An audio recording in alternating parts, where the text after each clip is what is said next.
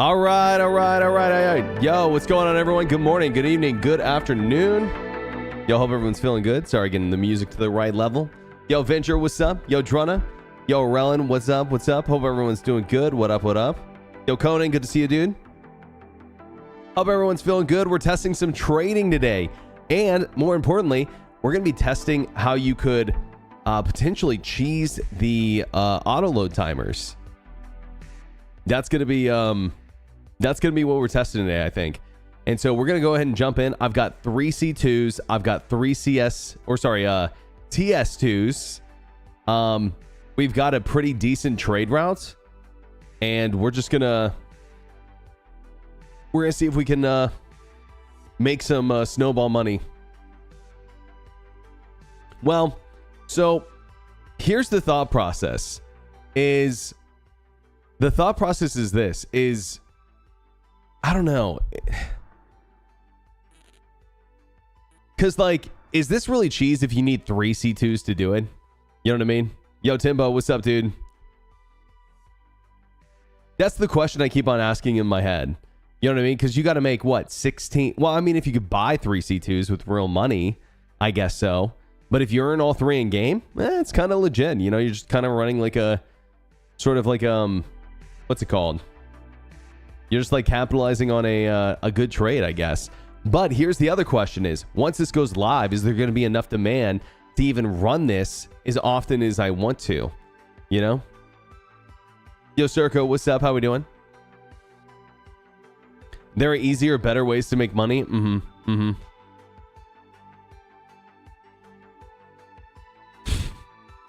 Yo, Kara, Jimmy, what's up? Hope you're doing good, bro. What up? Okay. Let's jump in. I'm going to start on a US server, I guess. There wasn't a patch this morning, was there? I hope not.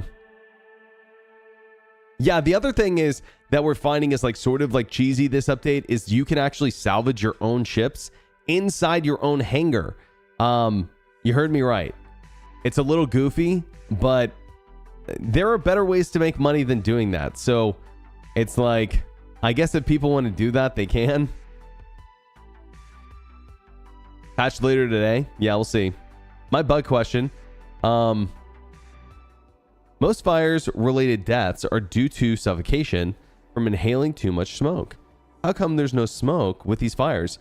Well, there's not smoke really per se in like a physical sense, but it's kind of like almost doing the same thing because it will actually like take away from your life support system the longer you're in these like flaming areas, and it will even stop if you turn the life support system off.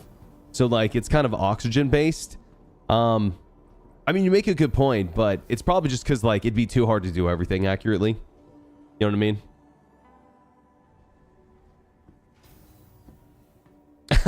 Nice. Don't remember the Twitch account login? Hell yeah. Hey, just drop the keys, okay? Leave them at the door. I actually have like 3 Twitch accounts that I can't remember the passwords to. Funny enough.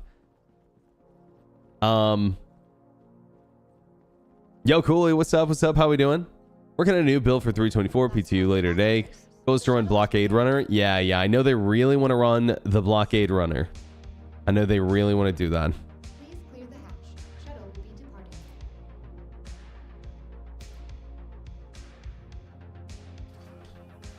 Life support would be doing 2 things, drawing out smoke and fueling the fire at the same time. True. Yeah, maybe they just don't want it to be so like multifunctional. Which, like, I don't know, depending on how it works in game, I actually kind of like the idea of the fire, guys. I think it's all right. I think I need to see how it functions in game first. You know, same with the inventory stuff. Like, I was hearing mixed things, but like I needed to get my hands on it before I gave like critical judgment, you know? Smoke is annoying, fire is cool. Fair enough. Discord ping didn't go out. Hold on. Oh, there we go.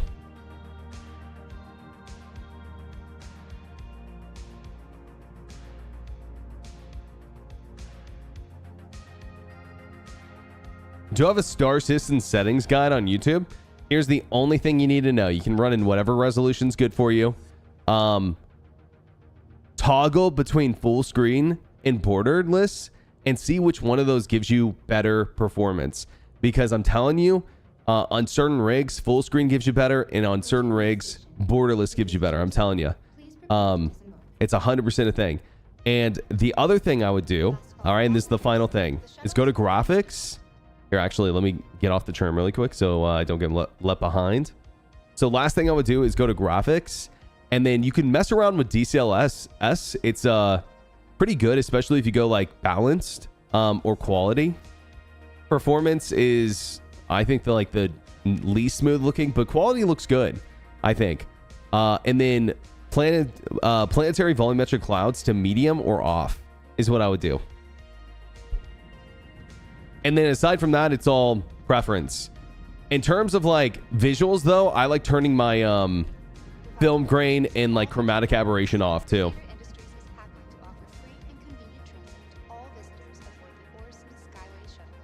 Yo, Snack, what's up, dude? What up, Dilly?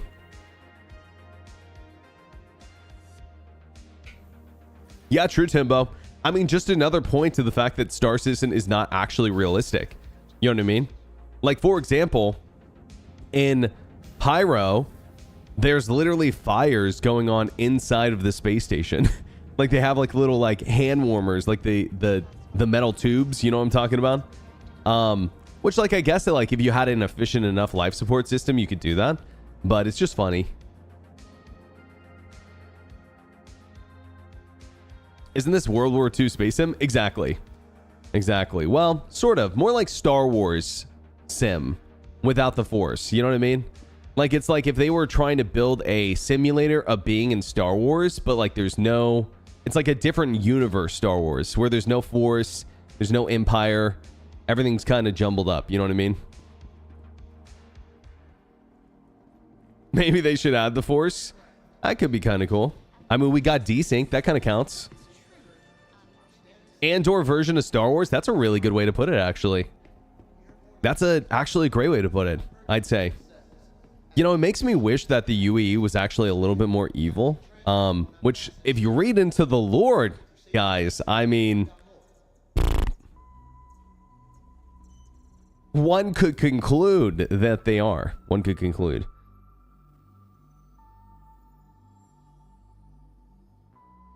Okay. So we're just going to swap out one thing here, which is the quantum drive, TS2. And then same thing here. And same thing here. Nice. Okay. So, ideally, I could fly all three of them over right now, but, you know, I'm just going to claim them. That's going to be end up being the fastest way to do this. So, let's just grab the C2 and we'll head over there. We'll do our first run while the other ones are claiming. It'll be good.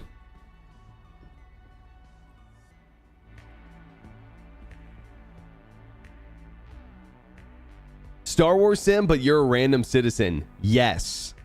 That's what Star Citizen is. 100%.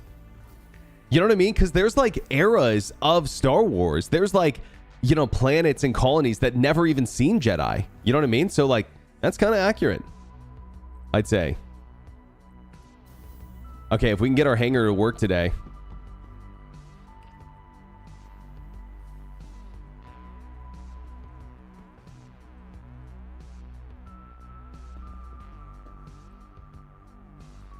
You can have your own army in the personal hangar. I mean, yeah, listen, you know, you just need some friends.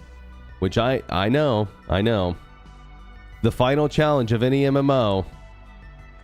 Making friends. Level impossible. Okay, oh man, this is a bummer. We're gonna have to hop servers, I bet.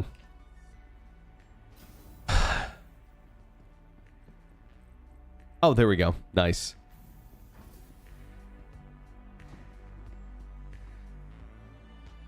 Did that elevator say Javelin Tour? I don't think so, but maybe it did. If it did, Snack, it would just be like the entrance to the Javelin Tour, not the actual Javelin.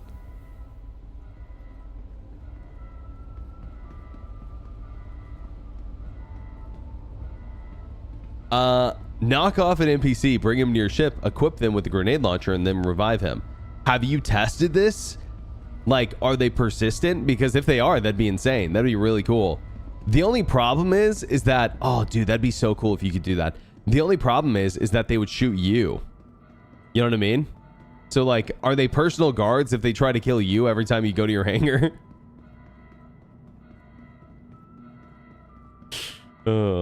It's a cool idea, though.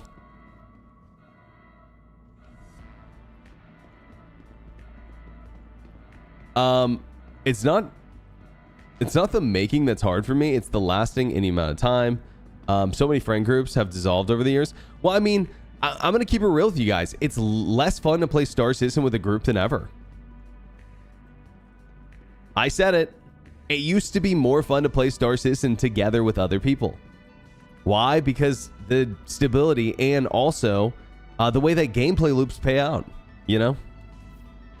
It's just changed over the years. I think that like CIG needs to think long and hard how to make it where people getting into the same ships and having fun are making the most money. You know? I could think of a couple cool missions you could do. Setup time's brutal. And you have this other thing called... sorry, my throat's like a little dry this morning. You have this other thing that I like to call bugs per minute. And so, like, quite literally, if you have like 1 bug per minute and you get together, or sorry, let's say like you get 10 bugs an hour, right?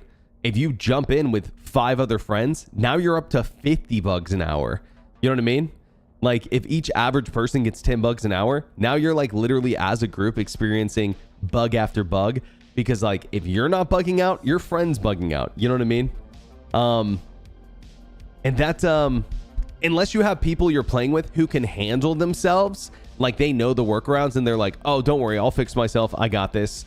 It becomes like kind of cumbersome, you know? Not to like their fault, it's just the game.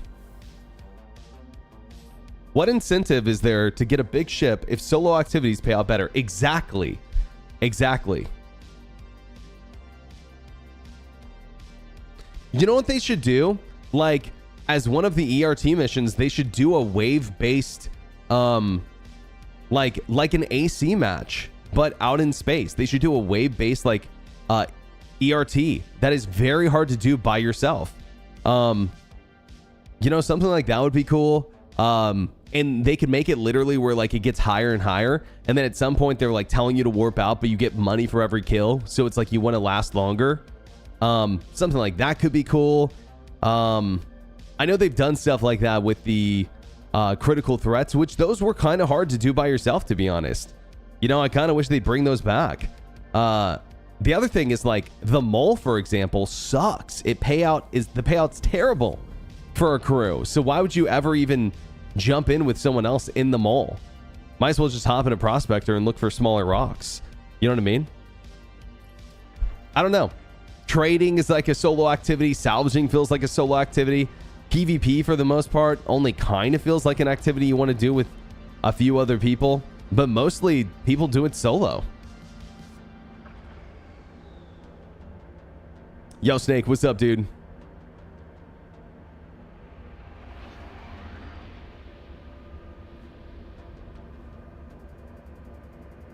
I think another problem is no matter what the player base will min-max.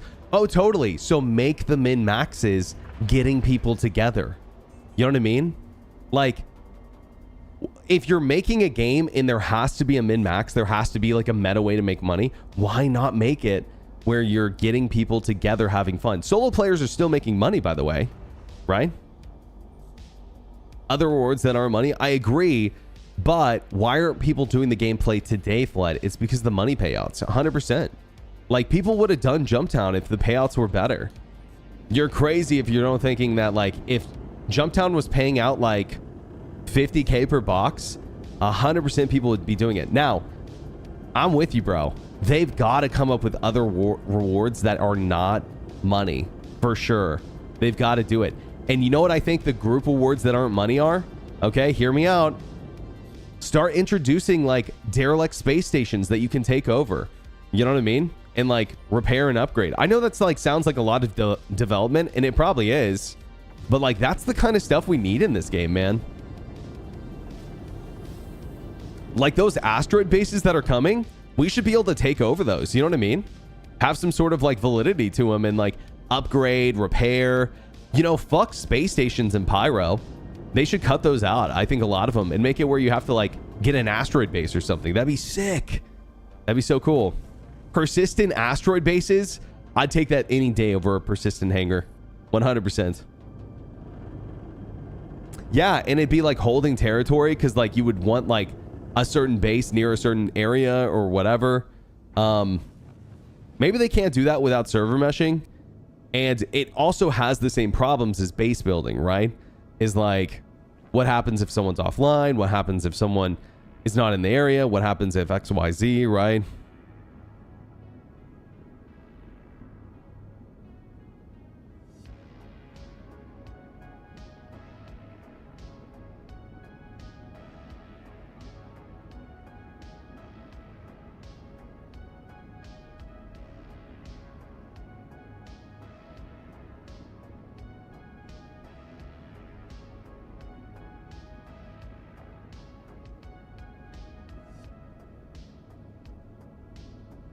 Yeah, I get that, player. I get that.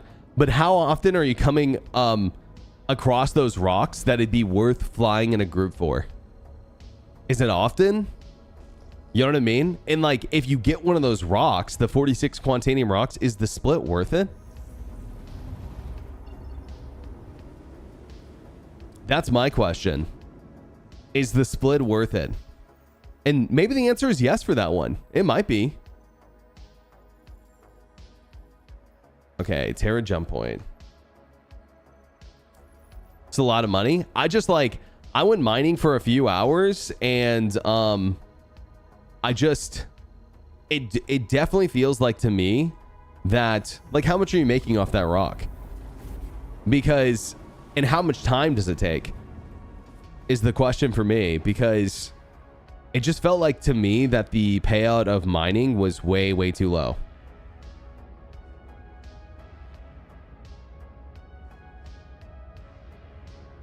I mean, here's the other thing, is if you do find one of those rocks, bro, just send a Discord DM out to your buddies and be like, hey, I found this rock. Who wants to come mine it with me?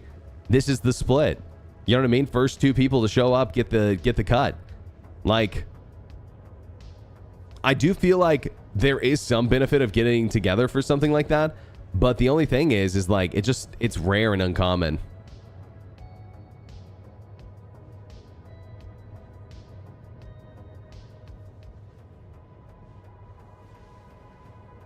You know what would be awesome is like, oh dude, this would be cool. Is like if they want to make like cave mining like interesting, is what they could do is well, yeah, maybe they shouldn't do that, to be honest. But I was gonna say, I don't know what their like deal is with making like cave mining so invaluable. Like, I'm not sure why they want it to not be that good of a payout. It feels like easily it could pay way more and be more rewarding.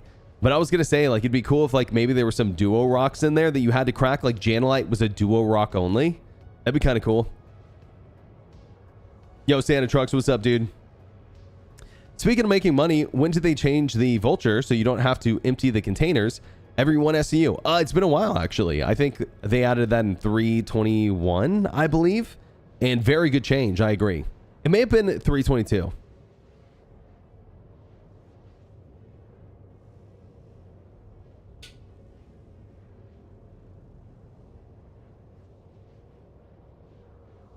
I can't understand doing activity related to mining or salvaging for the money. Only reason I want to do that is for testing, because they wipe all the resources all at once. Honestly, Timbo, to be real with you, I tried some of the salvaging. It's really good money. It's really easy too. It's not too bad, to be honest.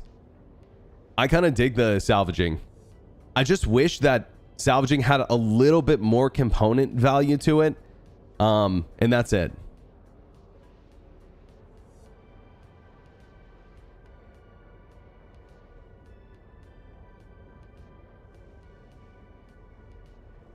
Yeah, it's good. It's really good at the moment. And it's solo. You know what I mean? That's the thing. Is you can do it solo. Yo, Hung Now, what's up, dude? With the 23. What up? Hope you're doing good. What up? Hand mining is one of the most time-consuming things you can do. And it pays like rubbish. Right, so like, what would be the downside, per se, of making hand mining like worth 5 times what it is right now?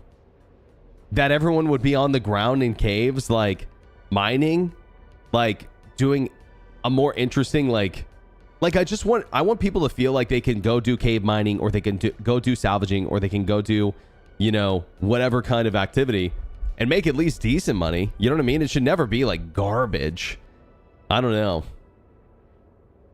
What am I doing at the Terra jump point? We're buying Hafest tonight. We're testing the auto load timer. Sure, if they want to stuff those caves full of like deadly creatures that can kill you, that's fine.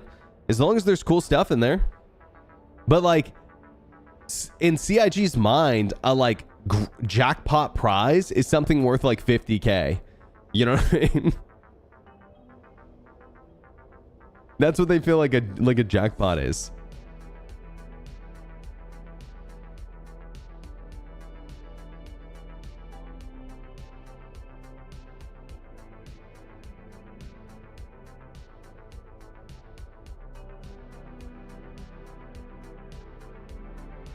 Cave mining should be part of the miner progression. That's fine. But the difference between the way that rock mining pays out, honestly, rock mining, I think, pays out better than mining ships right now. I'm pretty sure, unless you get like really lucky with the Quantanium, it pays out really decently, actually. Like, it's comparable to salvage, to be honest. But the difference between those three things is just so oddly balanced at the moment. Like, hand mining needs to go up for sure. And then like you can make more money doing ROC mining. And it'd be cool if there were even caves you could drive in with the ROC and mine. And have a chance for maybe like a big hand mining node of Janelite. That'd be cool, right? Yeah, it's weird. It's weird.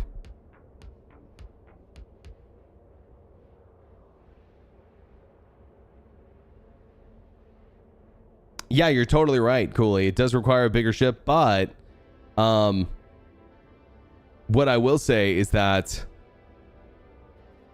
the advantages of rock mining over, like, I would say even regular mining, is that you're always going to be near an outpost. You can make your money immediately. You sell immediately. You know what I mean? There's way less risk, I would say. People do pirate rock miners, but it's more rare, I would say. As long as they're not pirate or mining near the outpost, it's probably pretty hard to get caught. And you can sell anywhere. That's the crazy part. You can sell anywhere that has an admin.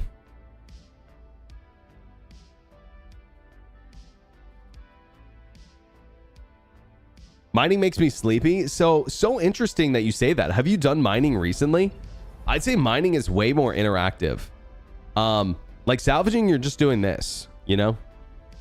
Mining, you're like, scroll wheel up, scroll wheel up, scroll wheel. All right, hit the stampede, hit the stamp. Oh, turn your mining laser off, quick, quick, quick. The levels are going, you know, like you're fucking doing quantum science on the fly, you know? And then like you have to account for like fucking desync and shit.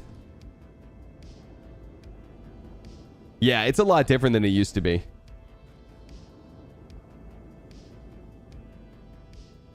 Yeah, rock mining definitely is more chill.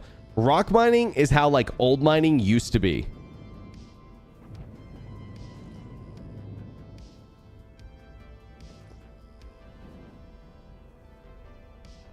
What I've wanted.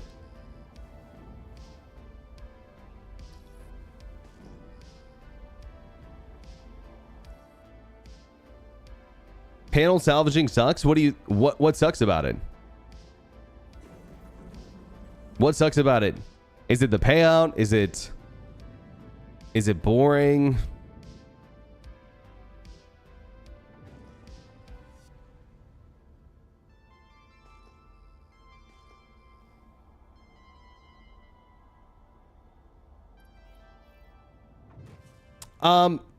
Jay Grizz, my answer to you would be it's a video game. A video game should be fun.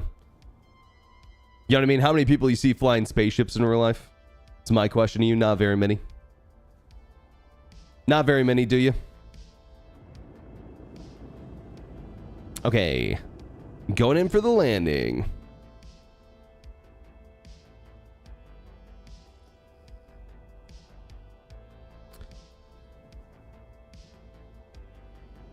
I think the Arastra could be cool, for sure. I think the Arastra is probably pretty far off, if you ask me. I think what most likely is going to happen is I think we're going to see the Polaris come out and then probably... Ooh. Oopsie. Found the side of the hangar door. I think we're going to see the Arastra come out after the Galaxy. And maybe even after the Ironclad, to be honest. Just kind of seems like it's like maybe low on the chopping block at the moment.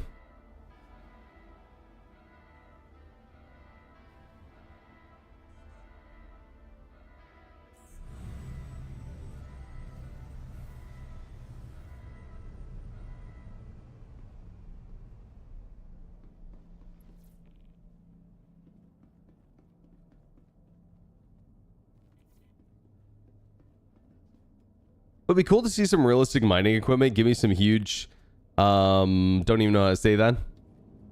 Some dredging machines, tumbling conveyors. Yeah, that could be cool. That could be cool. Like, well, I mean, imagine you could set up mining on your asteroid base and like, you know what I mean? Produce income from that. Like what you're talking about could be part of base building, or if you happen to set up your base in somewhere that has like a high concentration of like gems or something, that could be cool.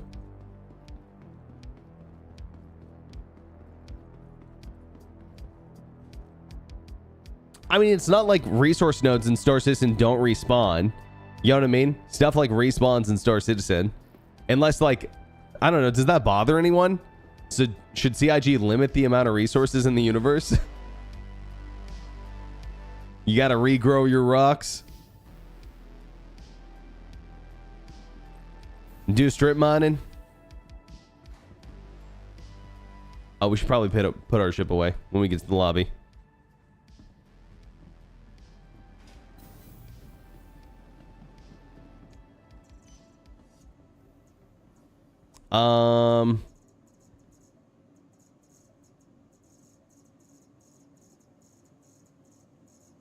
Oh, dude, is it doing this shit again? See, this is part of the problem with this. Which, like, I guess it's fine because I need to claim all of them anyways. But, like, the fact that, like, my C2 is sitting in the hangar right now and it's still unknown is crazy. But let's claim these ones since we need to claim them already. I'm going to see if I can maybe, like, re-land this thing. Ooh. I get an idea. I'll impound it. It's a good idea. That definitely will not backfire.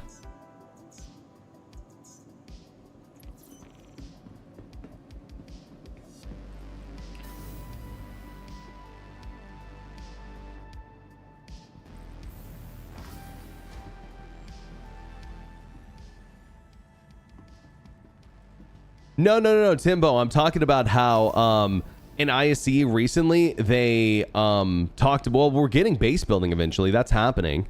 But in ISC recently, they talked about having asteroid bases. That's what I'm talking about.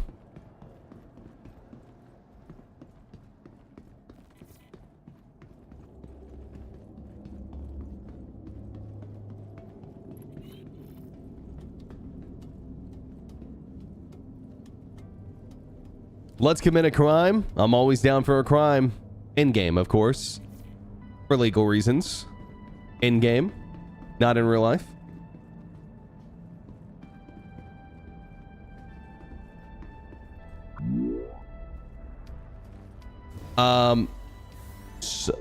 Sloosh. 07. Basically a system of water and gravity to sort the minerals by weight. Interesting.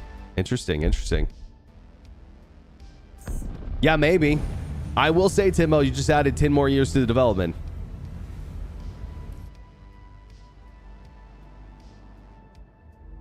Cool. Guess they're open. What are we trading? Hephaestonite. Yo, Sylvius, what's up, dude? How we doing, bro? Oh, please don't do this to me. You gotta be joking. The hangars are closing on me as I'm leaving. Oh no, now I'm stuck. You're joking. This game. Chat, I'm coming down with a case of skill issue. Jesus, bro. No way. I'm halfway through and they just shut on me. Maybe he'll storm me, though.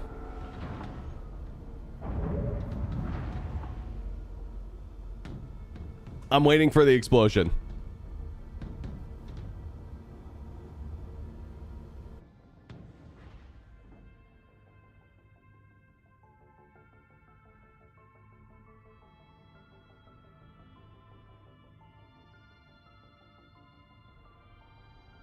Okay. Gentlemen, I think it's our time to exit the vehicle. Call ATC again? Oh, that's actually a good idea.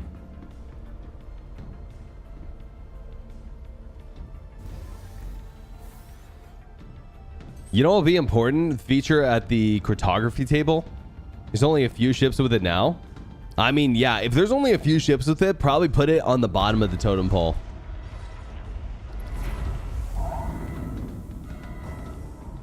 Welcome to Star Citizen in 2024, everyone.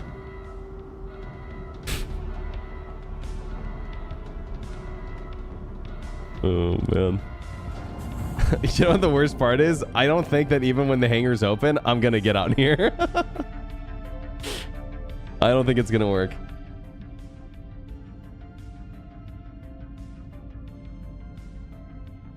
Oh, maybe. Oh, we got it. We got it. Oh, Jesus. Please. Oh my God. I can't believe we made it out of that. All right, now let's go illegally store our ship.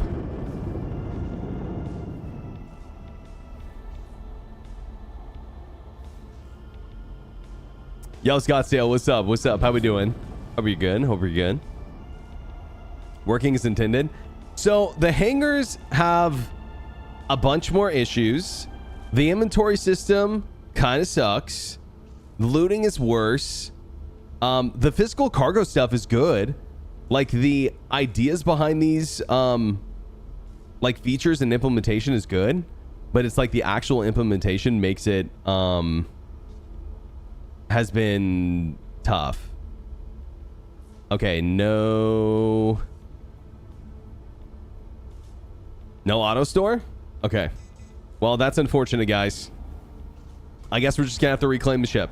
It's fucked up anyways.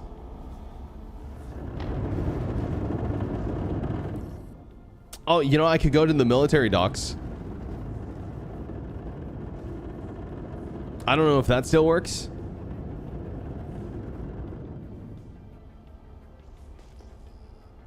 Should I play or nay? I think that at least wait until this PTU goes to like, I'd say wave like 5, open to all, before considering playing. It's just still rough, you know? It's still rough. Some bugs I would be surprised if they made it into live. Yeah, internal storage is gone. It's all gone. Yeah, it's all gone. Whee! Can I trespass here? I guess not. Are there still free pads? Yes. Yeah, there's still free pads. Anyone having better performance with Vulcan? Yeah, crash to desktops are totally normal. Some people get good performance with Vulcan. It just depends. right, let's see if we can fit this bad boy on. I believe we can. Yo, G.I. Joe, what's up, dude, with the 9 months? I'm doing good. Doing good. How about yourself? How are you, mate? Yo, Sonny, what's up with the 32? Appreciate that. Yo, hope you're doing good. What up? What up?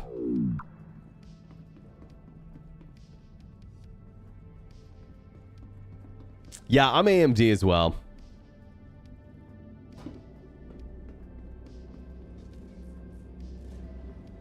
Yeah, 324 is not really worth playing at the moment unless you really want to test it, which I do. You know, I do want to test it. Did I make that Spectrum post? No, I haven't had time. I want to do like a little bit of a graphic for it, just to like sort of visually demonstrate what I'm proposing, and then I'm thinking I can get around to it tonight.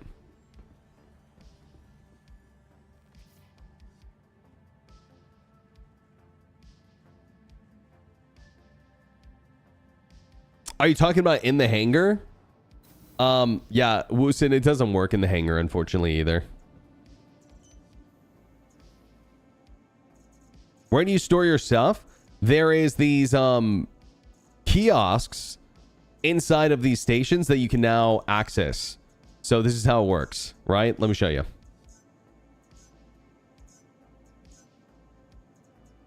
As soon as this claims...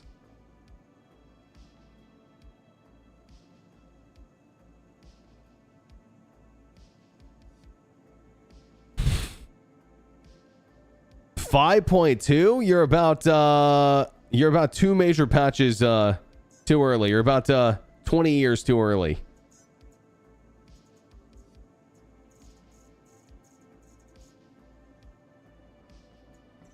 I want a Zoolander derelict subscriber outfit. What the hell?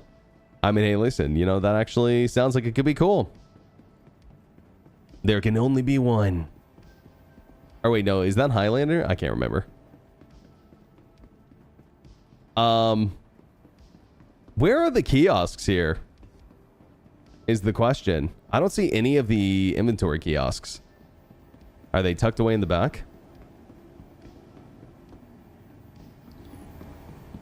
Yeah, here's some. So basically, if you want to store something on you, you have to walk up to the machine, hit open drawer, and then move that item into external. And then now that item is in the drawer, then you close your inventory by pressing I again. And now that item is now inside of your inventory at the station. And if you want that item back, you have to move it to the drawer, hit open drawer, and then use the old inventory to equip it again.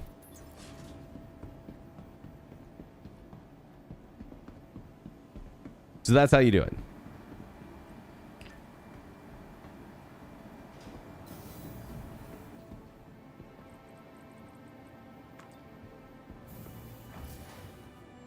It's not great. It's not great. Here's what I'm suggesting. Here's what I'm proposing that they do with the new inventory kiosks. Is you walk up to it, right? And one of two things can happen, right? It can be laid out either way. It doesn't matter. It doesn't matter. But here's what I think should happen. You walk up to the kiosk, right? It opens up. Your inventory's at the bottom, right? The other inventory is at the top. This is like your local inventory. You can just literally like drag stuff, right? Like, I think that's how it should work. You know what I mean? Like, am I crazy? I don't think so. Sound bug fixed? Not yet.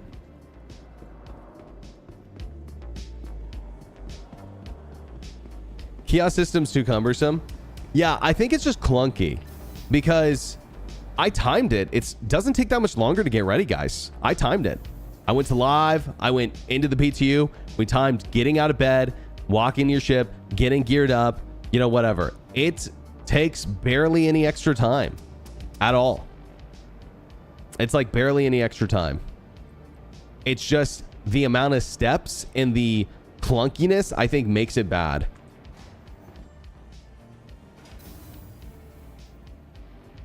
For the persistent hanger, you should have your name on it because anyways, I take my biggest ship, gives me an instant hanger. It's not the persistent one. Oh yeah, totally. I think it should literally just be called like personal hanger or something. Doesn't matter what size it is. You'll always know what size it is, right? You only get one personal hanger. So unless you upgrade it, even if you did upgrade it, you would know you upgraded it. So your personal hanger should just be personal hanger. Every other hanger in the verse can be Captain Berks' large hanger, what whoever's medium hanger, whatever, right? But yeah, totally. Okay, how many?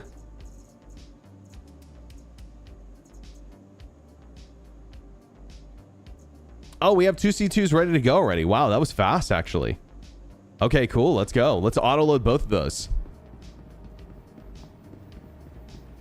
Go, go, go. Yo, that's crazy. I don't know how. I thought the expedite timer on that was way longer, to be honest. I mean, it hasn't been 10 minutes, right? I don't think so. It's been like maybe 5. I don't know. Weird. Weird. I'm not complaining. Can you still access your personal equipment when out in the field, or do you have to go to a kiosk? You mean like if you're at like a jump town, or if you're like at a distribution center? Perfect. Those just don't have them. There's no cargo for you to. You have to, if you want cargo there, if you want like inventory there, you have to bring it. You got to bring a box with you, or go to your ship and access your locker. That's how you access hangars out there. Like change your stuff. So let's say that I was in a ship, right? You literally walk up to the locker, right? If you're in like the Cutlass, for example, and you'd press F on it and it would open up the old menu and you just equip stuff like normal out of the locker. Yeah, lockers have been working for a while, actually. Yeah.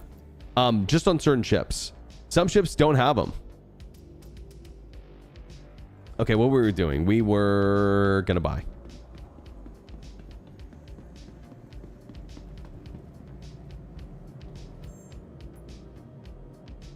I'm worried about starting locations when the patch goes live. People only want to spawn where their arrow view hangars are. Yeah, maybe. I'm like kind of convinced people aren't going to be in their hangars too much, to be honest. Okay, we have 3 star lifters. Nice. Okay, and I forgot how many it was. It was a million worth. So, all right, 14 boxes. So, buy. 10 minutes, auto load. And here's the deal is I could do, there's like a more complicated setup of this where I can fill it up with more. And maybe I'll do that. But yeah, I just need numbers, I think.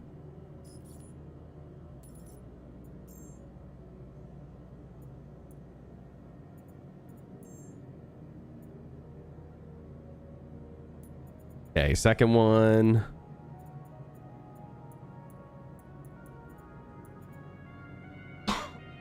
Excuse me. I'm filling up all 3.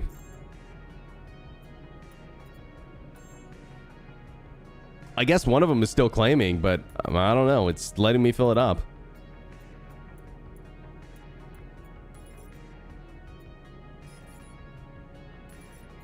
Cool.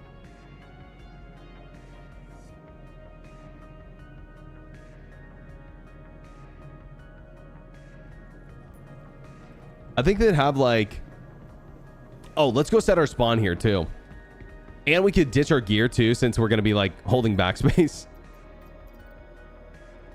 We're basically just saying like how cheesy we can make the new auto timers and like making money on a run like this. And to be honest, I don't even know if the demand will keep up for a run like this in live. You know what I mean? Like it might not be possible to do this, but we're still testing it out.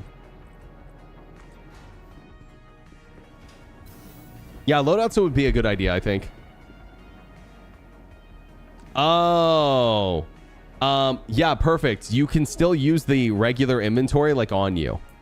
You know what I mean? Like I have a med pin on me right here. I just like hit carry. Now it's in my hand. Right click carry. You can still do that. Now how I think it's going to work in the future is it's going to be this menu, right? Like there should be a way to just be able to like put this in your hand or like whatever. But I think for now, I guess they're still working on it.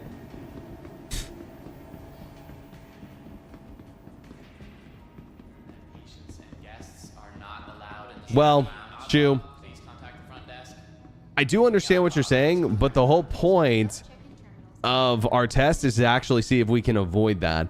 The first time we're going to have the timer, but the rest of the times, the timer is going to be going while we're doing our other run. You know what I mean? The idea is that we'll just snowball it. Just a friendly reminder that no matter your health status, just by being here, you're already taking an important step. The question is, and I hate that I'm even thinking this, but like if they want auto timers to not be used the way that I'm about to use them, I think that they're going to have to make people stay at the station while they're being loaded. But again, the question is do they want to do that? I think the answer is no.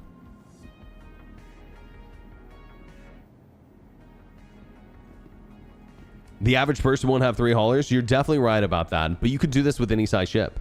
You know what I mean? You don't have to do this with just like big ships. Never been easier, thanks to the advanced digital medical assistance available at every. You know what I mean? And it'd be faster. No, I agree. But there was a time where they literally made you fly outside, like with the whole sea, for example, as your ship got loaded up. Like, so do you disagree with that kind of timer? Do you know what I mean? Or is the whole sea different in your eyes? Because like that one requires you to stay in the ship, right? Auto RX medicine isn't only about healing. It's about being your best. Ask your med tech about optional medical services. And the question is, why is the whole sea any different? You know? Okay, let's put our gear away.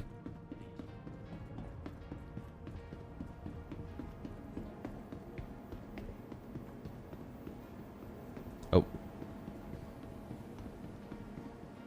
Is Hull C still being loaded that way in 323? You know what? I have one and I'll test it out because we absolutely need to test it. The other thing is the Hull C is actually broken right now. And so once you pull it out for the first time, you cannot store it anymore, unfortunately. As far as I can tell, there's no way to do it. Okay, just gonna double check we set our spawn here because I don't want to make a big oopsie. Current location. Okay, here we go. Whee!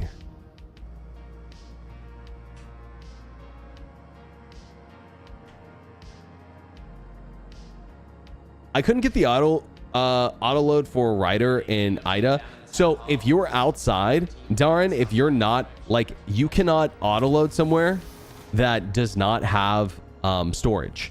You have to store the ship to auto load. That's the one downside to it.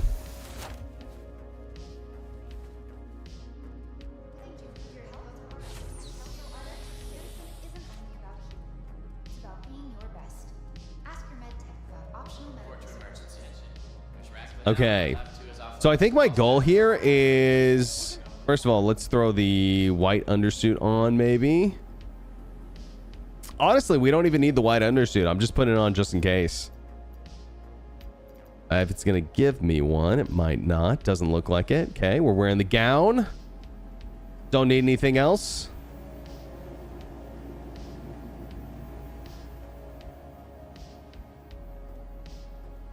Okay. I just kind of want to, once I get into my ship, I kind of want to time how fast I can get from the pilot seat of my ship and take off to, I guess the goal would be to get back to the station and back to the pilot seat of the deck C2. You know? Cargo transfer. Okay, so these are still in cargo transfer. Cool. I'm sorry, Darren. How does unloading and loading drugs work? Is that a manual process? So they have removed any purchasing points for contraband as far as I'm aware. There may still be some places that I don't know about, but that's what I was told. I haven't checked, to be honest, so that literally could be like not all encompassing. But I don't think they have cargo elevators at the places that have... Oh, you know what it is? Actually, I take it back. the trading consoles are missing because I don't think that they have cargo elevators. The only way to get contraband right now is Vaughn missions, which honestly, I would love to test that out.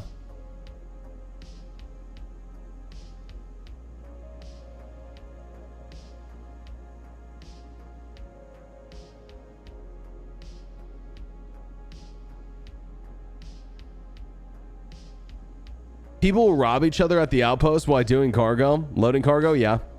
Yeah, be careful, Darnan.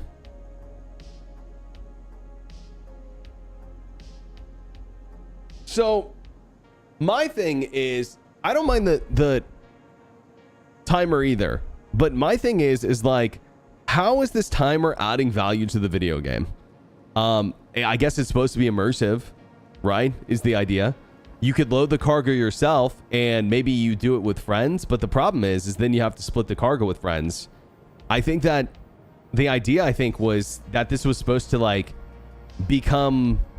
make it where people wanted to trade with each other, and it just doesn't feel like that, to be honest. At least not yet. I'm not seeing the value in trading with other people yet. Like, so far, trading feels like a solo activity still. I don't know. You know, we look at the Reclaimer as a multi-crew ship. I think we should look at other trading ships as multi-crew ships too. Leveling the economy. So what do you mean by that? What's leveling about it? Because I mean, the payouts aren't that great for trading missions. And as far as I know... Oh, you're just saying it's making trading less valuable? Is that what you're trying to say? I mean, trading has kind of been easy money for a long time, to be honest with you guys. Like... There's not a lot of risk to it. It's super relaxed and easy money. It's probably one of the lowest risk gameplay loops in the game for the longest time. I know there's piracy, but it barely happens, and it happens mainly at places that are super hot, right? Yeah, true. You know what? Honestly, dude, that just might be it. That might be it. That being said, though, is like, how do we go from what you're saying to making where people want to get together so they can be trading big sums of cargo? You know? I don't know. Maybe they just don't want that kind of gameplay. What if you had multiple ships? Like, you have one being loaded and you take a different one in the meantime. That's what I'm trying to do right now, but we're just on the very first run, October. So when this one's done right here, we're going to take this. And then when I get back, I'm going to take this one. And then this one will start reclaiming. And then when I get back, this one will start auto-loading while this one's reclaiming, and I'm flying this one. Isn't commodity trading highest risk? How so?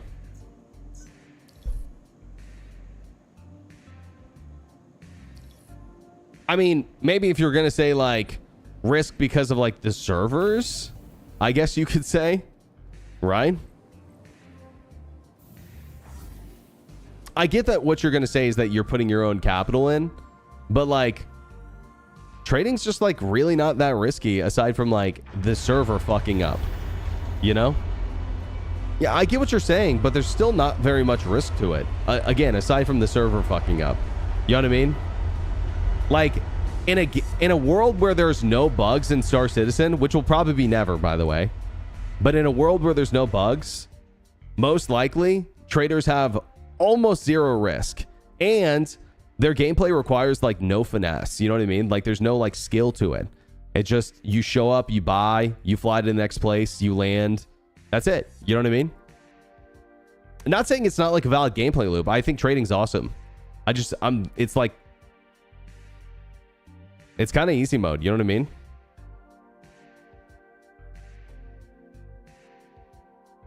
It's supposed to be like a chill gameplay loop.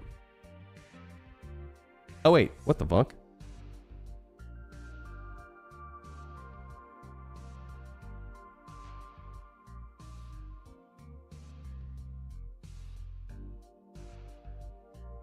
This is button so scuffed.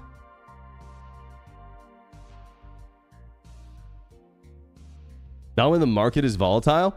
Well, here's the deal, is that like I understand that the hottest route is like gonna be the one that is most likely the one that's pirated. Like, I understand that.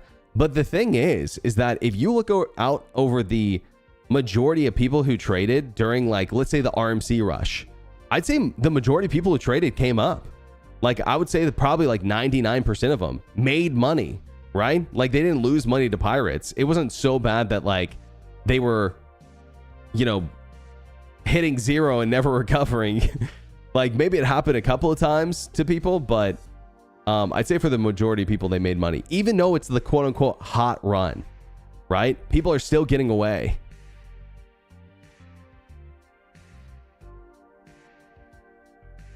I mean, but the thing is if you don't want to do the hot run and like run into action, just go do the second or third hottest run. You'll probably run into nobody, right? Trading's a gamble in Star Citizen. Totally agree. But I think the biggest gamble is the servers, in my opinion.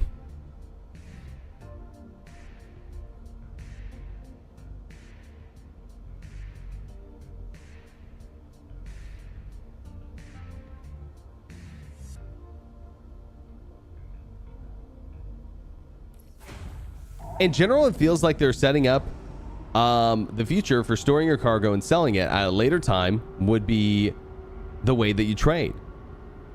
We keep looking at the current gameplay loop and thinking about how it makes the game slower when the game, slower when in general, all the Star Citizen loops have been very small and pay out.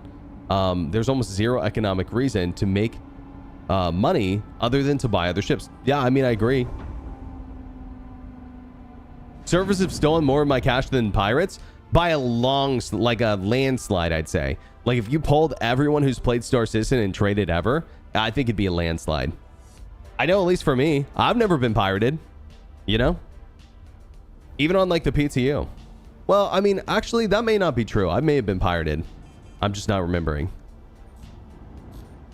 Yeah, actually, I have been pirated. I take it back. I definitely have been. But, I mean, it's rare.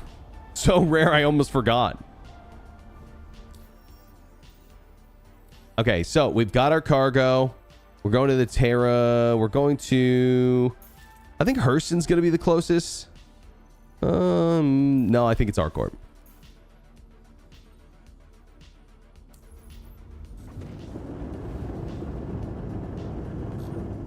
I hate that it says obstructed.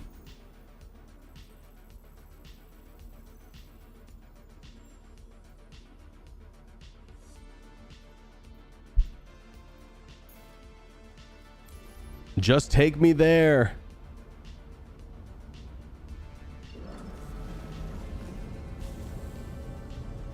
Crusader pays the most. Do you think I should go there since I have the TS2? All right, it's a 3-minute and 50-second jump to Arcor. Wait. Oh, dude, did my TS2 not equip? Oh, guys. Oh, God, I almost hit that rock. Oh, that blows. I did equip them earlier. They didn't stick, I guess.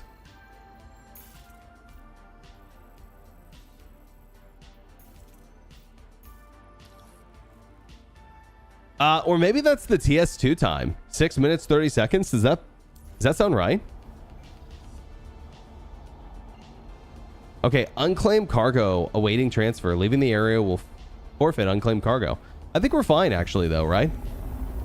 Like, I think even all of our timers are up. Oh, that's TS2 time? Okay.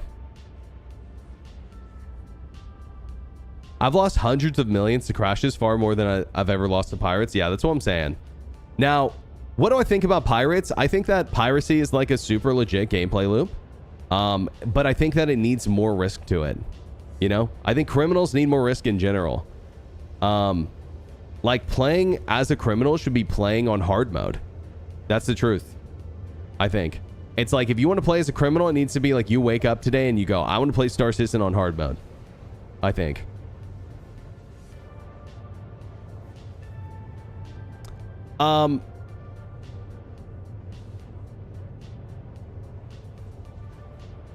Cargo timer is great for streamer. Run ad breaks while cargo is being loaded.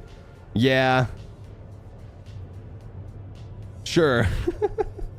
Sorry, it's just like, I can't think It's just like, don't get me wrong, I'm sure there's a lot of great cargo streamers out there. I just don't like see mining, salvaging, or running cargo is like super amazing content.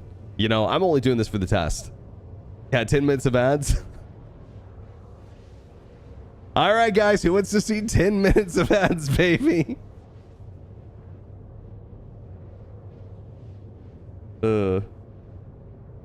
Honestly, you know what'd be really fun content is, I think, really fun content would be doing hot runs as a trader. You know what, Airborne? That's what we should fucking do next time there's a really hot run. We should like run escort. We should just go do the run, bro.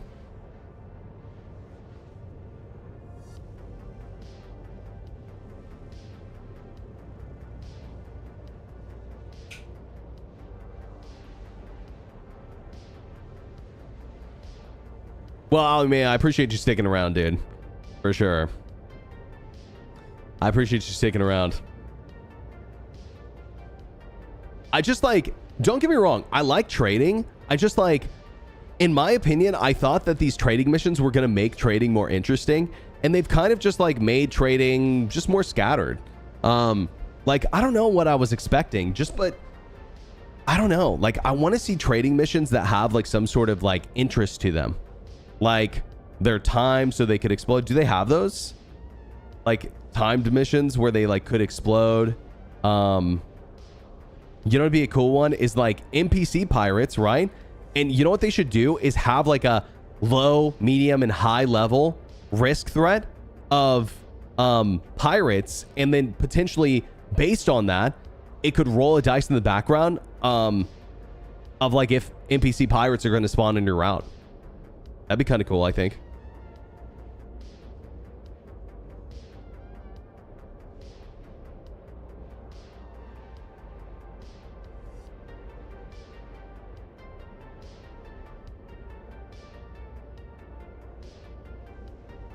How is piracy a bad gameplay loop in practice?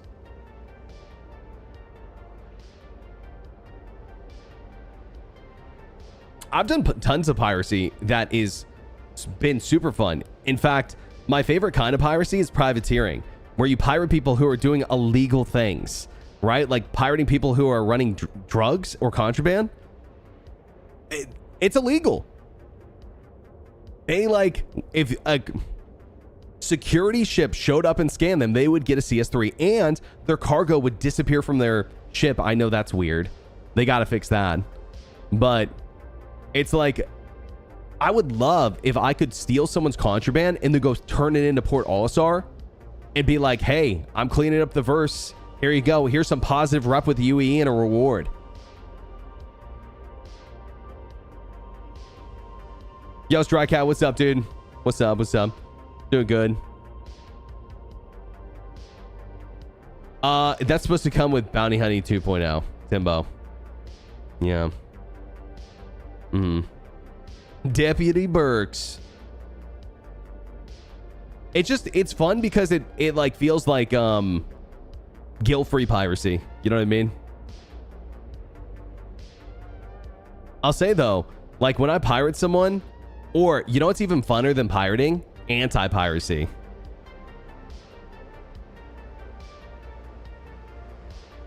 Anti-piracy is fun because I'll roll up on a ship I was about to pirate and see other people pirating them and be like, oh yeah, baby. Time to help this trader get away. How about the truly evil pirates? Not really a pirate, buccaneer? Wait, what do you mean?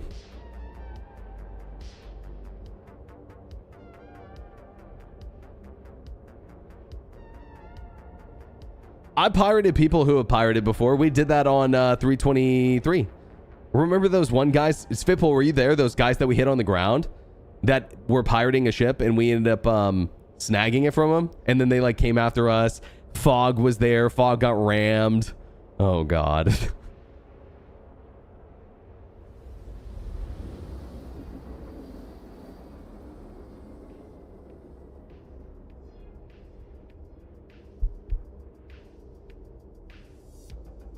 Yeah, Cries and Bounty Hunting 2.0 being missing.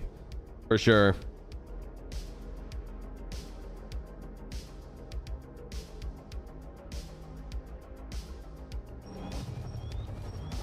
be a real pirate? I do be a real pirate sometimes, but I like people understanding that there's more than one way to engage in PvP other than just like shooting other players. Shut the fuck up, you bitch. Dude, you're totally getting killed. I hope you know.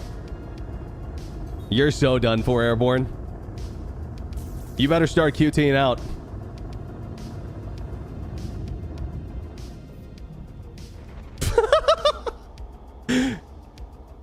You better spool up that nav drive, buddy.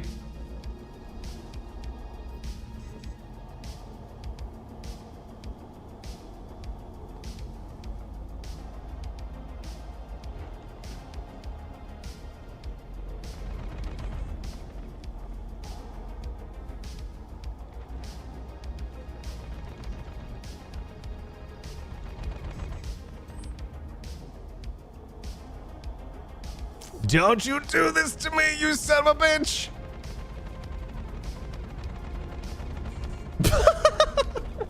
Come here, I have you now.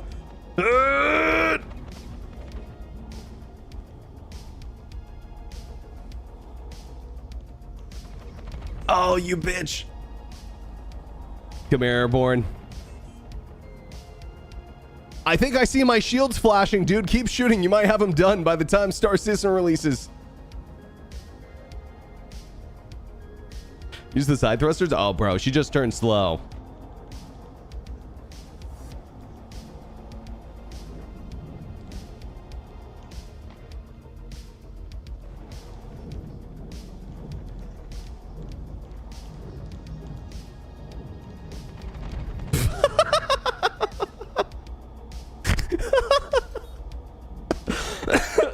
Bro, I'm literally gonna choke. This is so funny.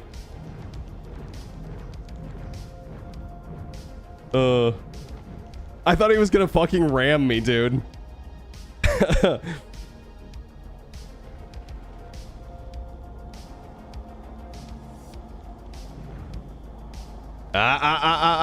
Come back here, buddy. Come back here. Oh, dude, this is a workout for my legs. Oh, missiles out? Missiles out?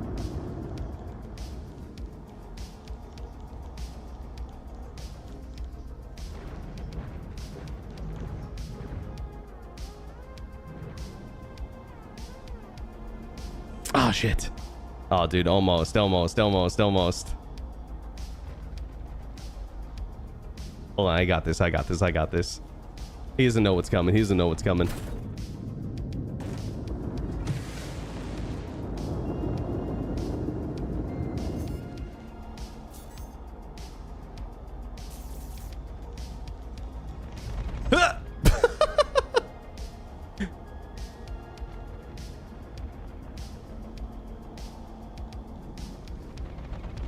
Oh my god, Airborne, bro.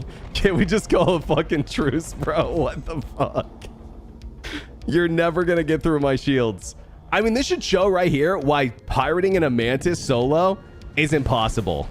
You know what I mean? Like, I think you'd really have to be on them the whole time in order to, like, get their shields down. Because, like, I mean, he barely tickled me. The fuck?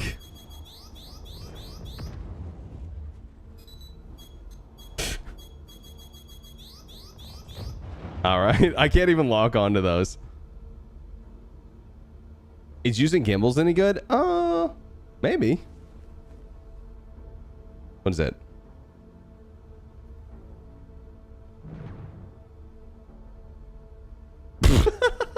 That almost hit him. Oh, man. All right, so congratulations, guys. That is the only time you'll ever see someone get pirated on their route. Right there.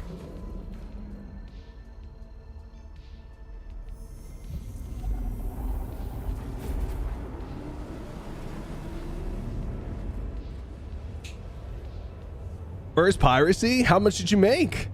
That's awesome, bro. Congratulations.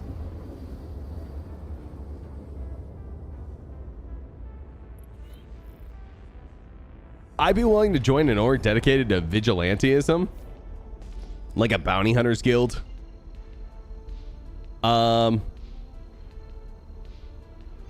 Yeah. Totally. I mean, I think that's something that's important for people to realize, is especially at the beginning of fights, you have to go full power to shields. You know? Like, that is so, so important, especially till your capacitors are up in a big ship. Divert power to weapons. Yo, I just said you're supposed to divert. Just got here. What are you doing? We're testing out some trading metas on the, like, auto claim timer and stuff, seeing if it's, like, worth it.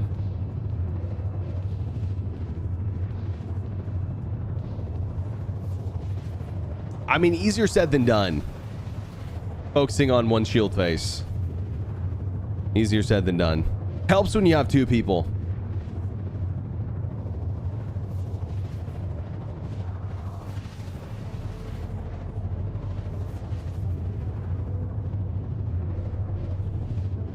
Made an org called Server Cleanup. Plan to have internal bounties if the game ever gets polished.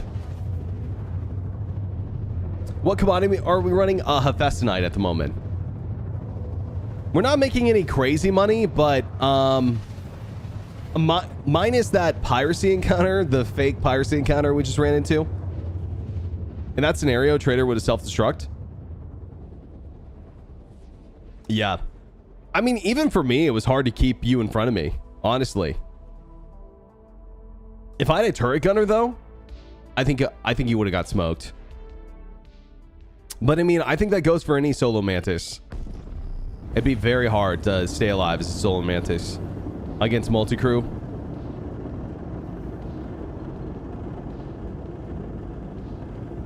Wait till my Zeus Mark II, my Zeus Mark II MR released. Lots of pirating, I mean bounty hunting. Yeah, unfortunate the MR is like the last to come in, you know, or it looks like it's going to be. Staggered mode helps against small ships. You know, you're actually definitely right about that. I just, man, I need to use staggered mode more, to be honest.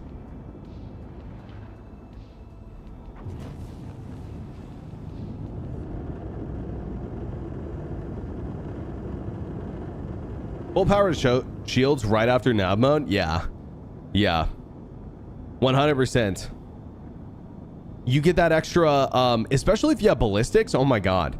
If you have like deadbolts or ballistics of some sort, and you go full power to shields the whole fight, I mean, you're definitely going to be harder to kill. Yo, Slaughter, what's up with the 21 months? What up? What up? Mantis has insane forward acceleration. Yeah, I believe it. I believe it. I wonder if the Hornet can't keep up with it anymore, because they nerfed it again in 324. You guys didn't hear. Apparently it's a little bit slower in 324. I feel like it's probably still the best too, which is hilarious. I think they turned the pitch yaw down as well. Can't remember.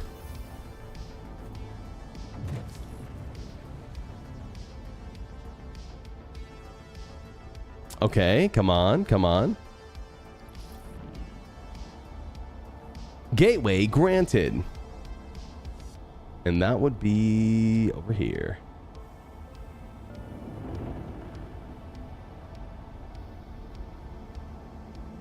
Is there a wiping coming? Nah.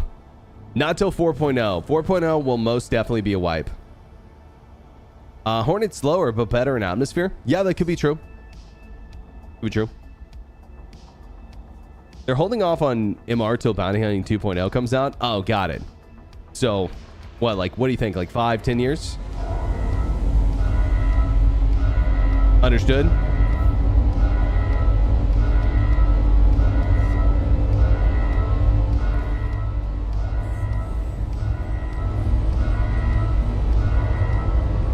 Oh, you know what? That's a problem with 324, because you know what? I don't hear the landing complete anymore. Sup, Berks in chat. I took Berks as an example and proposed to my girlfriend yesterday. Yo, congratulations, dude. That's awesome. Yo, congrats, congrats, congrats. Let's go, dude. That's huge.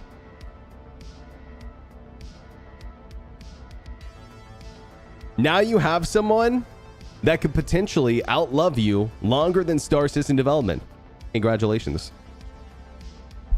Maybe, probably not, but you know, because you know, it's gonna keep going even after we're gone. But every streamer keeps on saying that about 4.0. I don't see a single thing that has shown 4.0 should require a wipe. It's just such a big technical patch. We're expecting it. They could not wipe, but it'd be a huge surprise to everyone, I think. Like, if they're gonna do a wipe, now would be the time.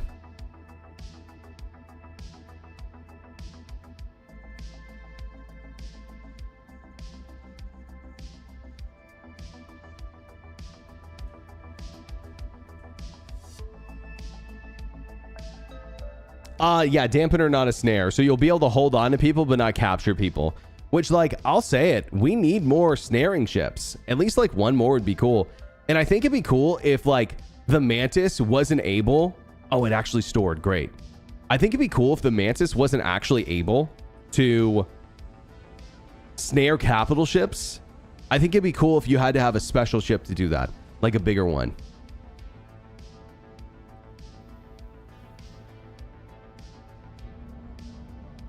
Yeah, Info Deluxe. I mean, you could be right.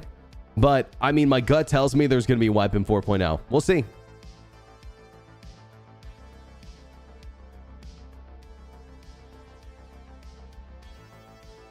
I don't know, guys. Again, my gut tells me wipe in 4.0.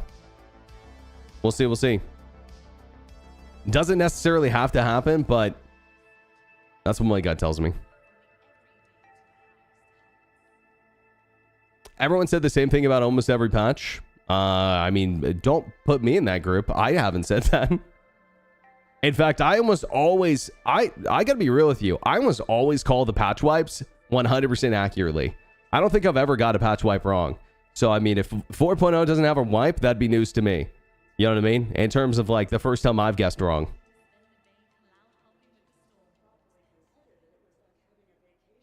I think you should just let me have my fucking guess, bro. It ain't that big of a deal.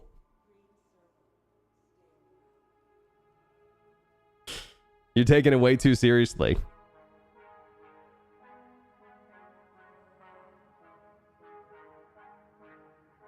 Uh, 4.0 does seem like an ideal fresh start.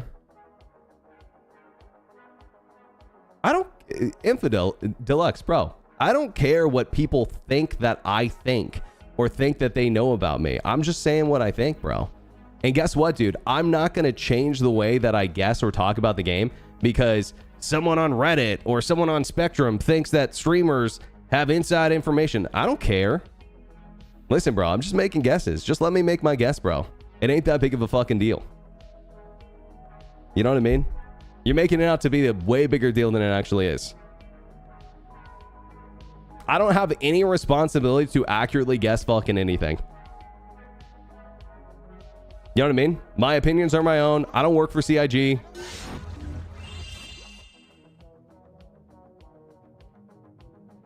Is Chris Roberts my father? Yes, he is. Do I hang out at CIG on the weekends? Yes, I do. I'm just kidding. None of that. It's like when people said that Ninja had a responsibility to, like, be a mentor to kids. No, he fucking doesn't.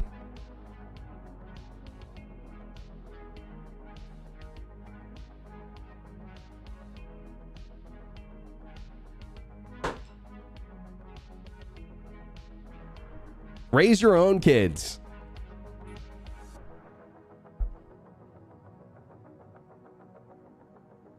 Well, Panda, listen, bro. If someone's just telling me I can't have an opinion on my own stream, you know what I mean?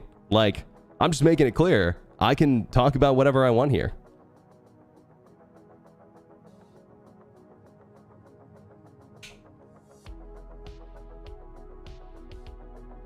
You don't work for CIG? Does that mean CIG works for you? Oh, but does CIG work for you? No, no, no. Definitely not. If I was the person in charge of Star Citizen, first of all, my move as CEO would be cry. That'd be my first move. Second move would be weep.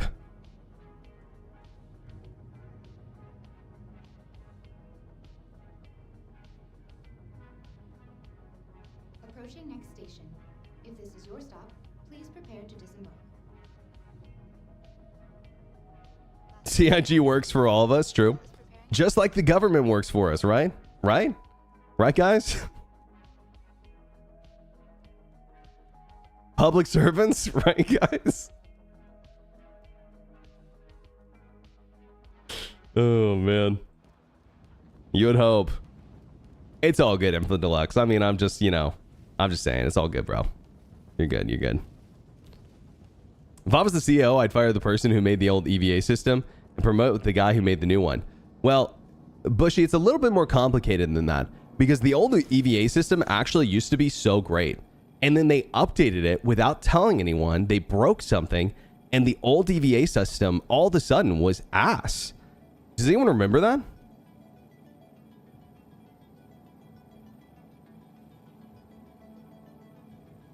I don't know.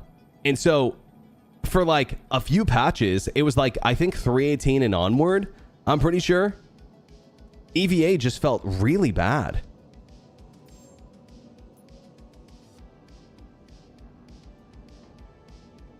Yeah. Panda Game is saying they remember. And so the new EVA system is actually great. I would agree. Yeah, I'd agree. So guess it doesn't matter anymore, right? All right, so here's what we're going to do. All right, so just so we're all on the same page, I'm going to sell this for a profit of 200K after loading and unloading. All right, that's my profit here. I think. Yes. I am making 230K, right? It's going to auto unload. Boom, confirm.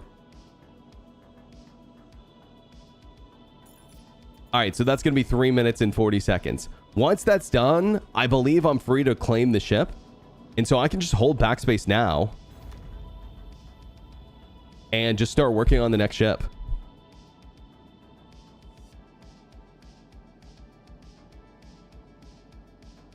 That's the whole point of what we're testing right now.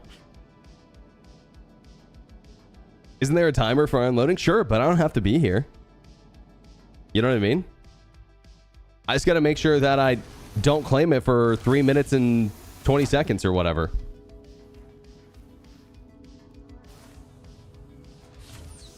Yeah.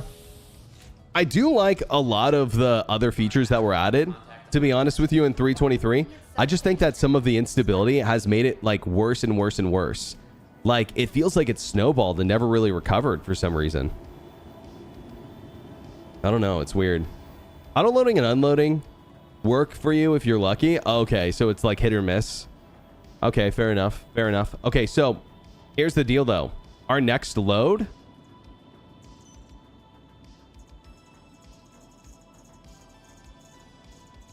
is already ready to go.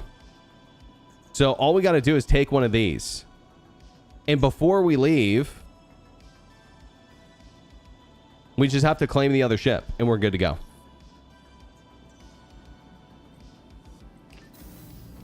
And we're making... We should probably time this one properly. Here, I'm going to pull out my phone. Or here, I'll just get a marker on the stream. Or... Yeah, I'll just get a marker on the stream. Before you leave, check if you actually have cargo. Okay.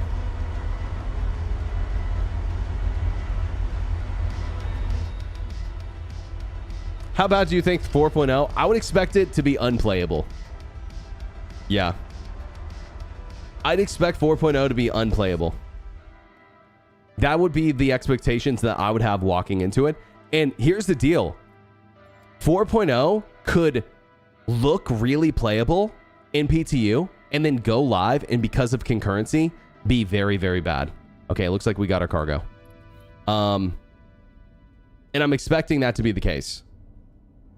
I'm expecting that to be the case.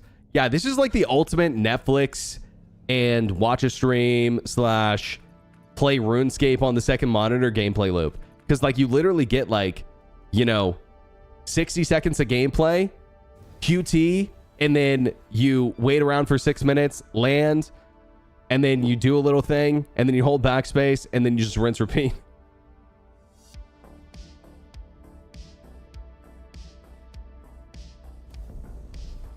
I mean, I like the idea of cargo load timers. I guess like I just here's what I will say is if this is going to be the meta, here's what I will say. That's totally fine actually. I don't think it's that crazy. Here's what I'll say. I think that there should be more valuable trading options that require you to go to places to unload manually. I think. And it should be worth it. It should be worth it to do. It should be a payoff that's worth it.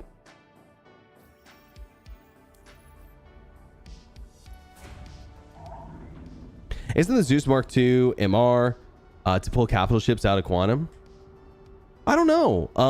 As far as I know, the answer is it only has a dampener. Cool. I might be wrong about that. New star map is fantastic. Been able to type where you want to go. Yep. Yep. I think that the problems I have with the new map is that sometimes it bugs out on like clicks or like won't set route properly or will make you go like to somewhere that you actually can't QT. Like that stuff's annoying, but you know, that will hopefully get worked out over time. Made it to Master Hauler rep. Just abandoning contracts. Yep. I heard about that. You know, honestly, we should probably test out some of those hauling contracts.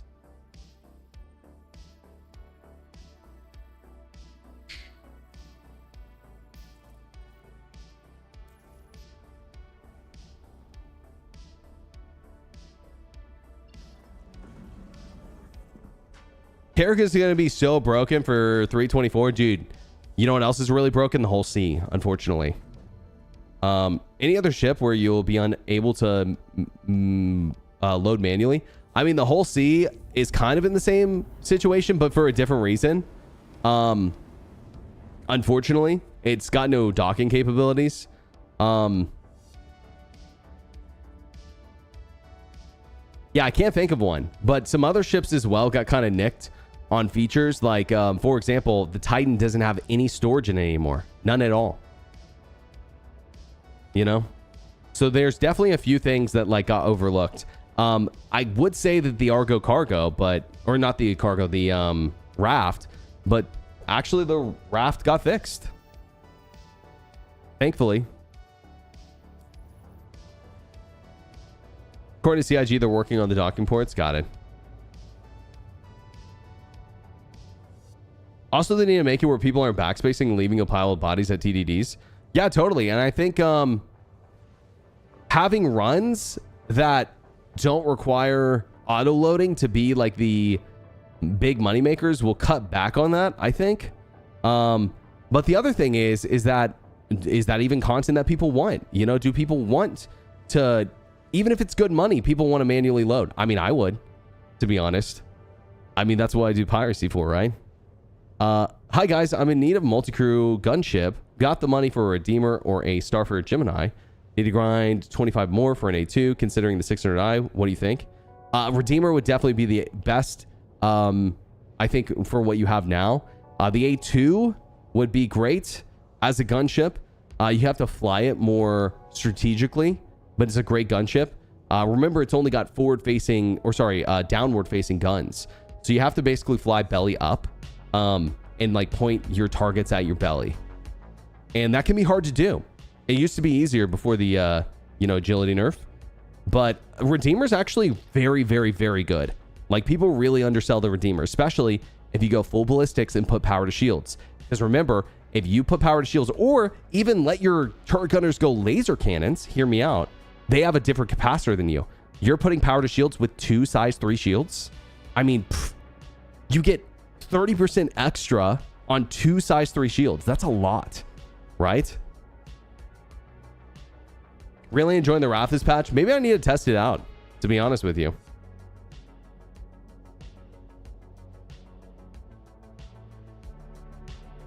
A lot of features planned or rumored for the new star map that just haven't implemented yet. Sure. They've talked about it. Should be Star Citizen's, tagline at this point, right? That's planned. The game. Yo, Kirk, what's up, dude? What up? I haven't tested the Comrade fixes.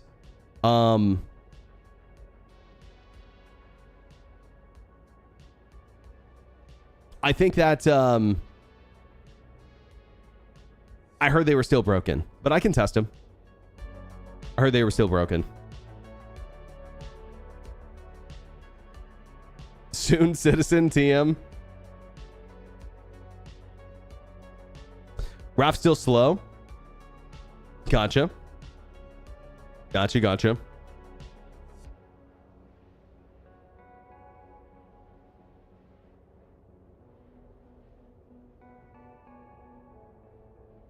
Yeah, Marino, no problem. Good luck, have fun, dude. Good luck, have fun. It's a good ship, honestly. The only ship that, I would say that's definitely the gun ship. You know, and it hits hard. It hits hard. I think the Redeemer is probably going to be my main goal on my 0 to hero if 4.0 has a wipe. What's the role of the raft? It's a cargo runner. It's supposed to be a cargo runner, like medium-ish.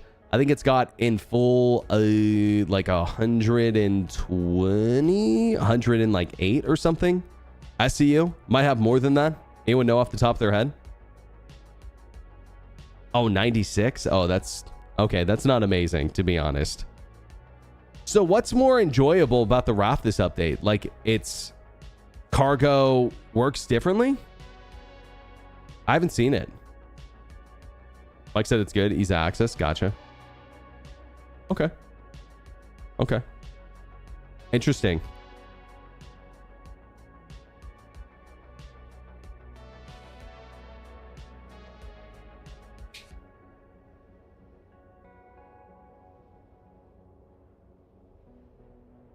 Never seen a 0 to 0 run?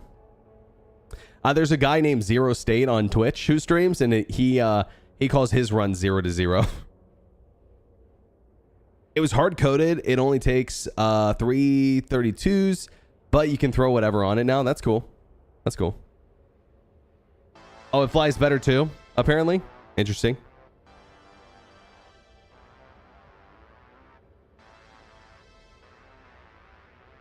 Very easy to load. Also, for exploration, it's currently arguably the best exploration ship in the verse.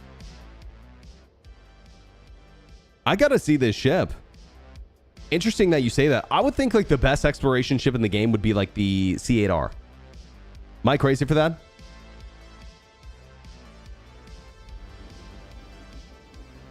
Need a hero to 0 run? How would that work? When you're... Oh, here's a hero to 0 run. You ready? You have ships... And when you die with that ship, you delete it forever. Or like you're not allowed to use it anymore. That's a hero to 0 run. Hero to hobo.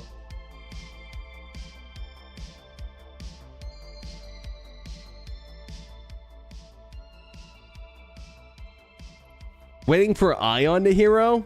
You know, Ion for PvE isn't terrible. It's just not fun to use. The Ion, I don't know if they made it any better this patch, but it's not a very fun ship to use.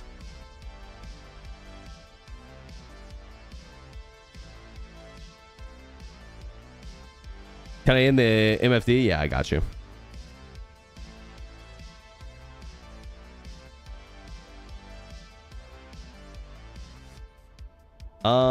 Where is Orison? There you are.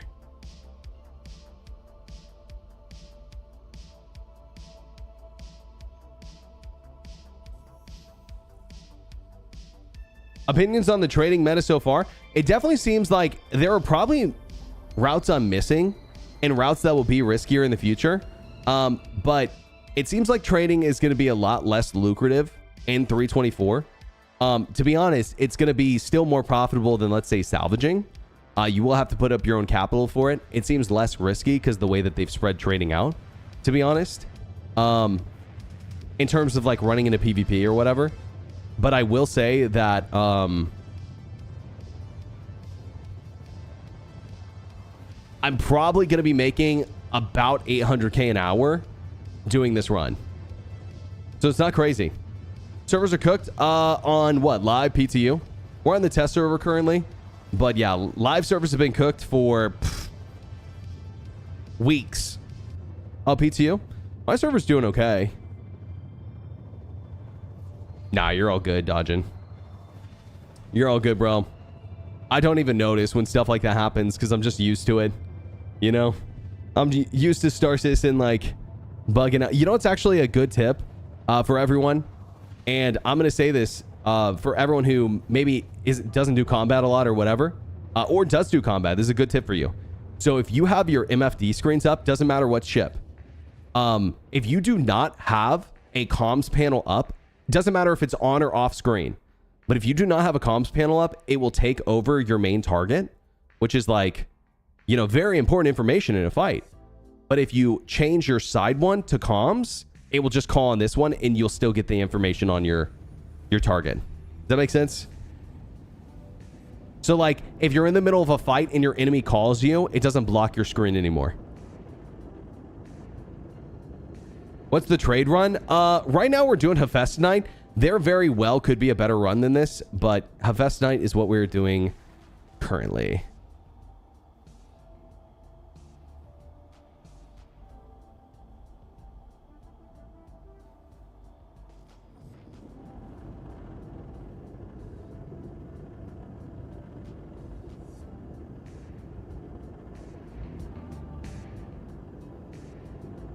Good tip. I've been trying to figure out why comms window keeps on going there. Yeah, it's just like the default thing for if you don't have one up. But yeah, I usually try to do that like as soon as I hop in a ship, but I forget. I love the lighthouse they added. It definitely is more helpful. You know, I was definitely getting confused at times on where to go. I think that this is maybe better than the giant pillar in the sky too. What city do you think is the best to spawn with? I'm probably going to do Lorville because Lorville has the most custom area. And what I mean by custom is like empty spaces in the hangar to put my own shit. The Microtech one doesn't really have any. And whenever you try to crawl ground vehicles at the Microtech one, it spawns them outside. So I don't know if that's going to get fixed for live.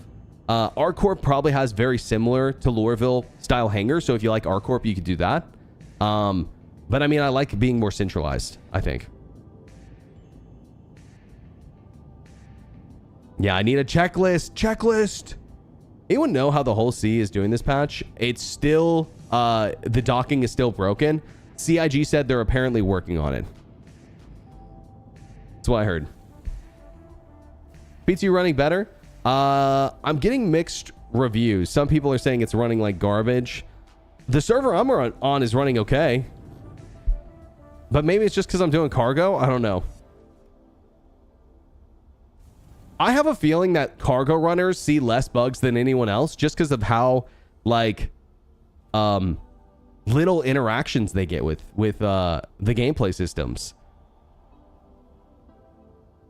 Like, not that they're, you know, not playing the game at all. It's just like you have less than people doing, like, ECN alerts. You know what I mean? Or like PvP bounty hunting or whatever. Or even like FPS missions.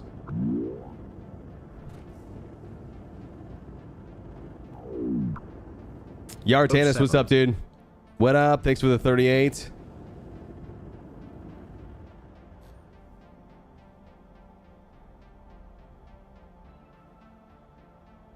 Last night, elevators on the landing zone were down. Yeah. For some reason, it's server dependent. Like that was happening to me. We had to switch servers. I don't know.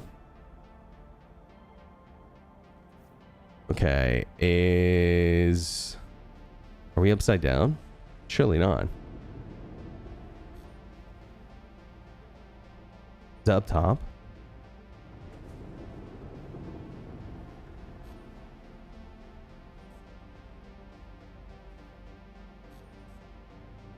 I thought maybe it was like a side hanger.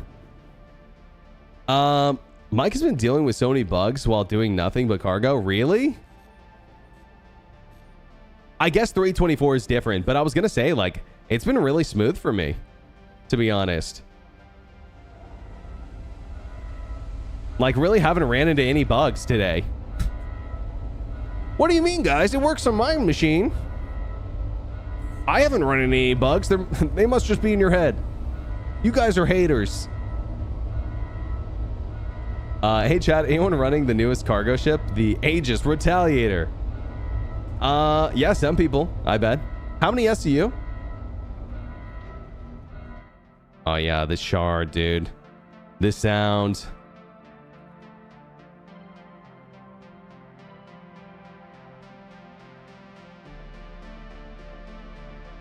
We could definitely hold a few more of these, I think.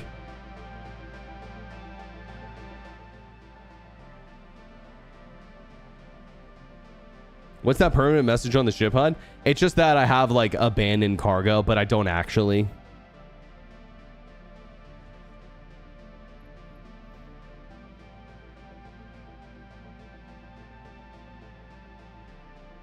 As long as you're Johnny on the spot getting into your hangar too long and you're in for a surprise, yeah, I'll Goomba stomp you, trash compact you. You wait too long. Happened to me. Yeah, I've had no issue storing today. I guess the server I'm on fucking rocks.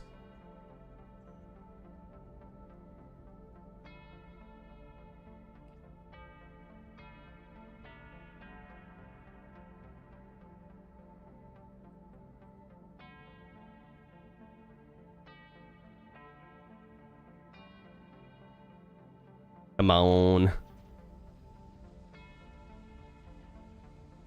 Okay, we still have to take a tram, but just so you guys know, right now we are at 13 minutes with how long it's taken us. So, I mean, you could probably do this if once you get through the tram, you could probably do this, what, probably like 3 times an hour consistently. If you're like, you know, hauling ass, because I mean, it's probably going to be closer to like 17 minutes once we're done. So, I mean, you're making a little over 600K an hour here. I mean, it's not bad money. You know what this reminds me of? Robigo runs. Anyone play Elite Dangerous? Anyone do the Robigo runs? Oh, God. I did my time. 5 years of it in Azkaban. Robigo was my Azkaban. That's it. Backers have several C2s. Yeah. Which is like what my point is, Alex, is it's not that crazy. This is not a lot of money.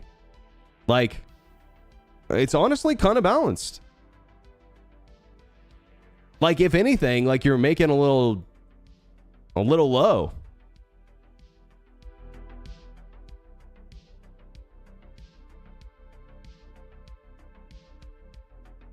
Yeah, I was gonna say it could be a bit better. That's how you got your Anaconda?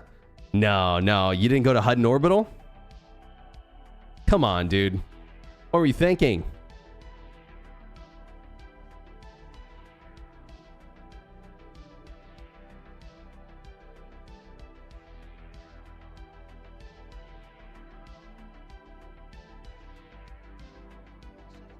You did a lot of them? Yeah. Dude, the Robiga runs killed me. I did them in, I think, a ASP. I'm pretty sure. And so how Robigo runs worked, let me tell you guys, okay? Here's how Robigo runs worked. You would do the same thing hundreds of times. Hundreds of times, okay? Rookies, you don't know anything about grinding ED unless you know about the Sothless and Ceos poop run. Hey, listen, dude, okay? I've experienced pain. It's not a competition. But here's how the Robigo runs would work. Literally, you'd land at a station. You'd pick up a bunch of passengers who wanted to go on like a little space cruise. You'd fly them to the next system. You'd jump over. You'd do a lap around one planet. You'd come back, drop them off, rinse, repeat.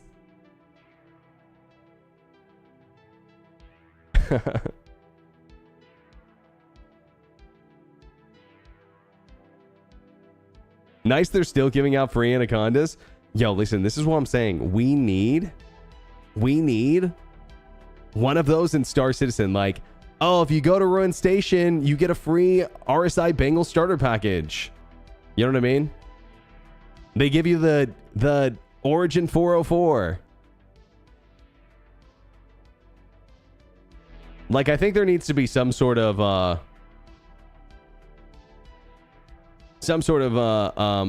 I guess like I don't know, meme in the community that we can haze newcomers. I guess I have that with like the Bengal giveaway, but that's just like more of a chat one, you know? In Twitch chat for a long time, like over on Twitch, like the meta was doing giveaways every day and people were doing it like excessively. So like it was a contest to see who could have like the biggest giveaways. People were giving away the craziest shit. And in the middle of that, I decided I wasn't going to give away fucking anything.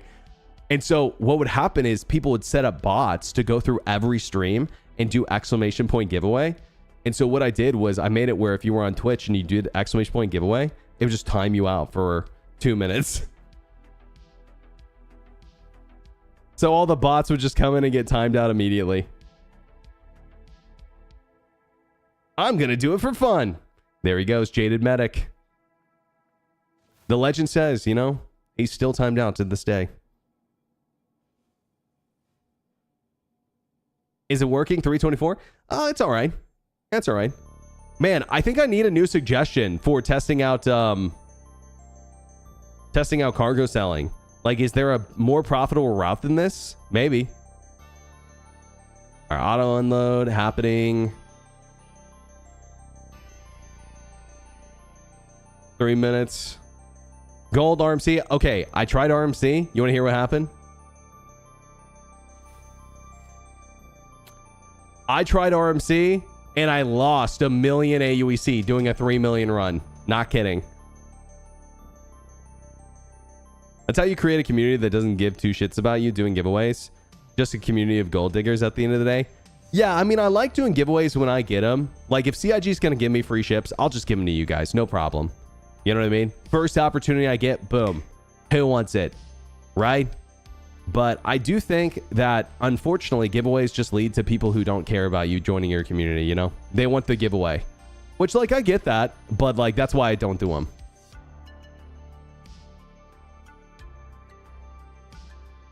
Where do you buy your RMC from this patch? Repel. Yeah, I went to Repel. We picked it up manually.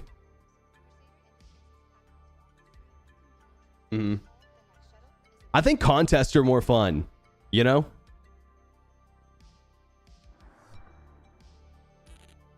Barrel is good, yeah. Where's the giveaway for this stream? We're doing a giveaway right now. We're doing a Bengal starter package, RSI Bengal. Probably one of the best starter ships, exclamation point giveaway if you guys want. Wait, there's no giveaway? I'm out. What the hell? Hey, so Airborne, did you hear any of the conclusion I came to? Yo, Icy, what's up, brother, by the way? I hope you're doing good. You hear any of the conclusion I came to? This is important information for pirates, too. It's definitely gonna change the game. Can you auto-load barrel? Maybe. Wait a second. Hold on. Give a what?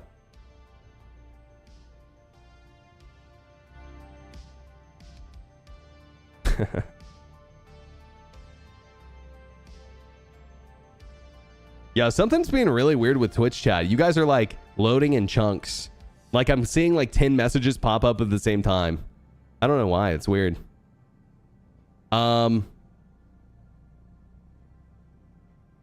Is barrel still a good profit? Maybe. Maybe. I need to check some of these trading websites and see if they have good information on 324.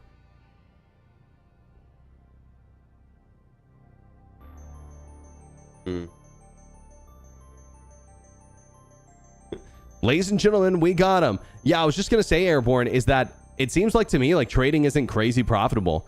So like I think the number of people doing it is going to go down this update. For sure. Where are all the noobs? It's not really a noob time for Star Citizen right now, Garman. You know what I mean? Is the PTU still missing the economy rebalance? Yeah, maybe it is. I mean, illegal commodities aren't a part right now. Maybe we could try to find some illegal commodities. I'm down. Okay, chat, here's what we're going to do. I'm going to run to the restroom. We're going to take a like 2-minute break. I'm going to run to the restroom. And then whenever I get back, we can talk about commodities. So just so if anyone's curious about the time on that run, by the way, it was 18 minutes to make that run. So 18 minutes to get into your seat. And so making 600K an hour is really not that OP at all. It's decent money, but you have to own 3 C2s to do it. What are the illegal cargo missions? Dude, maybe we're going to have to do some bond missions. Might be one of the things we have to do. Yeah. I would say if you're going to make money early game and buy something, Angry Bot, probably the Vulture would be the way to go. I think it's cheaper too than the Prospector. Early game, I don't know what missions I would do besides probably unverified distribution center missions is what I would do this update, I think. Okay, give me 1 second, guys. We are going to be right back.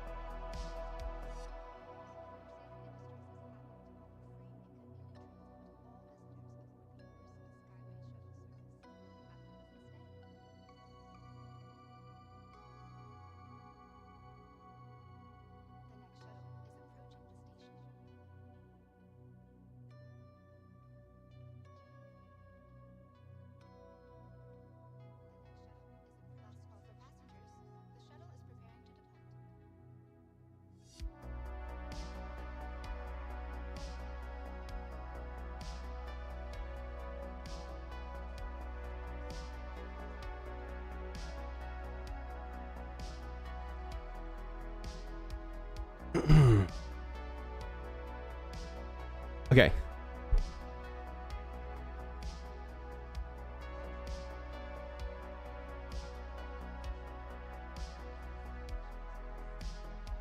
All right, let's do this.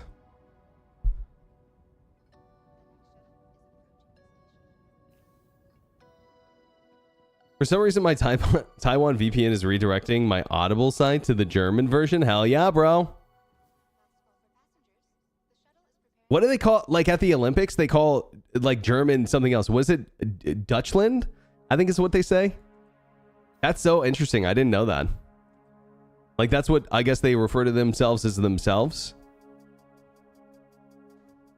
How's Bucky doing? Good, bro, actually. Really good.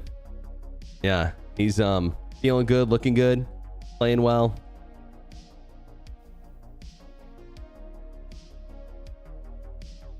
Oh, yeah.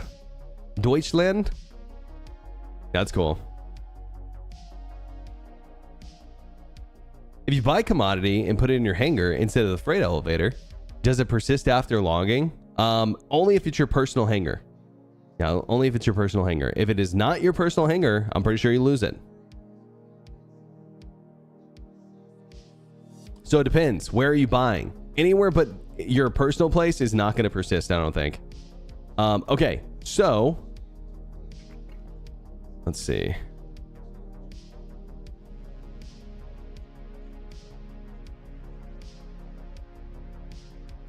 I'm just thinking. Dude, I'm going to take the Inferno, and I think we're just going to go look around at some of these outposts and see if we can find one that is selling a commodity that's worth it. Also, let me look at a website really quick, like a 324 trading website.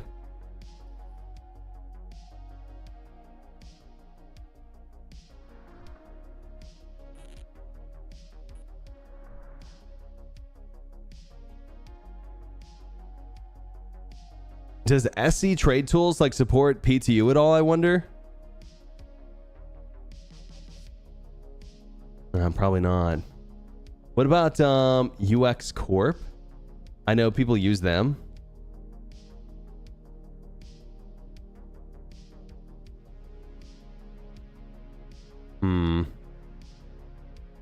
Doesn't look like it, to be honest with you. Yeah, they're all live. All right, I guess I'm gonna just take a look around, guys. I think that's the most effective thing to do at the moment.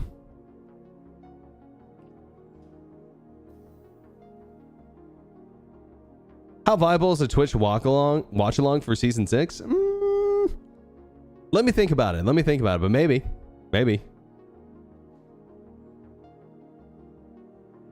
How many episodes is it? Spitball.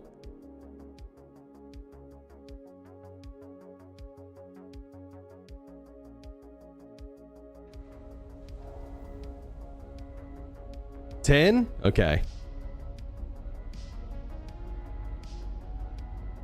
Probably gold. Yeah, gold sounds like it could be good. I should have just probably looked at the TDD, what was selling, honestly. Yeah, maybe we go back really quick and we take a look. Long walk, though.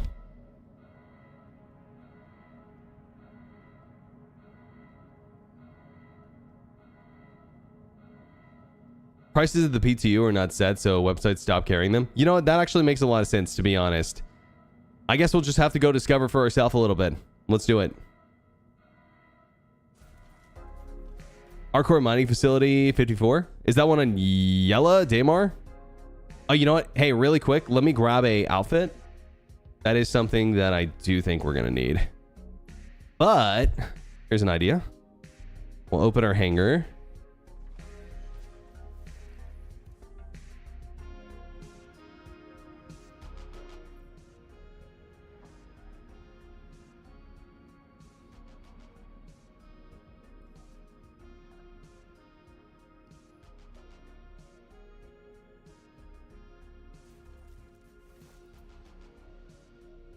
Try a distribution center, see what's available there.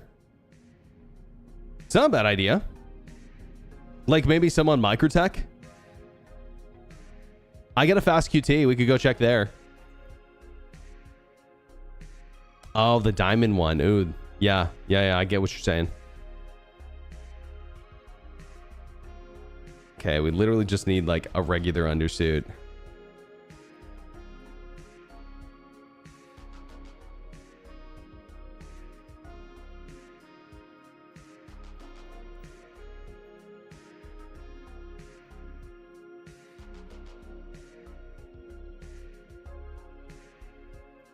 Any day now, any day now.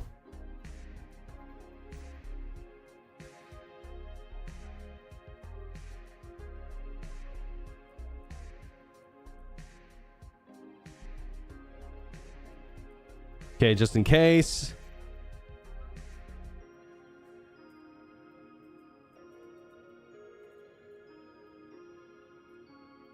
Okay. And let me be free. The search function is like pretty useless unless you remember the exact name of everything. And even if you do, it still doesn't work.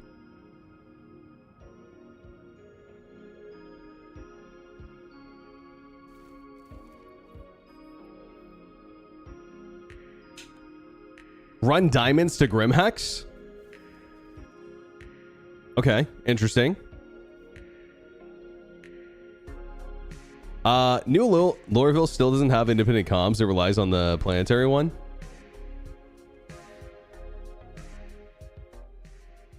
Oh. Is that why people are able to pull their guns and stuff out?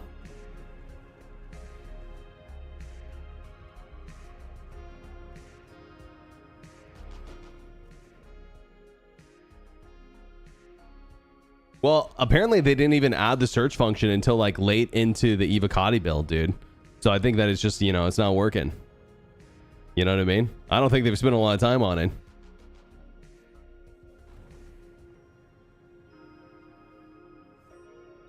Do you know what happens if you bedlog in your ship in your hangar? If you bedlog in your persistent hangar, it should work is what people are reporting. It might not. I haven't tested it myself.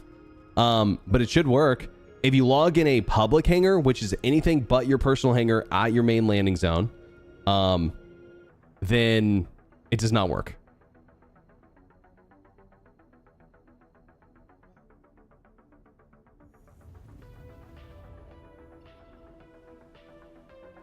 Oh, sure. We were talking about the item search, not the like the new inventory search, not the star map, which I think the star map actually works quite good. The search on the star map is very good.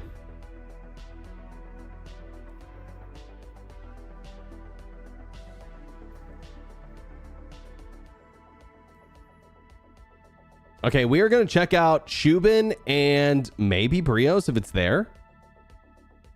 But I think the console's gone. So Shubin first.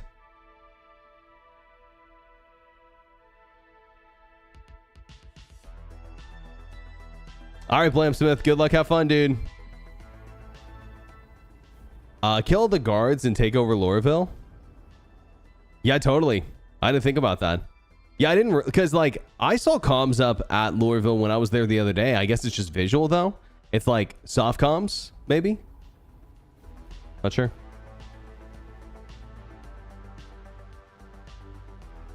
Sup, we are taking a look at illegal trading commodities. Is there anywhere that sells for a good amount of money? Is there anywhere at all?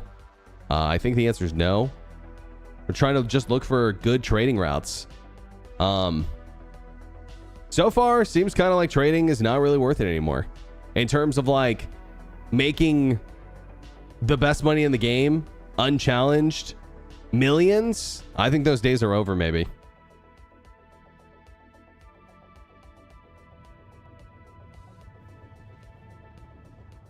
You can draw guns in Lorville, how ironic. Yeah, there's a couple of dark alleyways you can pull guns out. Is how...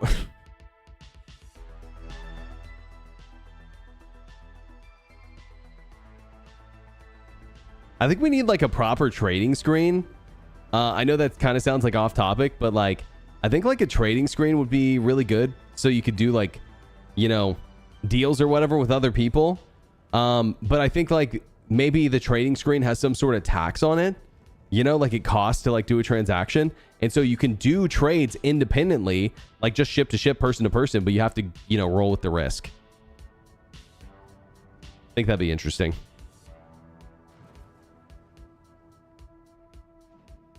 Yeah, weird. Weird, D-Rack. Oh, understood. Yeah, I got you, D-Rack. Understood. I was wondering, because there was someone who was shooting at Lorville the other day, and I was wondering how they were doing it.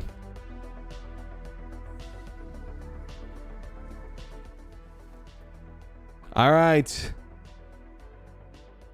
What do you got for me, Shubin? Also, man, buying cargo from here is going to be hard for a couple of reasons. One, 120 SCU. The second thing is...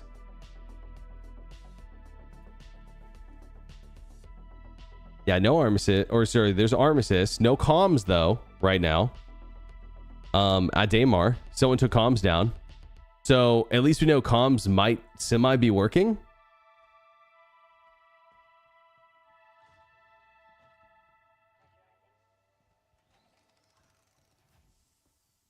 Should be able to deposit 100 million with Hurston and have use their executive trades. I kind of think it would be cool if there was like a sort of like stock market in Star Citizen, to be honest with you. And like you could lose money, you could gain money. I think it could be interesting. Okay, buy. So what are we buying gold for? Quantity is 500 and we're buying for 5.6k a piece. Should I just take a screenshot of this? Yeah, I'm going to. We're taking a screenshot. Barrel, much higher. You're selling for 2.3. And where would you sell this?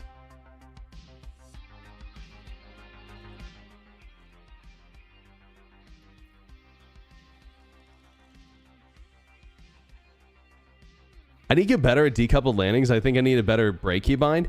Yeah, I mean, whenever I'm coming for landings, I'm doing all of my control analog, but I'm space braking with just a button on my thumbstick. That's how I slow down. Just tap, tap, tap. Speaking of tap, tap, tap, yo, what's up, Darklaw? What up, bro? Really? I kind of saw Microtech as Apple. But I mean, fair enough.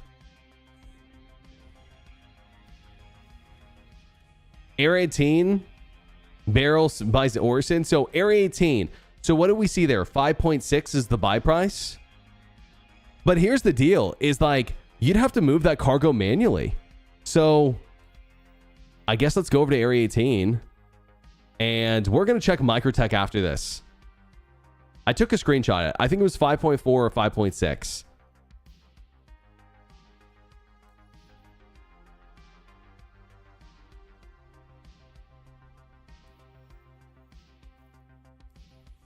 So, Dark Law, we did 3 C2s.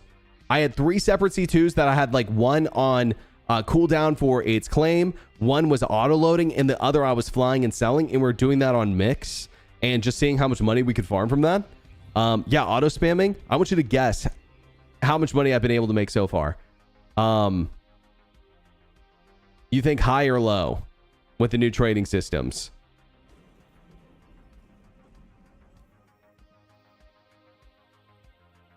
There might be some trading routes I'm not aware of yet.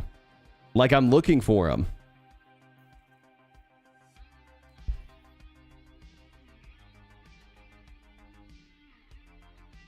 Welcome to 324. True.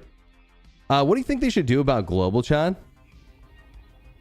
Regulated the current player system. Yeah, probably like per planet or per system would be best. Check JT. I don't even know if you can go to JT, but hold on. Isn't JT on Daymar now? I wouldn't have a clue. I'm not have attempted yet going with low because people are crying about it, but I will be 100% wrong. No, you're right, dude. It is low. It's really low. And when I say really low, what I mean is it's like sort of like in line with other gameplay loops, which is why I think it's like very much intended. But I was able to make on that level of trading 600k an hour. A good low or bad? I think it's bad, but I think it's like in the right direction, but I think it's bad. Like again, there might be some better routes out there that I can run, but in terms of auto loading, that seems like one of the most efficient, and 600k an hour is kind of crazy. 600k an hour isn't too bad. I can do 500k with criminal missions. Right. But at least you have the chance of getting those huge payouts with the Vaughn stuff. You know what I mean? Unless they're nerfing that in 324, I haven't tried. You know? The question is like, if I'm making probably 400 to 500k an hour in a vulture, if I'm making, 500k an hour with criminal missions, and I'm putting up my capital as a trader. But here's the thing is, I don't want them to make trading profitable if they're not going to make it a multi-crew activity. But I don't know how they're going to do that. But it just seems like every time they try to make trading multi-crew, it kind of backfires a little bit. Like people shouldn't be making 2 million every 20 minutes running cargo by themselves, guys. 600k solo, yeah, with 3 ships. I had 3 C2s. So think about if I only had 1 Dark Law. Probably I'd be making like 400k an hour, maybe less. If I had 1 ship and I was flying back manually.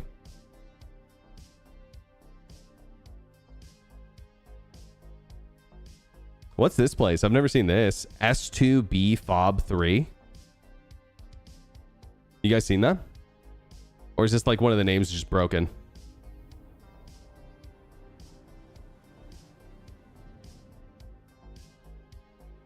I think that's fair. I still do like 2-3 million a day depending on your play. Yeah, fair enough.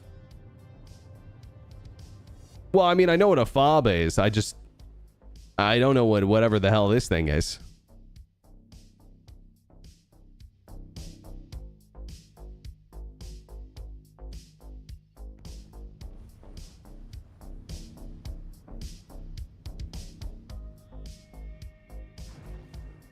Outpost 56 on Microtech has drugs. I'll go check that out next. I'm down.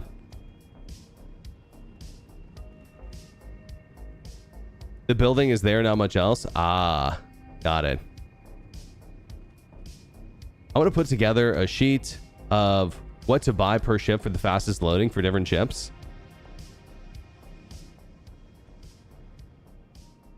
Yeah, that'd be good. That'd be good. I bet if you did everything like really one for one and like you did a really good job, you could probably make more like 800k an hour. But I wasn't doing a great job, to be honest. Yeah, I've not seen these. These are weird. What are they supposed to be for?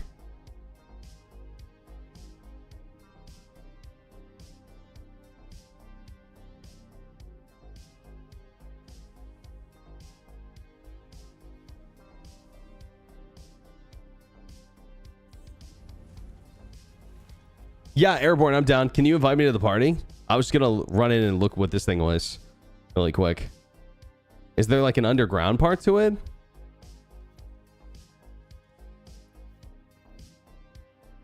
Everyone plays MMOs solo the majority of the time. Totally get that. I'm with you. So why incentivize people to play solo when they're already going to do it? You know what I mean? I'm not saying make solo players pay out shit, by the way. I don't want that. But why not just make the best thing multiplayer by a little bit to encourage people to play together? I'm not saying you even have to make it where like orgs get the advantage, but like just multiplayer play. Okay, just kind of looks like a little storage outpost. Nah, this is not JT. This would kind of be cool at JT though.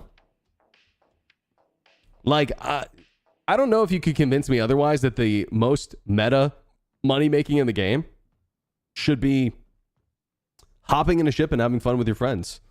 You know? Is that the thing they made on ISE 1 or 2 weeks ago? Yeah, it might be. Will we see a blockade runner test this weekend? Yeah, we might. I've got a bad feeling about that test. I have a feeling that the mission is going to be a little bit weird. I just think it's going to be too easy for people playing the criminal side to be the criminal. But we'll see. I might be wrong about that.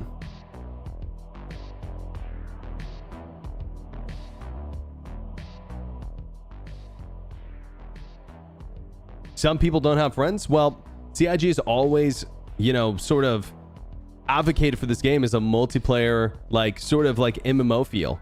You know what I mean? Like they've always advocated this is a game that you're supposed to like get together with other people, and you don't have to, but I'm saying there should be options for both kind of gameplays, guys. I don't like people, then play by yourself. Totally. But like, if you don't like other people, then don't play, you know, the multiplayer content and other stuff either. You know what I mean? I think that's fine.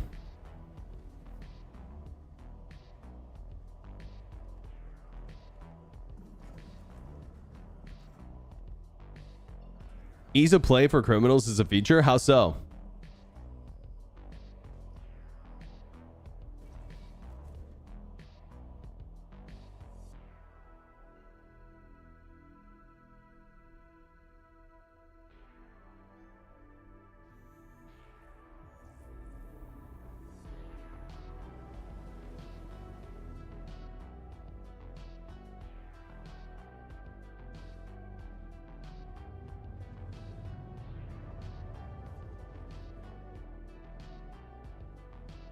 Yeah, bring people together organically. It should just be fun to play with other people, guys. That's all I'm saying. You know what I mean? Develop features that are fun to get together. Now, should we ignore solo players and make the game not fun for them? No, that's not what I'm saying. I'm just saying, like, you know, it's okay to do both.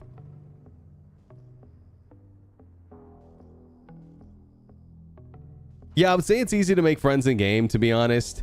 But I'm not saying like you have to make friends, you know? You want to? Cool. Cool. I'd encourage it. Playing Star System with other people is more fun. Especially when they know what they're doing, you know?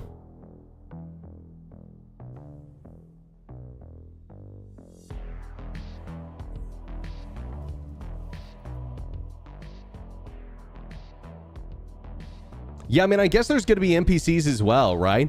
But like, the role that your friends are going to be filling on the ship, NPC crew could fill as well. You're just going to have to pay them, which will require you to probably grind more, most likely.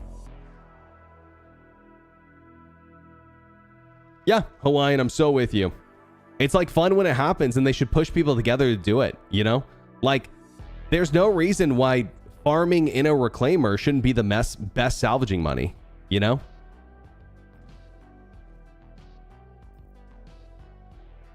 Even if they like have to like put out like different parameters for it in terms of like make, I don't know, maybe like, I guess like the best way to make money in a reclaimer right now would be ERTs, and then you just salvage the ship after you blow it up. But I don't know if that's more effective than panels, you know? Yo, Vet, what's up? How we doing? What up? What up? I'm not seeing a trade terminal. Isn't it usually right here? So yeah, I guess they took them all out. I mean, I needed to see for myself, but yo, nice gun.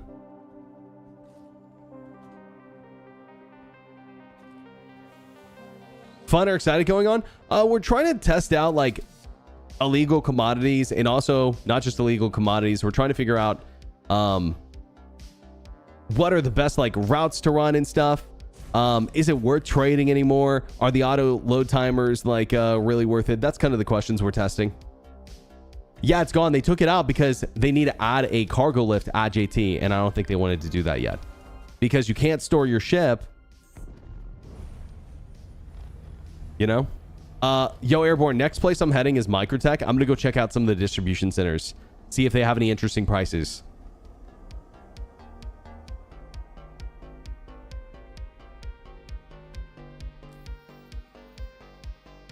Yeah, Mr. C, I'm gonna disagree with you. I actually don't think that PvP is as common as you're making it sound. And listen, I'm not trying to say it doesn't happen, but like, I mean, it's not super common. It does happen, but it's not super common. I think if you ask me, the reason why people don't like playing as much together anymore is because of the bugs. I think it's the stability. That's the number one thing. Because let's say you're playing a really buggy patch, and as a player by yourself, you get, let's say 10 bugs an hour. You play with a group, now you're getting 50 bugs an hour, you know?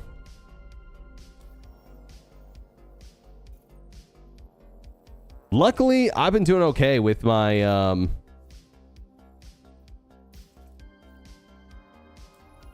I've been doing okay with bugs. Haven't ran into too many today.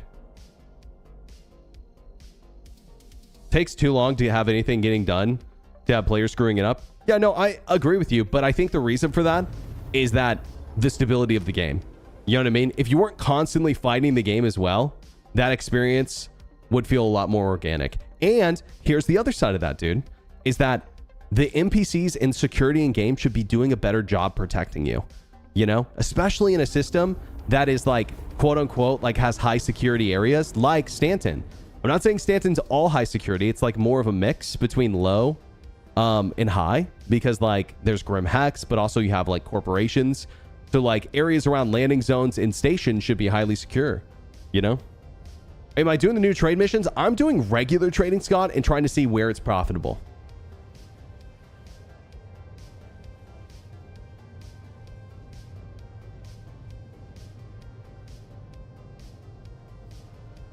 Gotcha, Mr. C. Yeah, I never ran into that person. I mean, I know someone with that name, but I think it's someone different.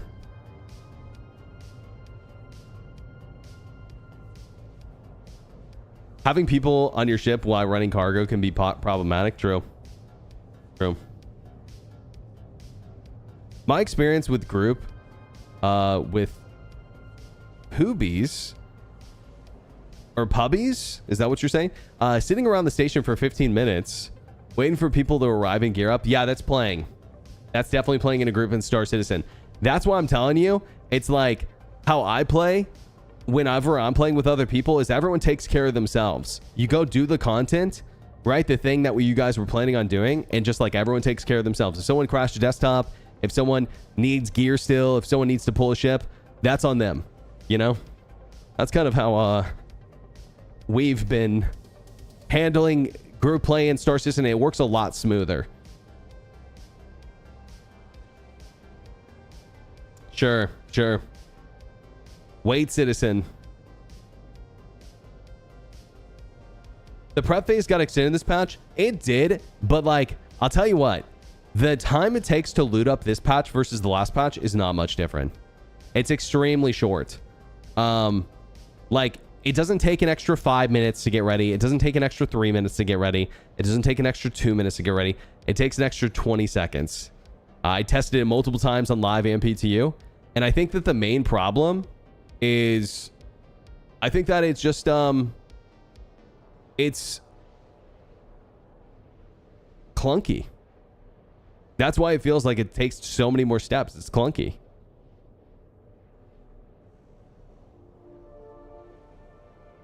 Yeah, FireM, I'm completely with you, dude. Completely with you. If you don't have friends, that's okay. Play by yourself, but don't think you can run the Lich King solo. And I totally think that they should do content in the future that cannot be done solo. 100%. Like, if, for example, imagine there's Vandal systems in the future. You know what I mean? With big Vandal fleets that are guarding resources and patrolling through sectors. Like, should you be able to do that content solo? Absolutely, if you're stealthy and you're smart, right? But like, it should be super scary solo. If you want to fight them, you'd have to be in a group, right?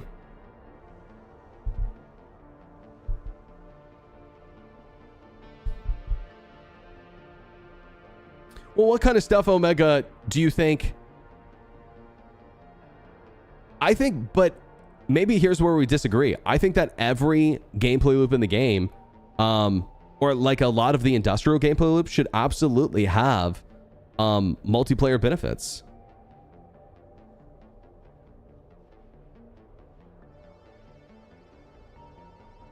You know, like they gotta push people to be in the same ship together. Otherwise, there's no point. You know what I mean? Like, let me put it this way: if they're not going to reward people for getting together in multiplayer ships, then just don't focus on multiplayer gameplay at all. You know? I think that's what I would say. I'd rather them only focus on... Okay, yeah, we're on the same page, Omega. Yeah, I agree, 12. We should be able to label our loot boxes. Yeah, totally. Yeah, Mabuto. I would be okay with them bringing the level of ERTs up and the pay up, but making them not so lowable. You know? Or making them extremely, extremely hard. You know, like you could do it if you were like a god. But it's like super hard. Yeah, Mr. C, I don't disagree with that at all. Paying people out more for being in a party. The only thing is, it would have to have diminishing returns. The only reason why is because if it didn't have diminishing returns, like after 10 people, it gives 0% extra. Because then everyone in the server would party up together and share missions. But it's a great idea. They should do that. Yeah, party caps, or just like once you hit like 10 people, there's like a 0% extra return. You know, and that 2 people, it gives like a good chunk, like more, and then it slowly gets smaller as you get bigger. But I don't think there'd be anything wrong with that at all.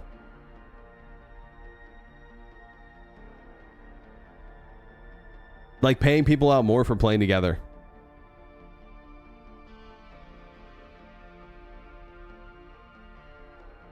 Okay. Outpost 54 is what I'm checking first.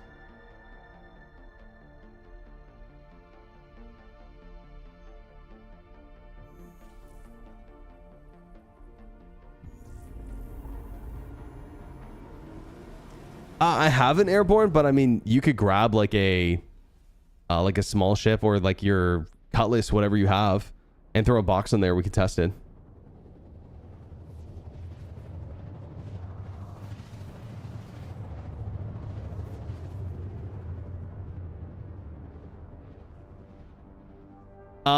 Yeah, the problem with that mindset, Suckreds, is that, yeah, you do it 10 times faster, but you also get 10 times smaller cut, you know?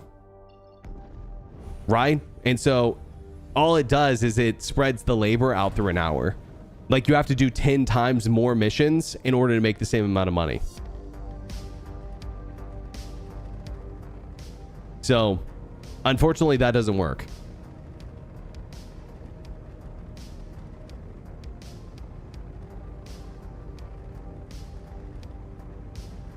I felt bad shooting down a mole who had a bounty.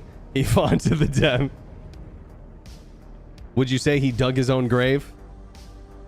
Imagine watching Deadliest Catch and one guy is soloing the entire operation by himself. Oh, to be honest, I didn't even know Deadliest Catch was a multiple participant thing. That's crazy. Yeah, Socrates, and unfortunately, this game just doesn't work like other MMOs. You know what I mean? They can't do the split the same, unfortunately. You know? Like, a lot of MMOs don't want to do economy the same way that Star Citizen's doing it. A lot of times, it's all completely, like, NPC facing, player facing, and there's no mixing, right? Like, CIG wants it integrated. And so, you have to, like, think about the balances of, like, how people are making money per hour. Especially when it's the only thing you can earn in game at the moment. Money's the only thing you can earn in game, really. You can't just like pay people, you know, 10% of 20K. Why not change the mission difficulty based on how big your party is? No, I think that's a great way to handle it. It's a great way to handle it.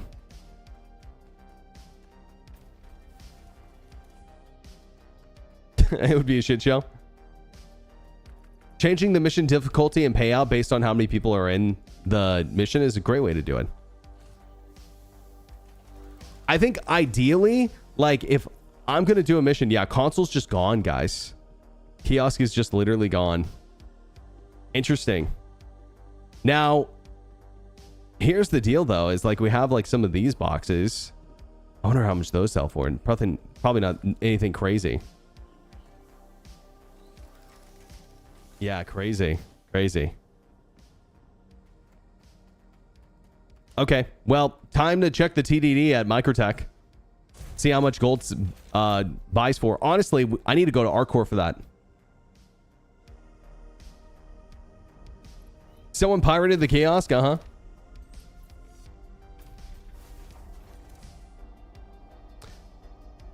Yeah, Milo, here's what I will say, though. I disagree with this idea that, like, I bought the game, so I shouldn't have access to any of the, or like, I should have access to all the content. There's going to be content in Star Citizen that you don't get to play, 100%. And it's going to be based on reputation. It's going to be based on your party size. It's going to be based on, you know, your ship size, all sorts of stuff. There's going to be limitations, because that's how the universe and the game that they're building works. Is not every ship can do the same job. Not every person can do the same job. And it bases on your, yeah, like I said, reputation, crime stat, ship experience. And I think that's totally okay. I think that's so okay. I wouldn't expect to be able to jump into another multiplayer game and try to do multiplayer content by myself. I don't have any problem with them doing that stuff. It'd be like Xenothreat, for example, right? Like, you could do Xenothreat solo, but why would you want to? Probably be pretty impossible, to be honest. On a good working server, honestly, if the NPCs were working on a one-person server, I'd go as far to say it's probably impossible. Yeah, maybe, Airborne, maybe. Comms were down at... Oh, you know what? Comms are not down for me. But comms were down at Daymar for me.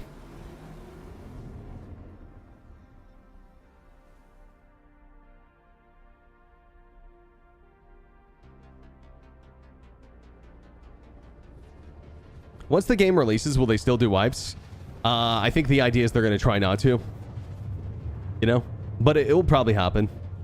Oh, yeah. DC. That's what I was supposed to do. Distribution center. Hold on. I'll be down to check out Ghost Hollow, Airborne, if you are. Do you want to do it?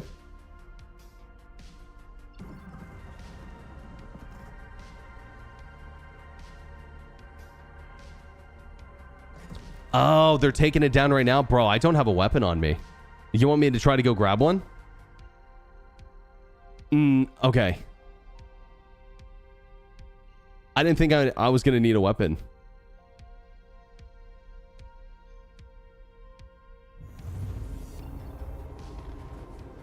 Just check it out. Okay.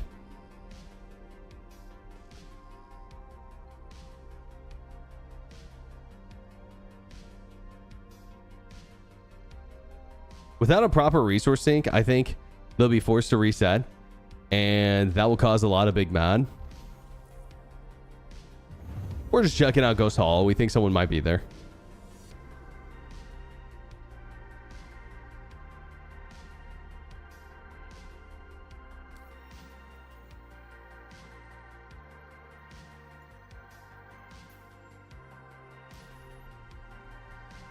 The idea is that they're not going to do full wipes. 4.0 was scheduled for a full wipe. I don't think that they've said anything official on a wipe for 4.0, to be honest, but I think that 4.0 will probably be a wipe. I just don't think it's officially confirmed yet. Yeah, I do think we need proper resource syncs. I don't think wiping is the only way to fix the problem. But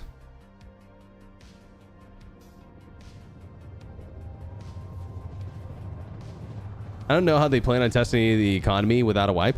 I mean, I think that the hope is that by 1.0, we're done with the wipes. You know what I mean? We're done with testing. It's just launched.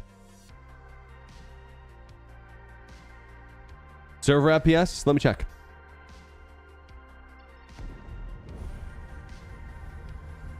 This server's been really good. I'm rocking like 14, 15. Yeah, Airborne again. My comms are up. I don't know what's going on.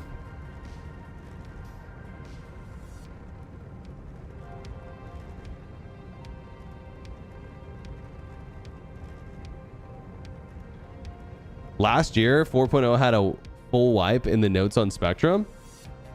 Okay. Okay. Maybe I'll look into that. Not sure I remember that, but yeah, very, very well could have happened.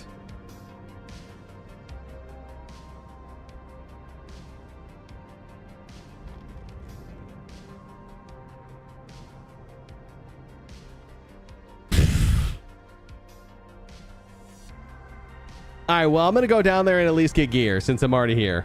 It was D-Rack taking down the comms. The hell, D-Rack, bro? Why didn't you say anything?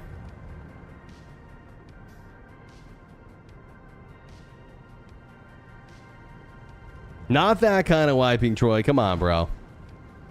Oh, dude, I wonder if Copians can spawn at Ghost Hollow. I'm sure they can.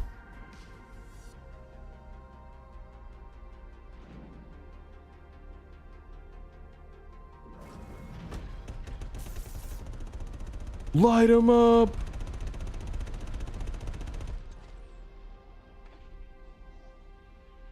You know, I've decided that getting gear isn't really worth it. I can foresee the future, and the future is I land and then die to a desyncy FPS guy.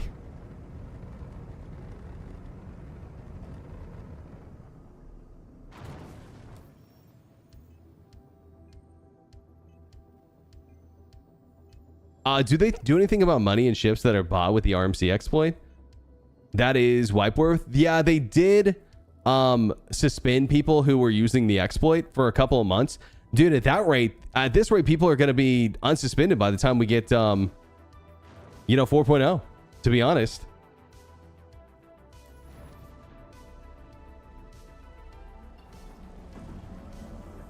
They supposedly took their gains. Yeah, I would say most likely. Most likely they took away their money too. They didn't get everyone, but they said they got the top 600 people. You know? How accurate that is, I don't know.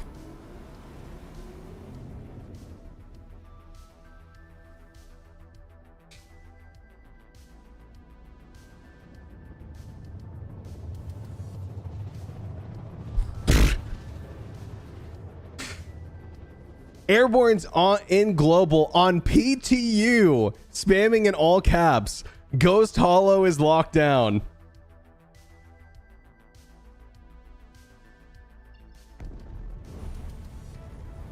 Nice to see it. Seen so many games leave exploits for years before dealing with it. Yeah, I mean, and the truth is that if CIG doesn't handle exploiters and cheaters early on, it's only going to get worse. That's the truth.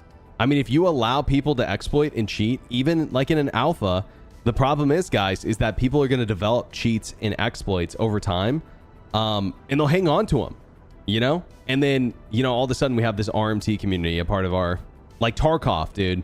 We don't want our community to get like Tarkov, where they're having to balance the entire game around cheaters because they have so many of them. Snuff it out early, if you ask me.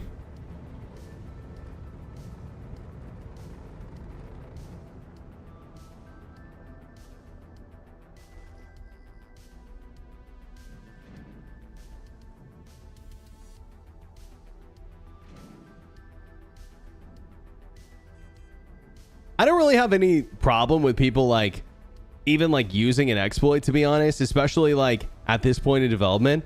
I think like my main problem is like the people who are like selling it for real money. You know what I mean? I think that's where it becomes extremely problematic. All right, that hangar's not opening, so I'm just gonna fly to the commons. I disagree with the exploit thing. Some people are abusing it, but I was testing. I give CIG many notes. Sure, that's fine. But here's the deal. And CIG agrees with this. Testing is fine. Reporting to the issue council is fine. But doing it 10s, 20, like 100, 200 times, having billions of aUEC and then selling it and transferring it to other people, that's not testing. And those are most likely the people who got clocked. Yeah. I don't think that CIG did anything wrong. I heard people were exploiting literally 200, 300 million and didn't get clocked. You know what I mean? They went after the people who were like the people in the billions, most likely. You know?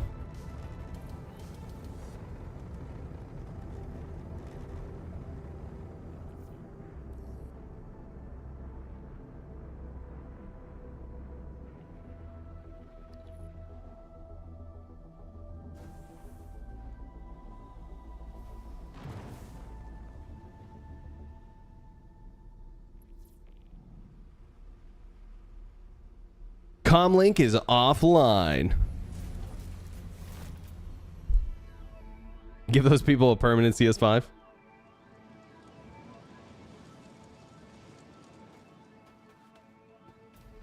Thought you were going to distribution center? Yeah, but then we got pulled over to Ghost Hollow, and then I forgot. It's Airborne's fault, dude. Blame Airborne. I'll go next.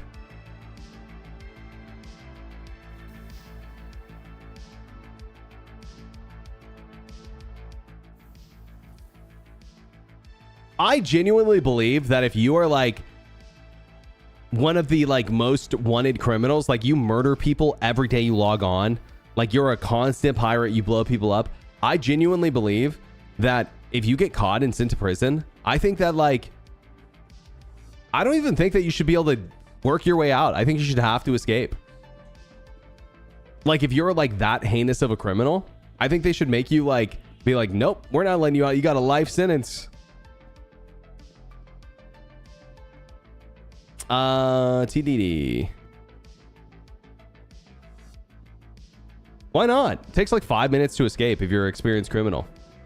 Did I write that Spectrum post? Unfortunately not. I didn't have time to build the graphic I wanted to make. I'll probably do it tonight. Maybe they should nerf RMC runners too then. I ran RMC 2 days ago and I lost 1 million aUEC.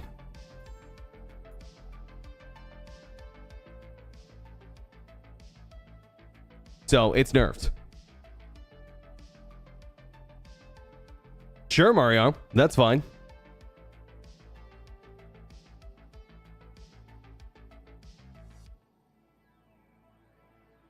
How did I lose? It just wasn't worth money anymore. Not in 323, Xavier.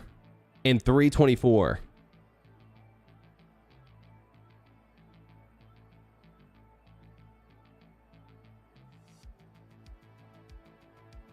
They nerfed the buy price. Buy price, I think, is 25k a piece now. It's only profitable to salvagers, which is great. Well, I mean, the point is it's changing. You know what I mean? Like, sure. But the point is it's changing.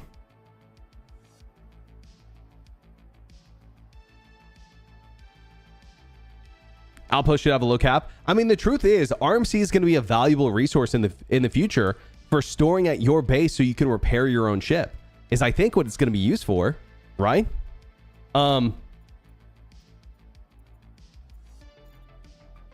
Okay, let's see. Do they even buy gold here? I don't think so.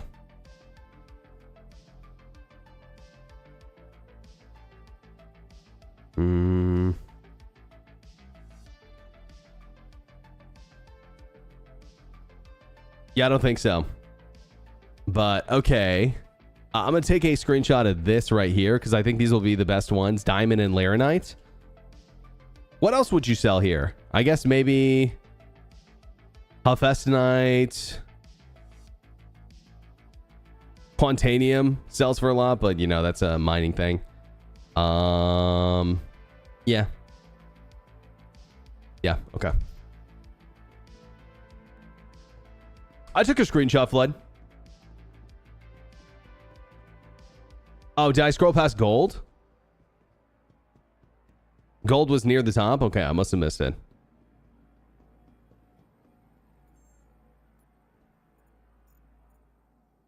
Crazy?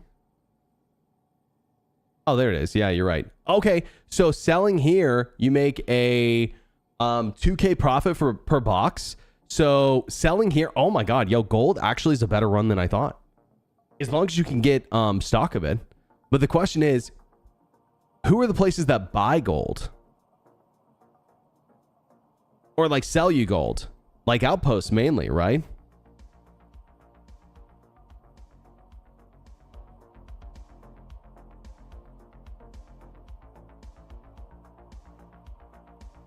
Oh, I guess SMO 18, but you still have to load it manually. Okay, I gotta go check what ArcCorp's price is. But before we do, we'll check the distribution centers. Also, let's check the buy price at Shubin. Yeah, I think it's straight across.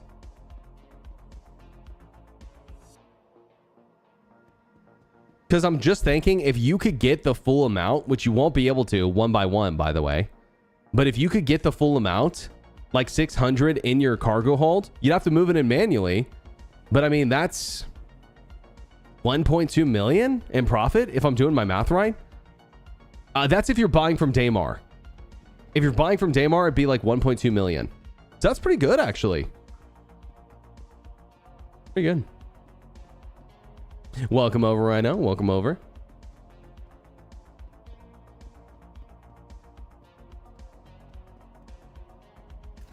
I'm really curious about what's available at the distribution centers since you can store and auto load your ship there.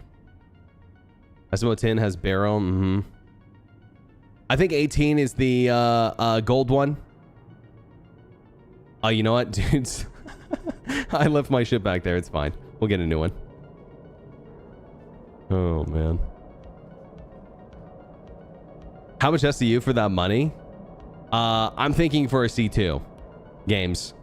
It's 2K per box is what you're making. And that's if you're not auto-loading, by the way. But auto-loading's not that big of a deal. Like in terms of money. So maybe you auto-unload on the way out would be the play.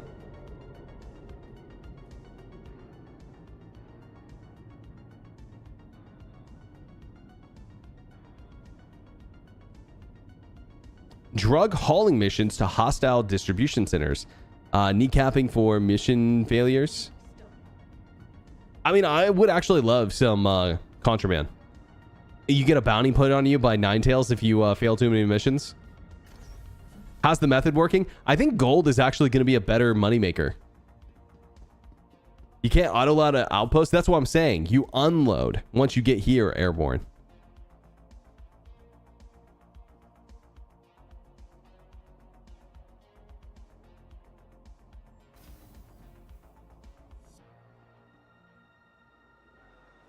Yeah, it might be games. It might be. And are you going to get pirated doing it? Most likely. But I want to test it out. SMO 18 has very low stock. Damn. Even in 324? Gold is false economy. Okay, so gold maybe not be worth looking into. But I think it's something that we need to at least keep our mind on.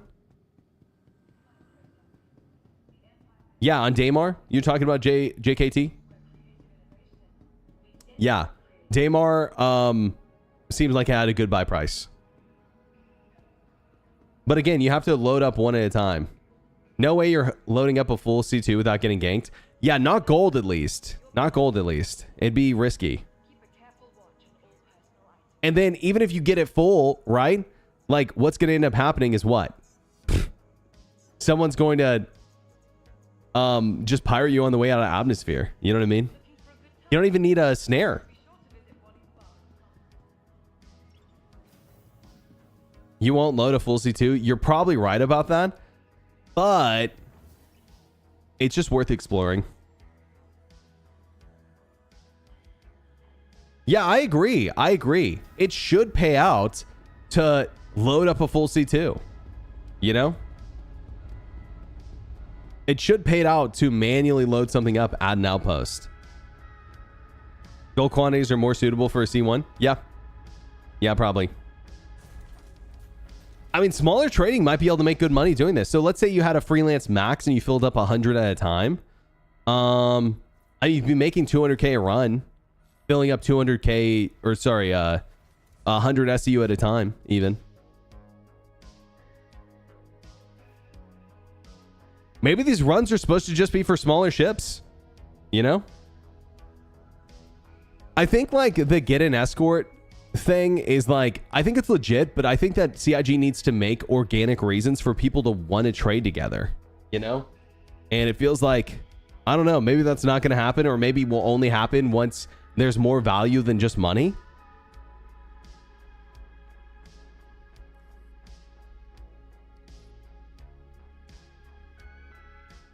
Yeah, sure, Rhino. It just feels like the payoff is off for big ships at the moment. Festonite's the largest payout I could find for stations. And yeah, maybe you need to be trading with a whole C. I don't know.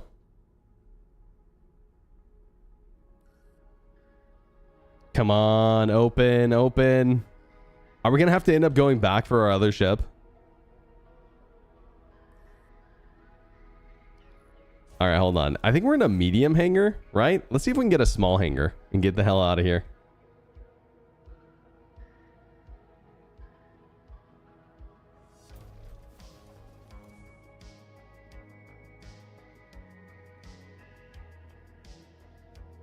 Profit margins need to be bigger to afford a good escort.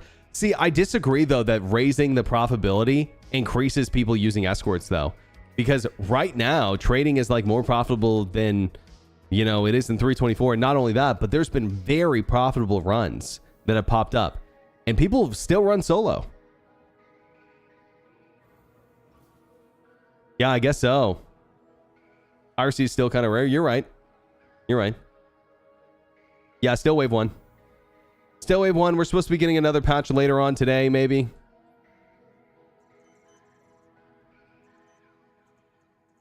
From the best in shopping, dining, and entertainment. Be sure to visit Savage's. Okay, hear me out. Let's call hover quad and drive over to our Inferno.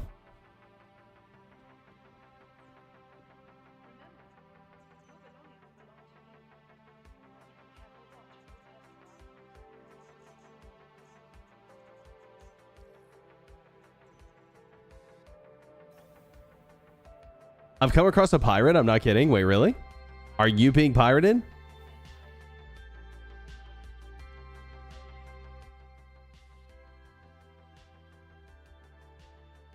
Is he just like waiting for people at Chubin or something? They're loading up their target? Okay, okay. Hop in Discord, bro. I guess I'll come in the Inferno. You need me to come in something bigger?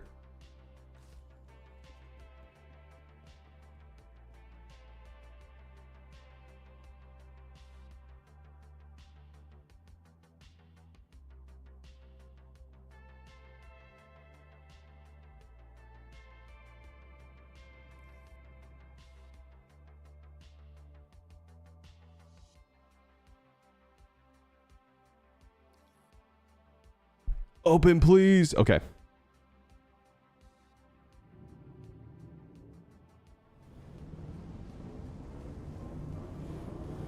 Okay, if I don't blow up here, dude, I'm coming.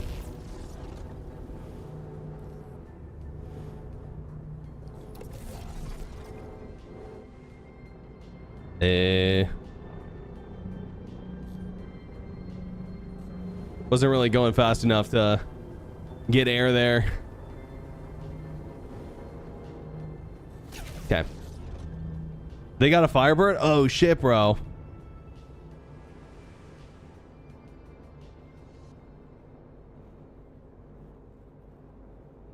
Yo, hello? Yo. It's happened to be a streamer. Oh. One of them. What are they doing? They like actually pirated somewhere? You sure they're not just like cleaning up stuff or baiting people? Yeah. Oh, those just blowing up 600i. Where's it Corsair at? landed. SMO 18. Oh, okay. The Corsair landed. Just loaded it up with the cargo, and now they're taking off. Okay. It's 6 gold. It's nothing. I don't know. Okay. Oh, I'm getting shot at. Okay. Are you gonna be able to get out? Yeah, but I'm gonna shoot back now. All right. I mean, dude, if you can take the fight, I guess take it.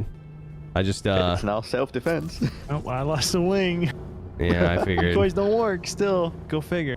Decoys, you mean? Yeah. Yeah, dude, I just like, I gotta be honest with you.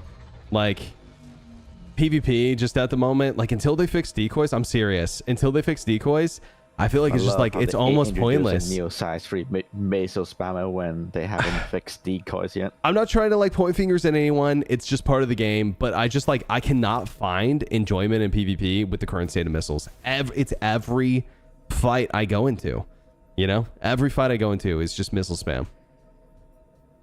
I get why people do it. It's effective. You know? It's entirely on CIG. It's super effective. I don't blame anyone. It just, for me, PvP is not fun unless missiles are currently not involved. So unless there's like actual loot on the line, then I'm not interested. I'm dead. It's all good. Sorry, bro. Oh, it's all good. It's all good. Yeah. I mean, if they had like people on the ground, if there was like any sort of like interesting like situation to it, I'd be like, let's fucking go.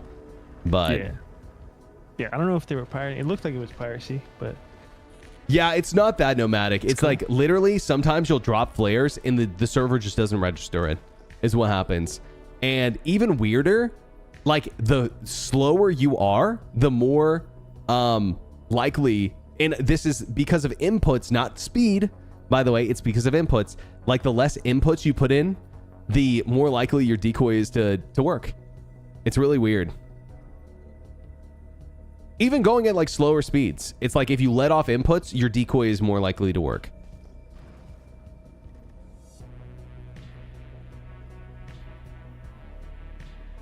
Yeah, nomadic, good for you, bro. But I'm telling you, bro, it's not just a skill or a technical issue, bro. Decoys are broken. I'm telling you, dude. If you think decoys are not broken, I hate to tell you, you're wrong. They are broken. It's a server-side issue.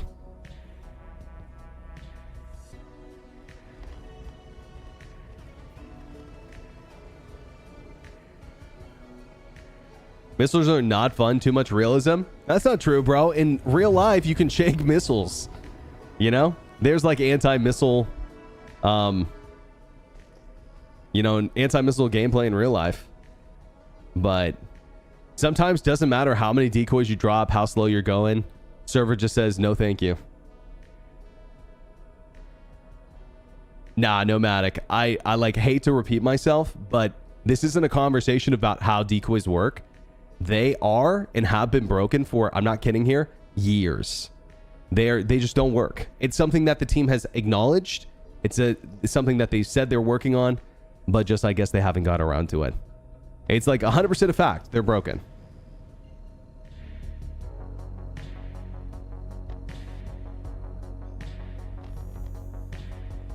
If there was like a skill to it, that'd be Missile totally turn cool. Off your shields, let you stop the missile. Wait, say that again? Remember when you could like just turn off your shields and the missiles would just like lose track of you? Yeah, yeah. I mean, that was kind of cool.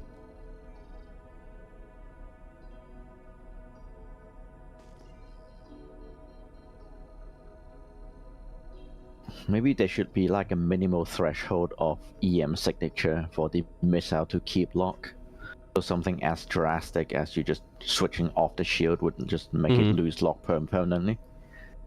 Yeah, maybe there should be some sort of like less fire and forget method to missiles. I don't know. Oh yeah. I'm not sure how they would balance them, but the main thing is like when you use a decoy, it should work. Like for decoy, it should nomadic. always work I against hate to fire repeat and myself, forget, bro, I think. but again, I'm Then telling there you, should be some you are measures where wrong, you bro. can keep a There is lots of target. situations in combat where they literally don't work no matter what you do, and that's what I'm trying to say. It's what I've been trying to say since the beginning of the conversation. It's not a problem-solving issue. It's literally decoys do not work. I will repeat myself again if I need to, but they do not work. Again, confirmed by CIG. They do not work. Decoys should not always work, but not because of a server issue.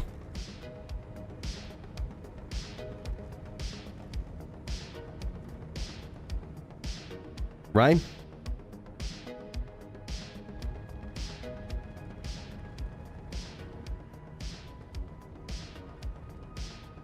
Direct, did you get missiled?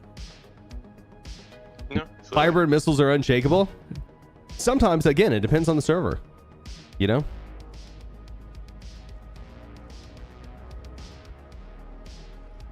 Okay, I have not checked the consoles for trading here at all.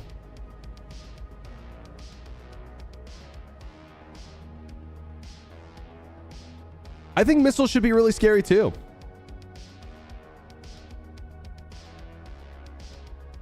I think missiles should be really scary. What the hell? Press the wrong button, I guess. Haiku question. How's the game today? Played back in 2019, the beginning of 2020. There's been a lot of progress, but to be honest with you, this is not the patch to jump back in. 4.0 is coming, should be coming at the end of the year. As far as we know. Maybe the beginning of next year. But I think that 4.0 will probably be a better time to jump in if it works. But I mean, to be honest with you, there's a good chance that it's really buggy and doesn't work. We're just gonna have to see. Yeah, maybe check back in a few months. Give you as honest answer as possible.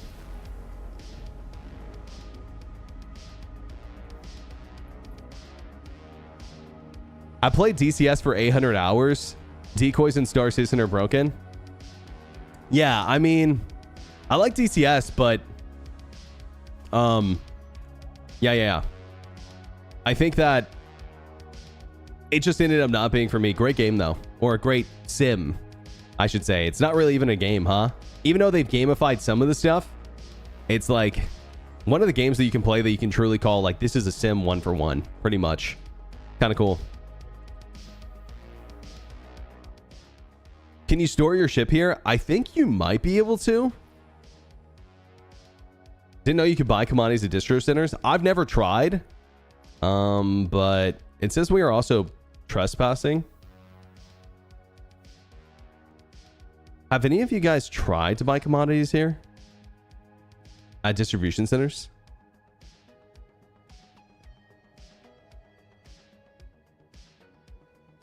Nope. Ooh. I've got this very interesting looking kiosk.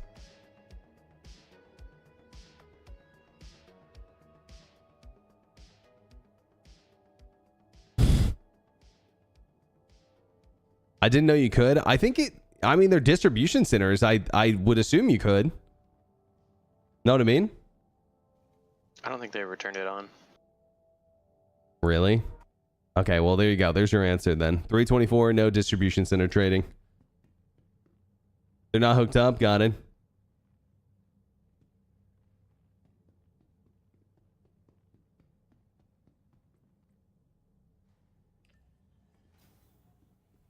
Once I learned all the aircraft I wanted to fly, there wasn't much left to do in DCLS unless you wanted to hop into PvP all the time. Yeah, I've watched like Sidewinder. I think that's his name. Whatever, Sidewinder videos. He does PvP. Those are cool. They're interesting.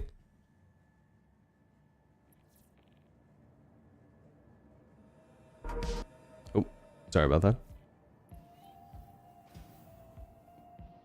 Ship it alive, baby. All right, so far.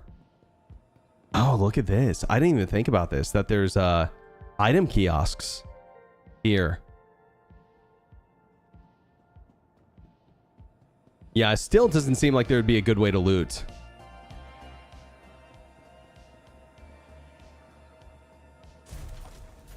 I thought distribution centers were wrongly named bunkers. No, I mean they're literally supposed to provide goods. I think is the plan. Distribute goods. Yeah, some of them are just taken over by gangs. Right. Which, like, we don't even have the lower levels yet of distribution centers. Kind of interesting.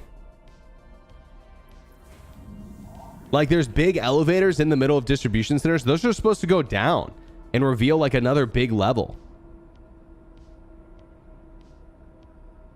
Yeah, I would say that Star Citizen's more like Sim Light. Yeah. What we were saying earlier, and I think this is probably one of the best ways I've heard it, is that it's Star Wars, but you're just a random citizen. There's no Force. There's no Empire. You know, it's just like Star Wars, but you're a normie.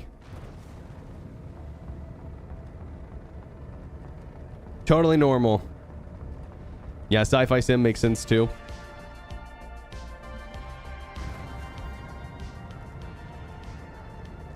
I don't get the upper levels working before we add the lower levels. No, I was just saying, like, there's more to add with them. But I agree. A normie with a Kraken, true. I mean, if you had to buy that in game, it'd take you a while, you know what I mean? So you'd go like 0 to hero. Normie with a credit card, more like it. I mean, I don't know. If you told me you earned a Kraken in game, I'd be impressed.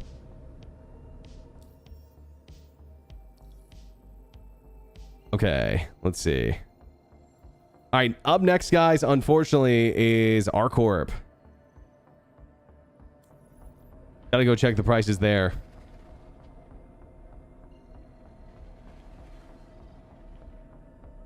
So it just feels to me like maybe, unless like something changes, because like, okay, I got a question.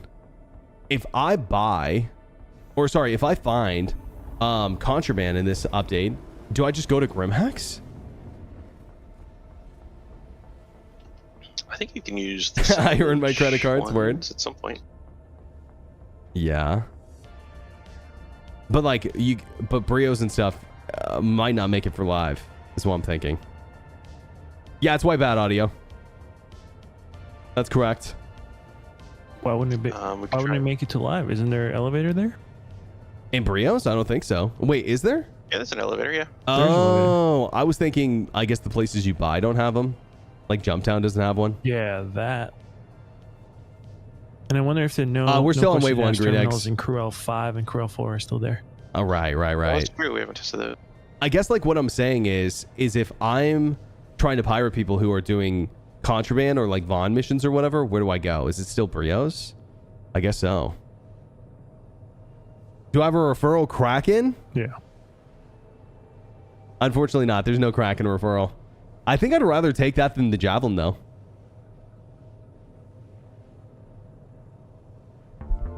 Yeah, they're supposed to be pushing a new wave tonight that might be wave 2. We'll see. We'll see. Hey, do you think you can ask CIG to swap your referral Javelin for a Kraken instead? Yeah, maybe. I mean, kind of like probably last on the to-do list, to be honest. Do you think CIG will add something like engineering from Elite? What other kinds of grinds would you do? Hopefully, like, they do, I would say, add something from Elite Dangerous. Like, with the grinding, but it's just not as painful. You know what I mean? Like, I think it should be easy to get, like, the B and A tier components, hard to get the S tier, is what I think. Or maybe, like, difficult to get A. The S tier should only be on NPC ship that spawn from mission that you disable them and Yeah, you loot. or like you can craft it, you know, if like you have like high Oh, in yeah, crafting. and yes, yeah, and those material cannot be just like bought off the market. You have to mine them from outposts because those are like exotic material. Do you think that we should be able to get plans and resources to build the Kraken or Idris? I mean, dude, honestly, if you could build your own capital ship in this game or like even earn it or whatever, that would be fucking amazing. But the problem is that gameplay feels so superseded by just real money purchases. Yeah, and the thing is, they make so much money from it. Like any new design that I think it'd be have cool. would just be on the pledge store. Yeah, Yeah, the derelict It'd Bengals also be are like, what? if you buy it, you just can't really afford to maintain it. Right. No, totally. But if you buy with real money, you'd have an easier time maintaining it than someone else because you're up 200 million. Oh my god, bro! I just server Yes, error. finally. They were Wow, supposed to we can allow you to steal in like repair derelict Bengals, by the way. Like that was gonna be a Yeah. thing. But I gotta be real. I don't think that's the Bengals ever gonna be player flyable. Like not for another 20 years at least. Think about Yeah. how long it's taken them to do a javelin, an Idris, Banu Merchantman, Yeah. Polaris. But Think about doing that for on the now- size of the Bengal. For now, they can keep do adding. derelict Idris and Javelin though for people that don't own them in the game, so they can find one and fix them up. Yeah, and that'd use be it really cool. That'd be really cool. I think and that's store a them great in idea. their personalized hangar. That's a great idea for people who are going to be playing the game like without Yeah, and you can real make it, money like part of Wake of purchases. Disaster. Like one of the But- ships is, you know, a giant capital ship. That'd be really cool. Yeah. I just like, Like- man, think about how cool this game would be is if the only way to get capital ships was by doing gameplay. So you could salvage it. Or Oh, you can, wow, yeah, that you was fun. salvage, repair, and you ship it away. earn, you know what I mean? Like Oh, you have to have man. like a high enough UE rep to like buy an Idris or something because like it's a combat capital ship, you know what I mean? They only trust certain people with it. Or you can like get one from Ninetales if you have high enough rep with them, but it's more expensive and it's like, you know, graffitied or whatever. You know, like there was just multiple routes for capital ship gameplay. Would be such cool in-game content. Be such cool in-game content, I think. So sad. The Copians and like. Yeah, but like buying S tier component from faction should be like you need the rep, but you also need like a loyalty point currency that you get by doing missions for them. Yeah, or it's like you can only buy one at a time or something. You know what I mean? Mhm. Like you can buy the best QT drive in the game, but you only get one of it at a time. Like you can claim it, but you can't resell it because you only get one or something. But if you want to like resell them and have a bunch in stock, you have to craft them. You know, something like that could be cool. Blueprint copy, so you are licensed to make, I don't know, 5 or 10.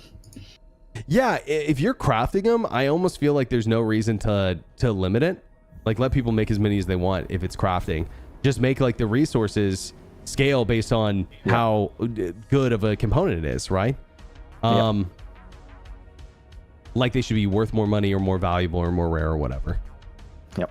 Or like the S tier components, the minerals to make them should be only in extremely dangerous systems. So the way that you would get them if you don't want to go to these extremely dangerous PvE systems, by the way, not even PvP, I think that the way that you would earn them is you would just get high level UE rep by doing UE stuff. And then you'd get your set of components and be good, you know? The thing is, even if it is like a high level for PvE content, they would PvP org would still gatekeep them, so they have an advantage over other orgs. Well, they couldn't do that because they would just have to be like scanning for ships manually because you would get it as a reward, not from the mission. You know what I mean? Like you go buy it. Yeah, that works. You know, it's not like you would just go to the mission and pick up the drive and then put it on your ship. You know what I mean? Like I would imagine that it's like, oh, you did this really cool mission and you have enough rep now. Well, great job. You know, you did overdrive essentially, right? And now you get access to like Kappa, but in Star Citizen, like you get access to like rare components or whatever. Yeah, I suppose, yeah, they can still do like very hard PvE mission in high security zone. But yeah, unfortunately, the only like long-term mission reward that we've gotten so far is a, you know, a wallet upgrade.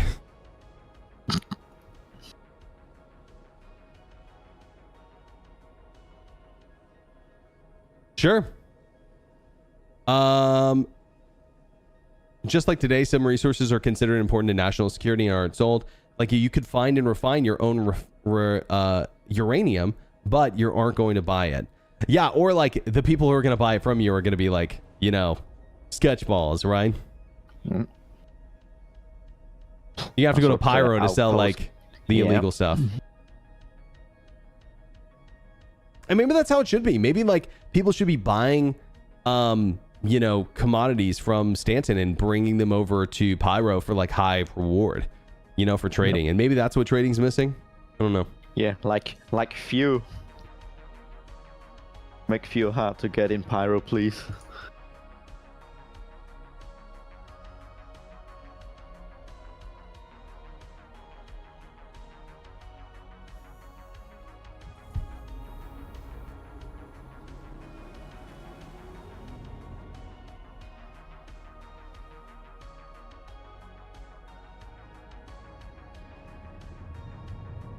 Do you still need a friend to join to get into a server? I've been getting infinite loading since last night.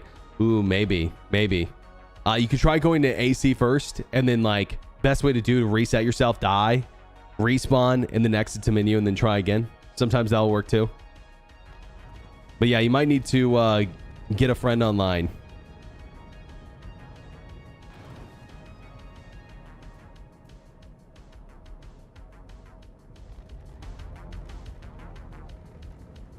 I think you may have missed my point. The point is that you can sell some components for high value to the UE that aren't going to be sell to material or corporations from it. Sure. Yeah, sure. And you know where you could get a lot of that stuff? Vandal systems, Vandal tech, Vandal resources they guard and hide, information on them. You know what I mean? Like that would all be stuff that regular people wouldn't want, but the UE definitely would. Most likely. Or like black market would want it too.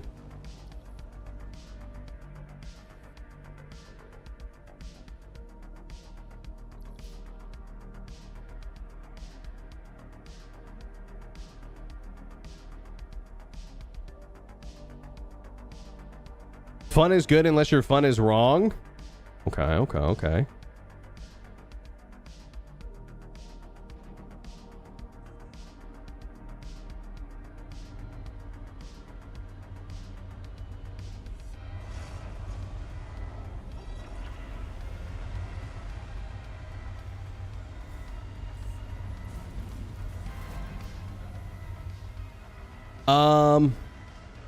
Imagine Pyro being similar to Waterworld, where things like water and dirt are most expensive commodities.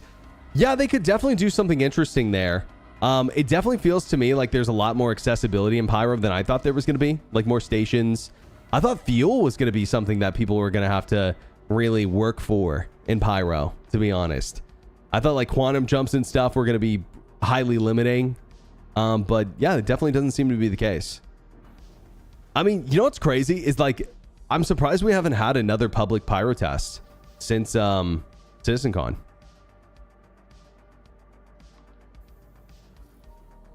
Rip Starfarer. I mean, didn't they come out with ISCs and shit highlighting the Starfarer gameplay, making it sound like you would have to use repair? You'd have to repair your own ship and fuel up with the Starfarer when you're in Pyro. It kind of made it seem like that was the case.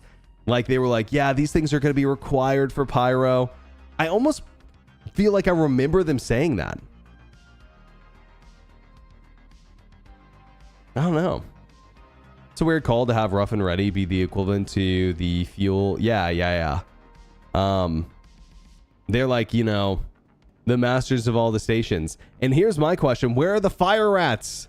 There's this like clan in Star Citizen called the Fire Rats, and they worship the sun in Pyro, and they like believe the radiation empowers them. Dude, I wanna join their gang. Praise the sun.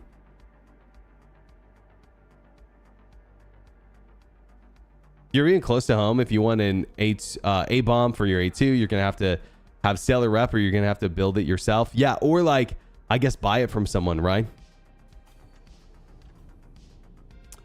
Children of Adam, is that you? Not quite. Not quite.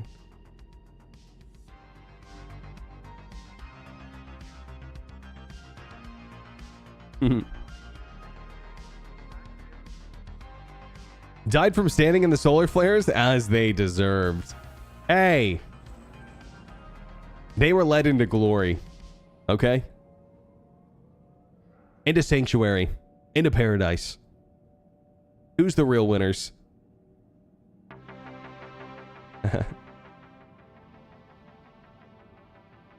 What if the fire rats were like mutants? That'd be actually kind of awesome. I think that like I'm actually excited to fight stuff that's not humans in Star Citizen. You know? I know the Copians are in, they're just kind of eh. You know, the other stuff's in, it's eh. I thought all nerds were Fallout fans. Everyone but 76, but I hear good things about 76 these days. I hear 76 is making a bit of a comeback.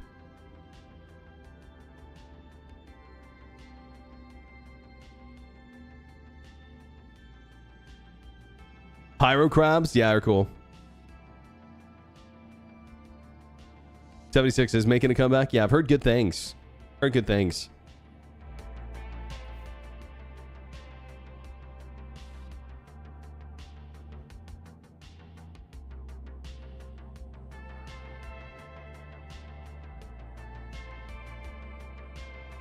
I played for a long time and enjoyed it even early on. Yeah, I didn't hate it at the beginning either.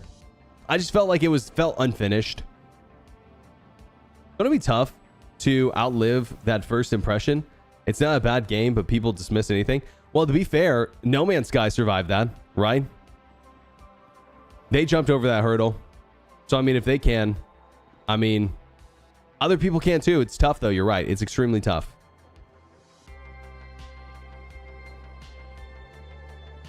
Okay. Let's see what we got, boys. In terms of profit,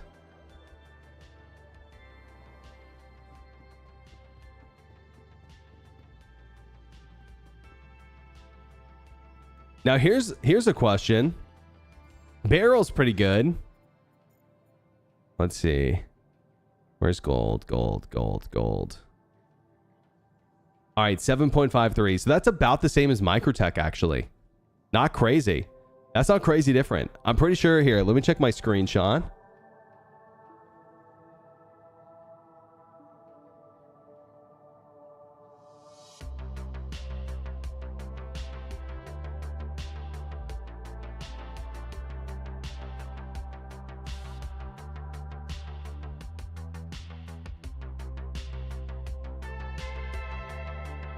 Okay, 5.6. That was the buy price.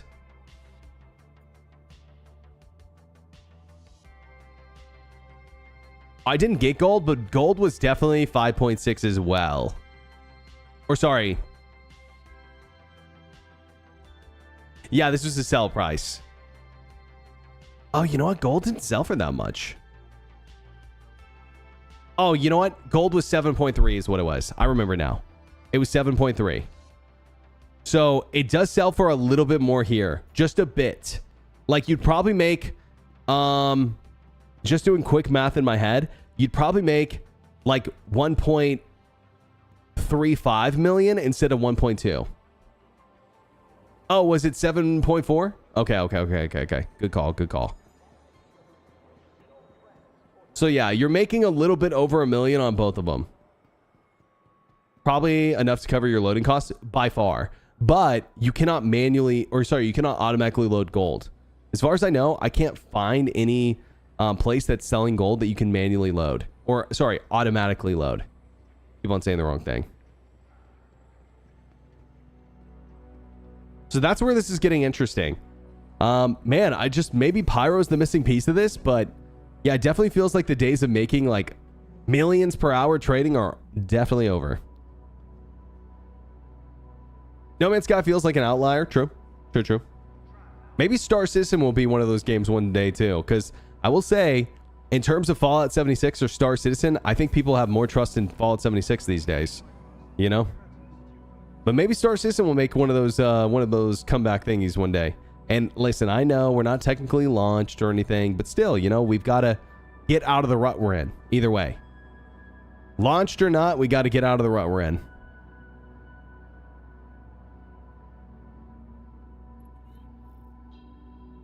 The question is will Pyro solve these problems long term? Will it be temporary?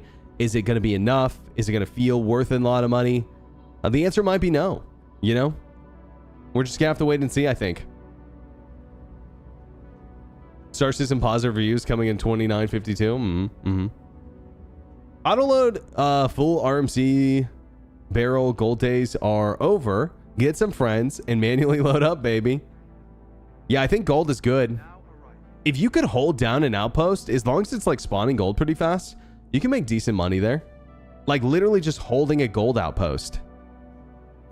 But I don't know how fast it recovers. We'd have to test it.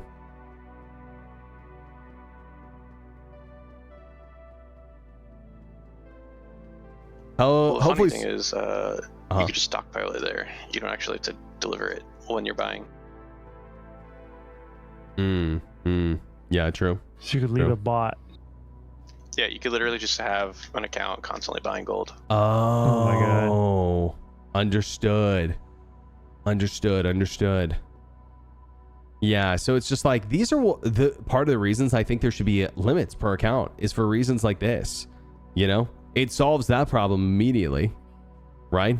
There is a overall limit per the inventory of the warehouse. No. But I mean per person, because then you couldn't just like AFK hit it.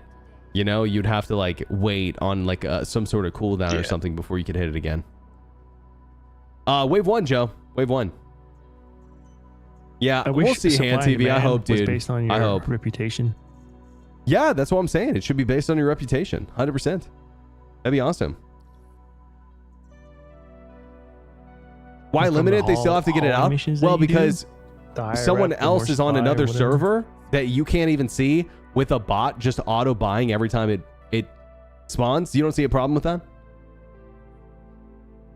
You know what I mean?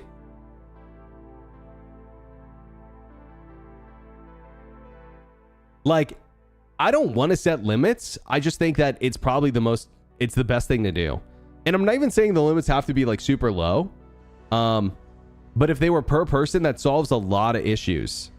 I think it solves a lot of issues if they were per player quota person. would solve a lot of things. Like, imagine if even they made it like 500 per person per hour. You know what I mean? Like, that wouldn't be bad. And then like the more rep you get, the higher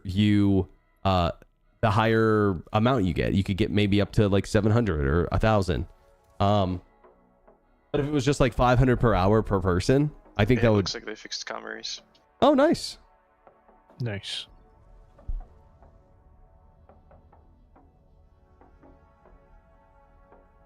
Yeah, true.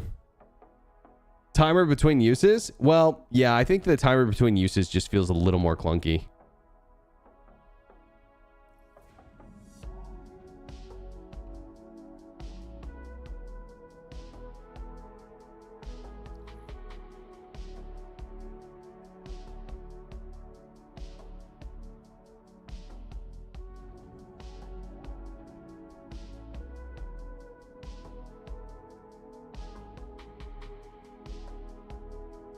Server hop to get low population so you can load up. Maybe that's solution. Yeah, the only problem is if you don't know, stock is not based on per server. It's based on per region, at least right now. For now, it is. It's based per region. How much can you fit in local inventory? Can I just buy all the stock at every location, come back later with my cargo ship? Yeah, it sounds like you could. Yeah, 1,000 per. Here's the question. What's a less used outpost that sells gold? I wonder. I need to check Walla too. On Lyria, you can buy them. You can buy gold on Lyria. Or Hurston. There's a diamond spot on Walla I want to check too. Oh, SCD1. Can't you buy it on Daymar? Yeah. That's just a popular one. There's only 2 now. Yeah, that's what. Yeah, I was just wondering. Was it private property one or something? No terminal. I checked. Oh yeah, that's right.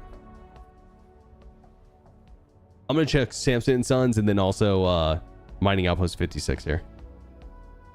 SMO 22 It apparently looks on like micro. they only added the elevators to places that had pads already. Yeah, it makes sense. Except like Samson and Sons and Brios. Yeah. But Samson and Sons has 100 at a time. Man, it's just gonna be so risky. Like, I don't think anyone's gonna want to do this. Like, where are people gonna be selling their contraband? I wonder. Grim Hex and Cruel 5.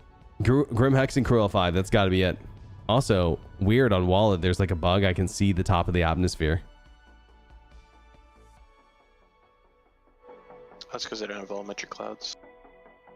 Well, that just hasn't always been there.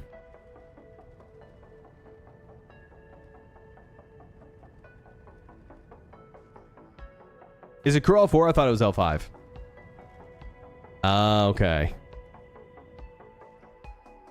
Sal 5 for gold, thinking Lyria. Okay. Sal 5, I'll check it out. Check it out. I've got a lead on spot for gold on Lyria. I'm going to check.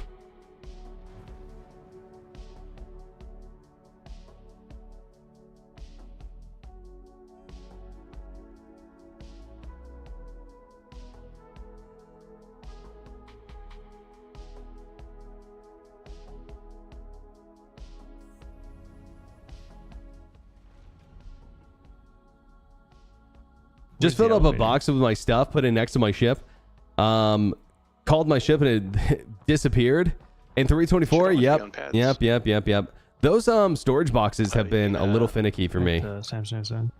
Shit. It's right in front of him, to the left. Oh, I see. Yeah, I was just looking at it. Cool. Yeah, it's kind of weird looking. It's small. I got like the pyro looking elevator. It's so small. So yeah, if you have the 32 SEU boxes, you can't even come here anymore. Like if you find Weevil eggs, 32 SEU, which are not super common, dude, honestly, I'm starting to think the next thing I should do is test Vaughn missions to see how good those are. Because like that might be where I wish you could store vehicles there. That would be interesting.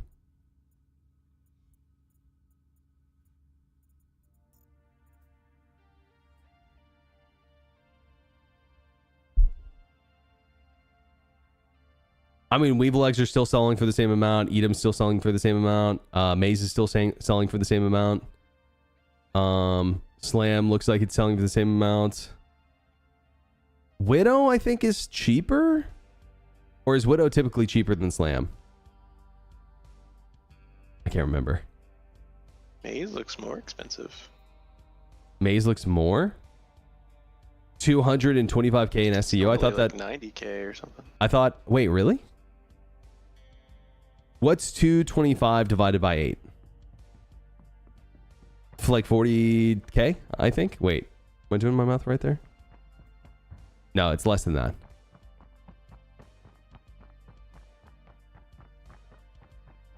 Yeah, it's like 28. 28. So yeah, I think that is more. Just a little bit, but yeah.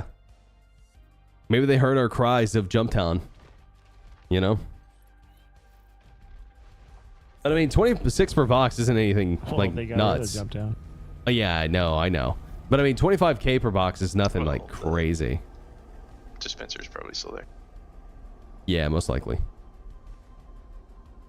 Elevator bug not fixed. Just tried. With my claw, didn't work. Yeah, looks like they did fix comm arrays, Justin. Oh, really? Alex is saying that they just tried a comm array and it didn't work.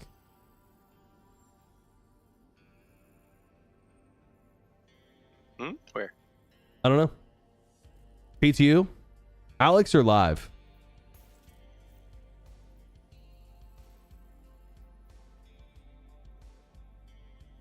Oh, live, they're still broken. I'm talking to someone on YouTube chat though.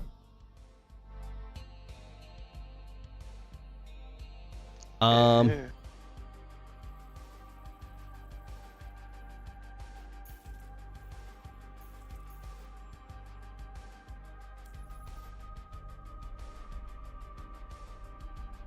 It was Microtech PTU.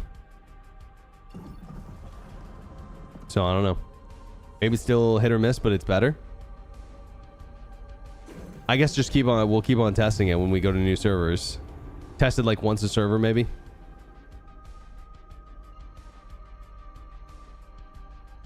Sure. Did they do any work to the ground vehicles?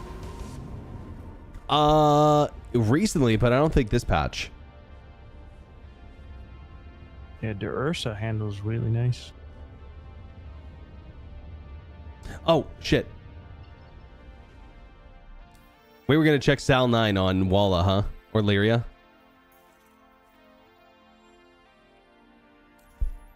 Rip local inventory? Yep. No pulling railguns out of your ass anymore.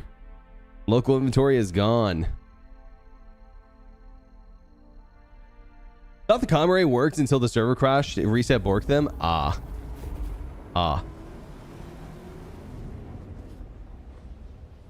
You can't open your 1/8 SU boxes. That's specifically what they tried to fix in the patch note. Yeah, I guess they were trying to. They maybe fixed them. I don't know. Can we go to that? Like you're asking if we can test it on that server? Yeah. I don't know. Alex, are you still on that server that you were having the issue with the comm array? By chance?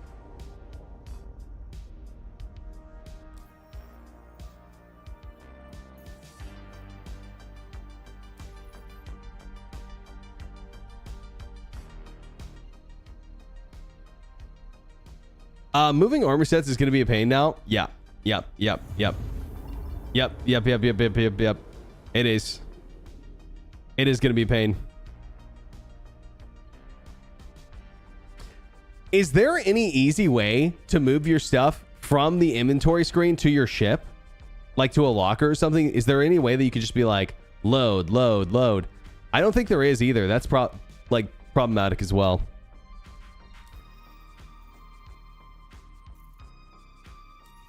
All right, gotcha, Alex. No problem.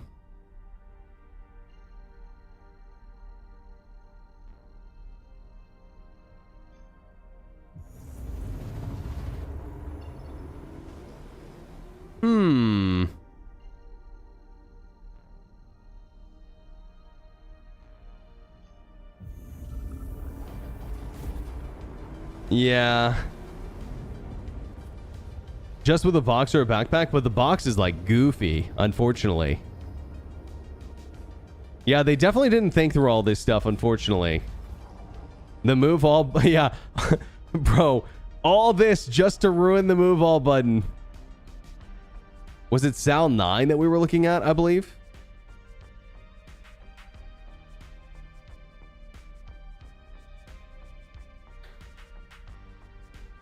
Nav point dynamic 8118-6858-7096. Interesting. I wonder what that is.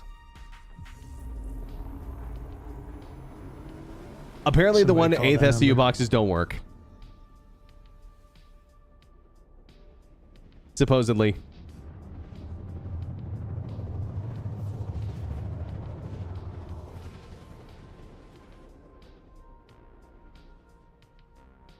I don't think you can put the 1SCU crates in places on storage on many ships. Yes.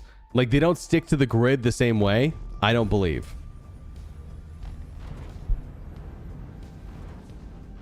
Inventory management citizen. Yeah. You know, I'm glad we're talking through this because this is stuff I should include in that post that I was going to make too.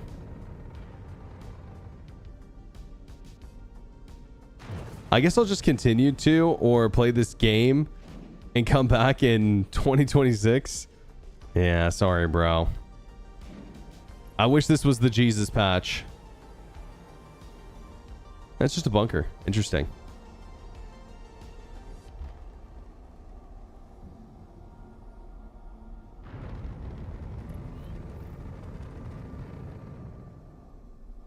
There's probably nothing in there. Just like with a weird name like that, part of me is like, should I go check it out and like see if there's like a hacking terminal in there or something that they added maybe? I don't know. Probably not.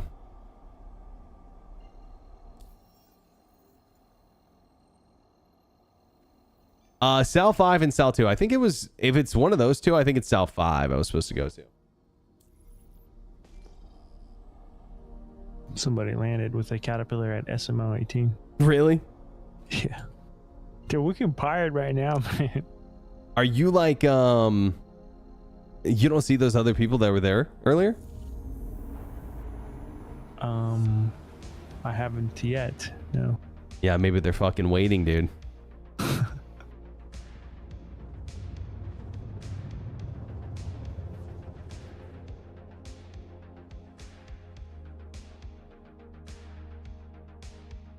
One of those problematic players that likes the cargo stuff. I like the cargo stuff. I just don't like the UI and the clunky like mix between UIs and stuff. It feels unneeded. I like the cargo stuff though. Like I like the physical cargo. It just feels like the menu and the cohesiveness is clunky.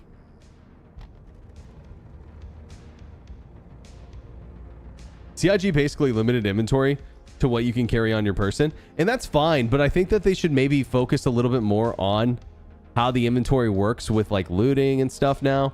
Because like, you know what would make a lot of sense is if that's the case, our backpacks should carry a little bit more, and the things that go inside our backpacks should be worth a little bit more when we're looting them, I think.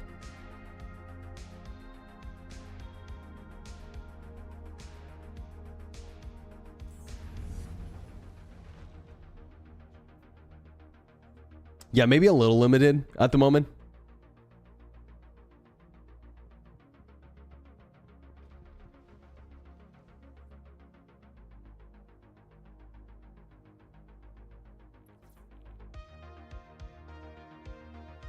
Big icon scaling issue bug. Yeah, I mean the icon is in stuff are definitely an issue, but I'm talking like even the fact that you have to use 3 inventory screens to like access something, or like put something on you that you bought, 4 if you like include the purchasing screen. It's like just kind of crazy.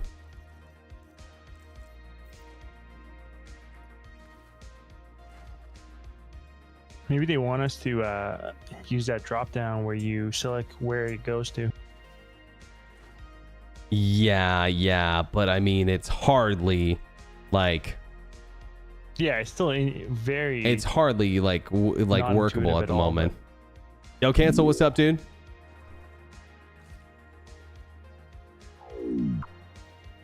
What up? Yo, thanks for the 19. Appreciate it. Where's the buying building? Am I blind? Habitation. Is it this one over here? Yeah. It's the one with the orange light on it. I just, you know, don't come here often. Do you think the devs play the game on a regular? I think they do on their own servers. You know, like if you're testing stuff out at CIG, working at CIG, like I bet they test on their own servers.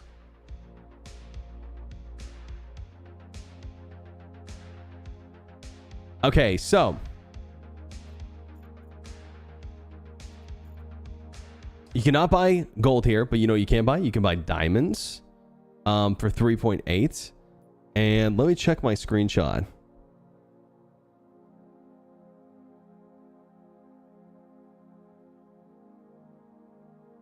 $3.8. Yeah, that's not really worth it, to be honest. You don't make that much money. For manually loading, it would not be worth. A full C2 would net you like maybe 350, 400K, maybe. Yeah, I think they absolutely do play the game. I think that like CIG just has a different idea sometimes of how the game should function than we do. You know, like I think that at least the higher ups at CIG are determined to make it tough to make money. Like just doing regular stuff in the game. You know, like I think that they want the average payout per hour to be below 500K. How do you explain the UI? I think multiple teams work on different UIs. And the truth of the matter is, as big as the project is, it should have at least had the same person overviewing all of the UI, because I agree with you. The fact that the looting UI, the old inventory UI, that the new cargo UI, and also the shopping UI and the mobiGlass are all different is crazy, for sure. It's crazy that none of it's cohesive. Like, there's literally no cohesion in those 5 different examples. You know, in fact, the closest would be the mobiGlass and the current looting system. Those actually kind of look cohesive, actually. I think that the reason why you hate the... Wait, Rhino, are you talking about the looting UI, like the one where you go click on a body and it pulls it up? Like the combat looting? Or are you talking about the, like, terminal that you move stuff? Because I actually like the new looting UI better than the old one, but I think that part of the problem with it is that the accessibility of items is still not interconnected with A, the stuff around you, B, your ability to actually loot valuable stuff and bring it with you. You know? Like...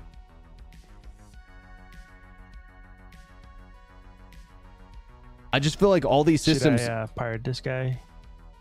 How much has he got on him? He's loading up.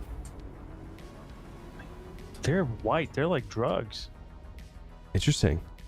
Maybe diamonds? I don't know, yeah. It's got a Could be, caterpillar. distilled spirits. You're not going to make any money off that, FYI. Oh, he's dropping him off. I'm going to call the elevator down. Oh, God. I did it. Can you check if it's yours? It didn't work? It opened up again. That's so funny.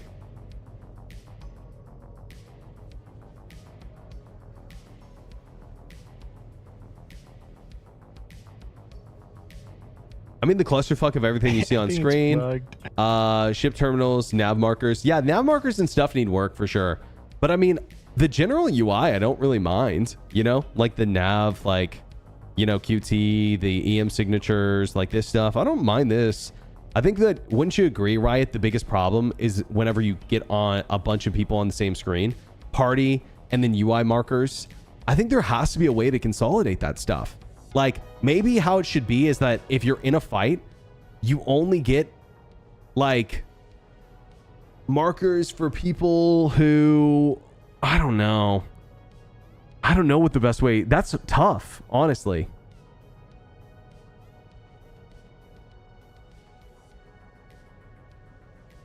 What's this?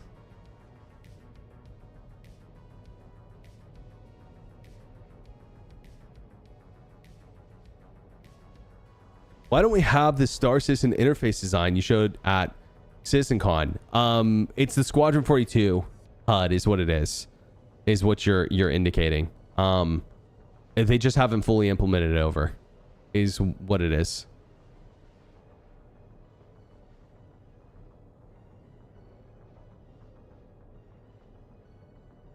That's why. You would get that HUD if you went to prison, because the prison helmet for some reason had the Squadron 42 HUD on it. I guess it's not fully implemented. I mean, should it have been implemented by now? Maybe. But yeah, it's just not fully implemented, I think. Party markers, nav markers, ship markers, clunky. It's tough when a bunch of your party is out of location and the jumps keep fucking up. See, that's a big problem, Riot. And that's something I think they could solve. But like, the cluttered UI, dude, I don't know how you solve that, honestly. Like, because other games have this issue too. They just do it, like 3D radar and stuff, a little bit differently. Settings for markers should be selectable from the mobiGlass, on, off. Yeah, I would agree with that. Like, maybe make it personal preference or something. It looks so good. I mean, I agree. It looks better than what we have now, for sure. I do feel like CIG keeps on putting us knee deep in the mud when trying to do the simplest of tasks. Yeah, sometimes it does feel that way. Yeah, totally, Riot. I don't disagree with you at all, bro. I just like, how do you solve this problem? You know what I mean? Like, how do you make it where, like, I don't know. Like, I don't know how you solve that issue. Except maybe like minimizing markers, unless like you switch to combat mode, or I don't know, something. Maybe I could think of a good solution if I thought about it for a while. It broke from a combination of PES and markers being bigger than what they did. Yeah, I mean, markers being cluttered on the screen was always a problem, right? It's just worse now because of the new colors and stuff are a little bit more, I think, heinous on the eyes. And the new markers, like you're saying, are bigger. Yeah, smaller markers I think would be good. I wouldn't mind them dropping them all by a percentage or something.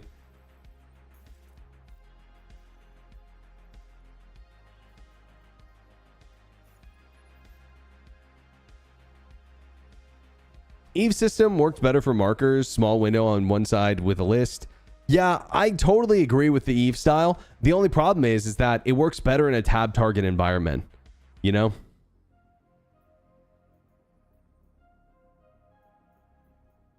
What ended up happening with that guy?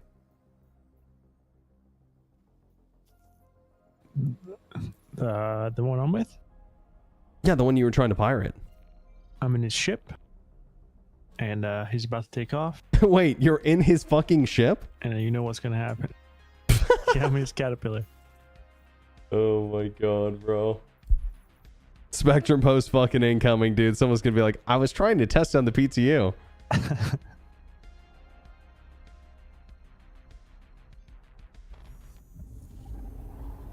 Optionality to set your own scale would be even better. I agree if they could do it. Yeah. If it's not like too insane to do. Eve system for markers is better. Yeah. All right. Sorry, I read that. Hey, do you have a gun on you by chance, Airborne? Always. Okay, nice. Good luck, bro. Thanks, bro. Do you like the new Skywalk box? I like it, but I don't like it at the same time. I like it. I think that I just need to get used to it. I think it looks good. Old Skybox, I think, looked a lot less interesting. To be honest. But when you zoom in, it's dumb because they're all galaxies. What do you mean? They're like not stars. If you like zoom close in, they look like spiral galaxies and things. Yeah, who's to say that those aren't like that isn't accurate? And it's like the same 5 galaxies. Like you can count, like see like the same purple ones. Well, quit zooming in then, D-Rec. All right.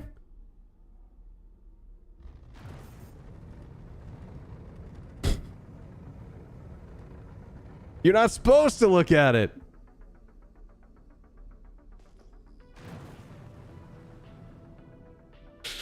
Oh, man.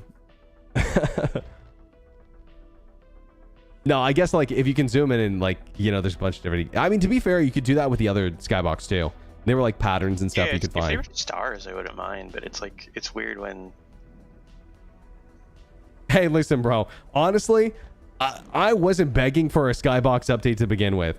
So it's like, unless like it's critical to the gameplay, I say don't even fucking touch it. You know, I would have been fine with them keeping the Skybox for the next 10 years.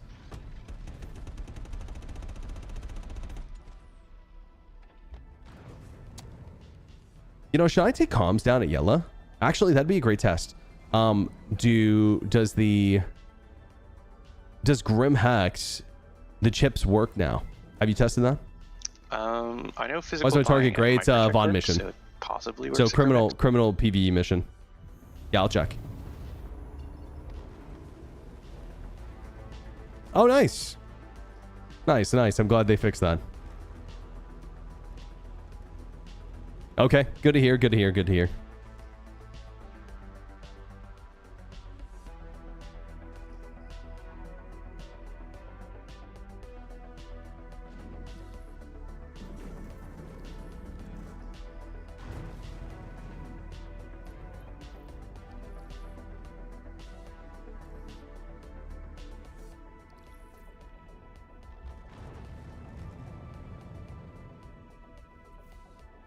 Okay, going in. Can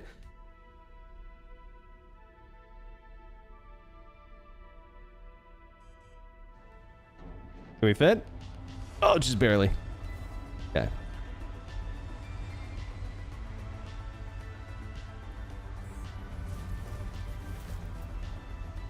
Target ran away. We'll get another one. Take the comms down. That way we don't have to focus on getting a crime stat during the Vaughn missions. You know what I mean? I could just pound it out, but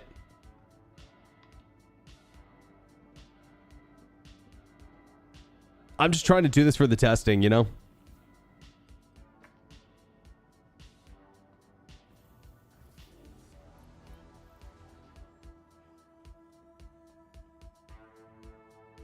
I mean, guess we can have a second person try comms at a different area.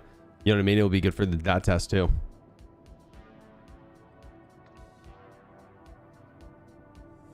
Oh, I took down through commerce, and they all seem to work. Yeah, okay. Imagine this one doesn't work.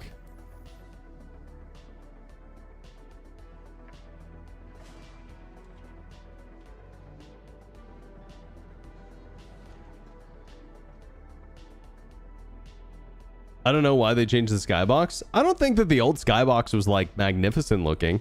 I'm not mad at them changing it, but I think they wanted parity with Pyro, so you could tell which system you're in when you're next to yeah. them. Oh, look at that. I can actually buy them. Let's go. All right, now I just have to go over to the super convenient item terminal to get it. Which is where?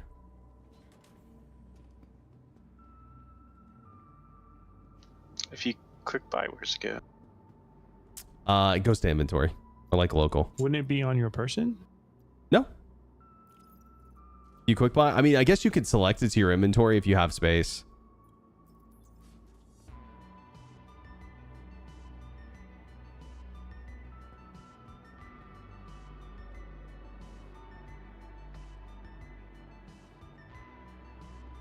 Item machines are a pain. Yeah, it just like, I think it's the extra step that kills people, because I timed myself right, and if you can believe it, you're not adding that much more time to getting ready. I like tested it on live and PTU in tandem, and it's really not that much extra time. It's just clunky, I think. That's the big one. It'd be kind of nice if the keyboard worked in them, like WASD moved through all the items and Q and E Ooh, like yeah. went through tabs of categories. Yeah, that'd be nice. Thanks for the test. I tried earlier today. Never made it out of Area 18. Super buggy shards. Yeah, no problem. No problem. I've, yeah, just been getting really lucky on this server for some reason. This has, like, been a great server to test on, to be honest. I mean, I don't know what the server population is, but I mean, we're getting 20 server FPS right now. You know?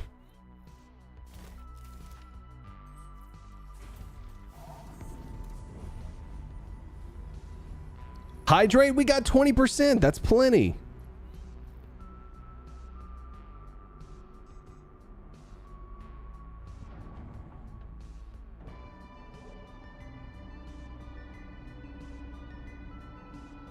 Okay.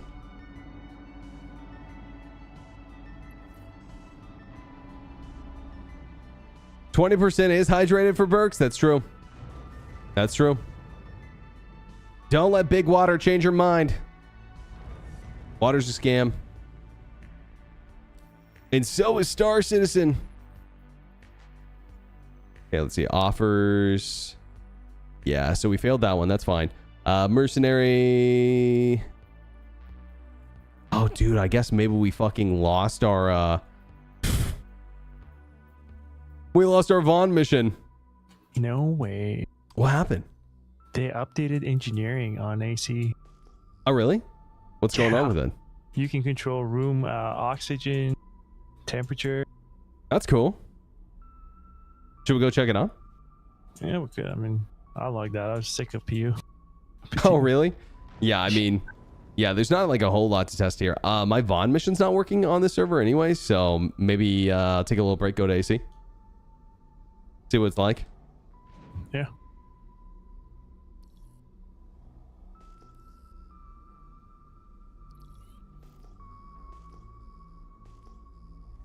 Yeah, exactly. You know where else water goes? The toilet. You know?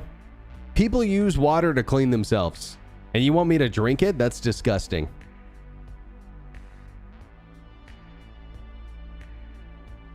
Can you individually suppress oxygen on fire? I don't think that part of engineering is in yet, like the fire stuff. But maybe. You know what we could test that with? Is like maybe someone with their helmet off. Yeah, what happened to pirating? Did you kill him? Did you get caught? No, the guy was trying to figure out. No, he was just having a hard time. He's out Having a of bother. time, so you let him go. Dude, I'll be fucking damned. Airborne does have a hard. Oh, man.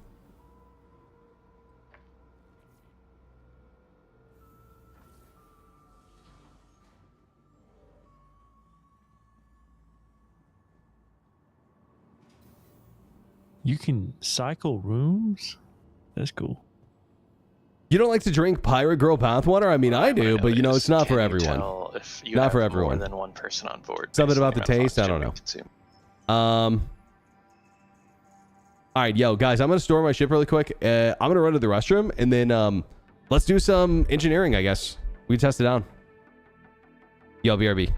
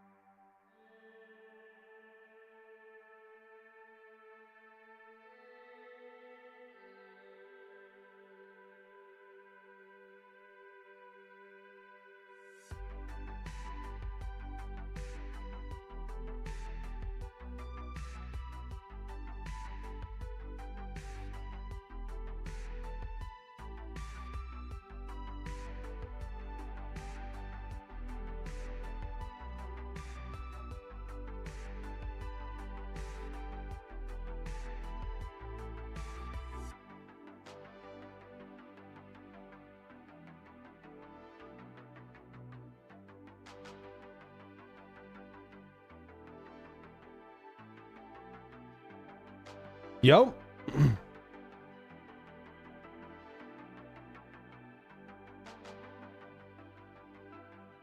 There is 100% chance that you have drinking water that was pissed out by a dinosaur. Okay. All right. I wouldn't call that a fun fact, but that is a fact.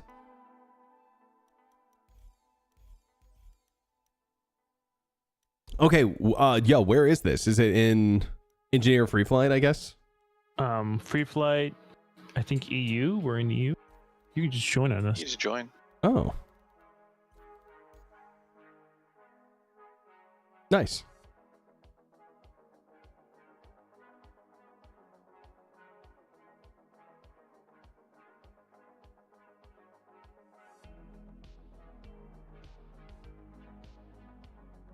Am I spawning on the right ship? I think I might be spawning on yours.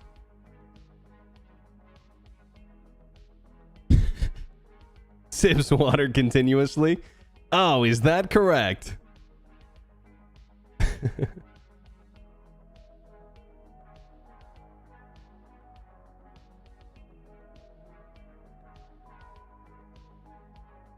Water is born in stars? I guess that might be true. I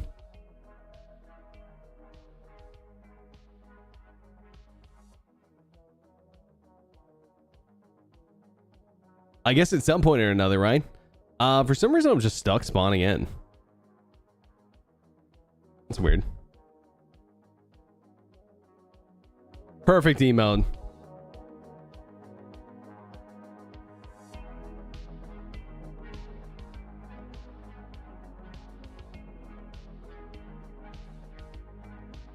What'd he do to you, Versace? To be fair, everything's born in the stars. Yep.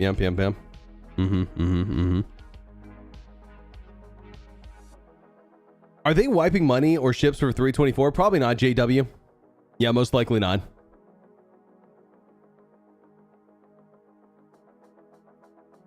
Nothing, I just think it's funny. Okay, duly noted. Duly noted. Duly noted. Fair enough.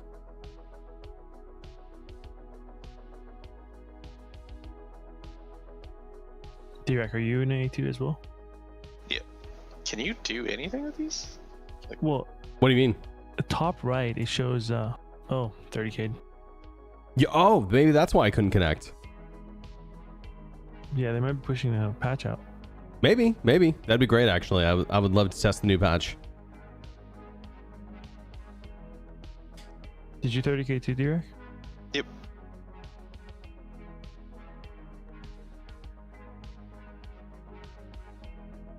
Is this game still beta? If we could figure out Oh, yeah, dude. In fact, how to get the life support going. to keep it real with you, this is probably one of the more unfunctional updates. The one we're about to get, the one we have, and the one we're about to get are both some of the most unfunctional updates I think we've ever. Oh yeah, it's not even beta. I think it's alpha, is what it actually is.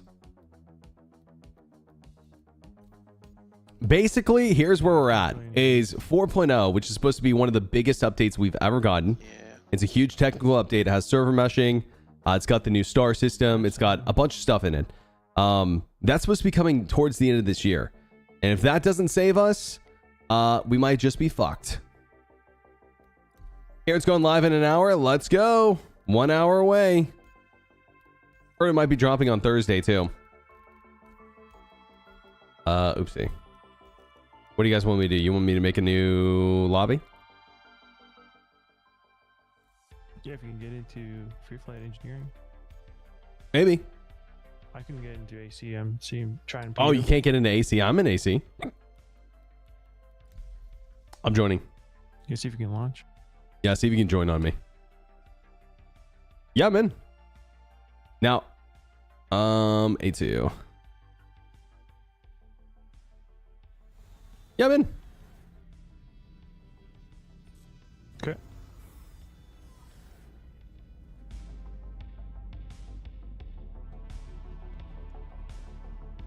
Okay, where's the engineering screen? Here's one of them. Room control. See, this is cool.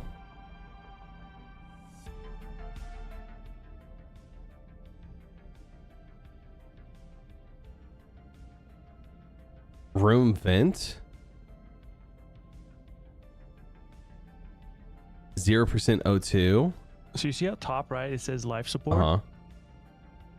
So is there technically And not when any you're life on support your here? items, top right says battery. Yeah, I don't know how you get the life support going.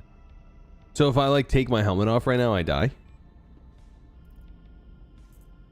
It's a good question. No, I'm good. So it's just not representing life support correctly yet, I think, is what it is. Because like I've got here, let me jump outside and actually make sure it's not that you are not suffocating right now. No, I'm suffocating. I'm good.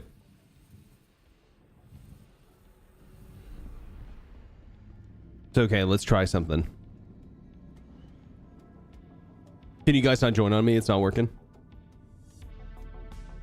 No, I'm here. Okay. trying to figure out Yeah, which. multi-crew enabled. Oh, I need to have multi-crew enabled. My bad.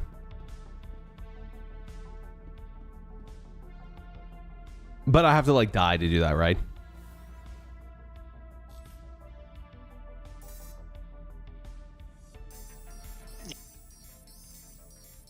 All right, working on it.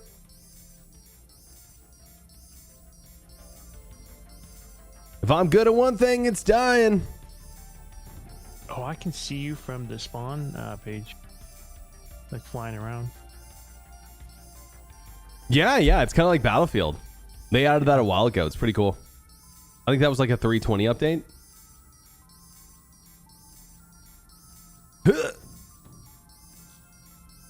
Damn, this thing can ram a lot, to be honest. Is it probably because that new ramming buffer, I wonder? Bonk.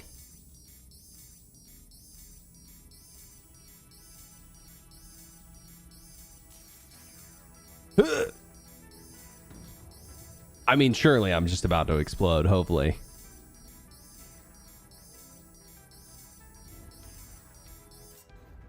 Thank God.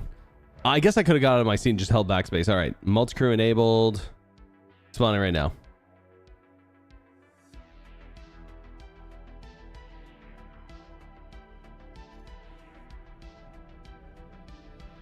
In a marathon, they say the last mile is the hardest, but to quote the Roman Empire, Marcus Aurelius, what we do now echoes in eternity. Roberts, IGN. So yeah, it's just the problem is that it's not a marathon, right?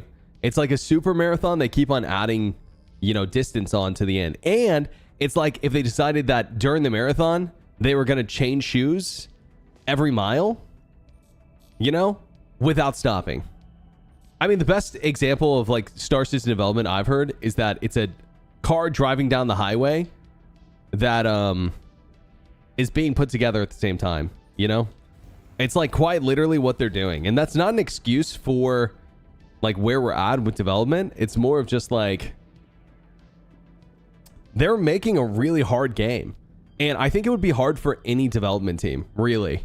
I think it'd be really hard doing it the way they're doing it. Could someone make a Star Citizen clone that was a lot simpler? Sure. But I mean, if it was super easy, someone would have already done it, right? Because I mean, there's money to be made. Yeah, Elite Dangerous, Starfield, No Man's Sky, kind of. I kind of put those games in different categories. All kind of come short to what Star Citizen can deliver. But it doesn't matter if it's unstable and buggy, that's for sure. Is there another engineering screen or is it just the one? I think it's just the one. Oh, well, can you move your big ass out of the way then? All right, it's my turn on the Xbox. Mom said so. Okay, so under...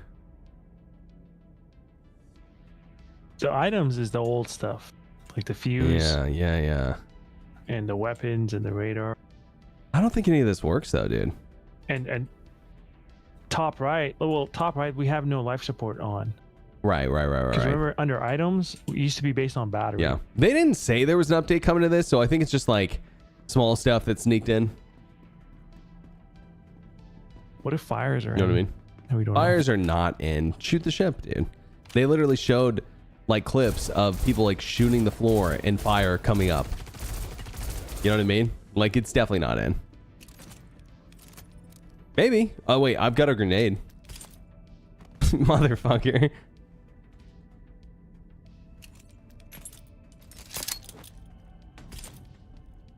Oh, God.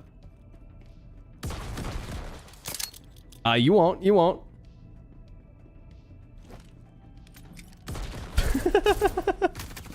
Oh, shit. Oh, fuck. Okay. Yeah, this is player lackluster, to be honest. Wait, you saw what? What'd you see? Yeah, 4.0 for engineering.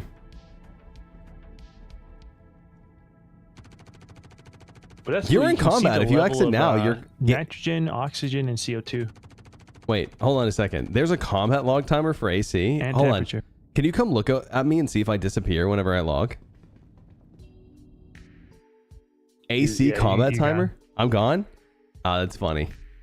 The shields, Yeah, like you're they gone. were flashing on the outside. Yeah, when you were I'm doing gonna head damage back on to PU. Doesn't seem like there's really anything there.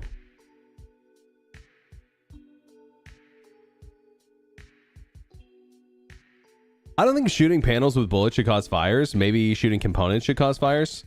I don't know. Like, I don't know how it should work. I get the idea they're trying to do. Like, maybe it should be like you see the fire and it spreads throughout the ship behind the paneling. You know what I mean? Like, you see it like pressing through the panels and stuff. You know, like it should look like the internals of the ship's on fire and you put it out externally. But maybe they just wanted to look more visually outward, if that makes sense. I'm not explaining that correctly, but they just wanted it to look very like front facing in terms of the danger that's approaching you, I think is how they wanted to do it. Which map had the atmosphere? Winter Is it Circle. Bloodshot Ridge? Yeah, that one too. Yeah, that one too. That's true. Yeah, both. It looks good, just skeptical. Sure, I'm skeptical too. Don't know how it's gonna work though. Depending on things behind the metal can catch fire. Yeah, totally. If we're saying the panels are metal like titanium, titanium is flammable at extreme temperatures. I don't know how laser guns work, but aren't they really hot? Yeah. If you guys don't know, the original pitch for laser guns on ships was that they could literally melt metal, that they would be able to make armor malleable so that you could shoot through it. Seriously.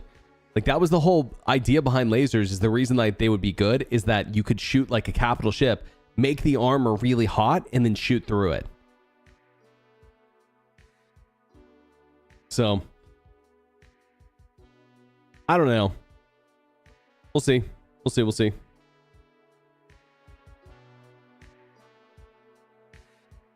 I think that all these systems and stuff are great, but I think I need to see some in-game content in Star Citizen. Like, what does that look like? A base building, most likely, fighting high-level NPCs, which we sort of have. It lowers damage resistance. Yeah, that's what it was supposed to do, at least. I think that after 4.0, CIG's really got to like hone into what they want this video game to be.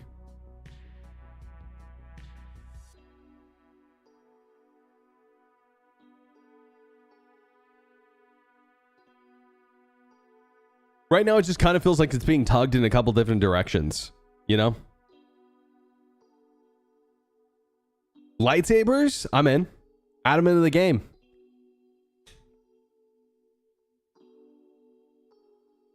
Fire being up in front just makes things easier for players to make. Yeah, it's like the gameplay is more accessible of like putting the fire out. It's like sort of like a an oh shit kind of like management on your ship, like a damage management almost. We'll see if maybe it only needs to happen in extreme circumstances. I don't know. They need actual game systems like economy, progression, mission arcs. Yeah. Agreed. I mean, a lot of people don't want mission arcs. They feel like we shouldn't get that it should be more sandbox. But the thing is, there's no reason why we can't have both.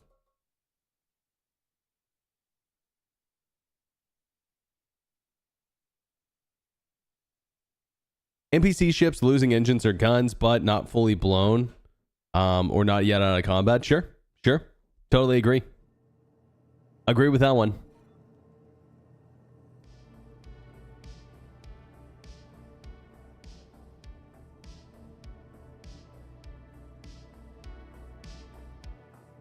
Oh. Okay, we're getting out of bed slowly but surely.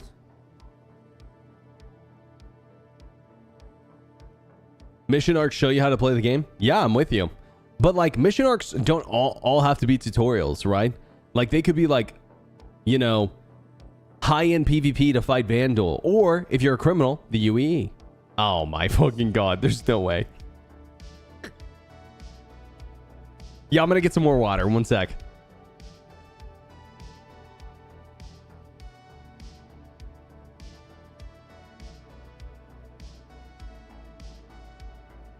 D-Rack, are you still in engineering?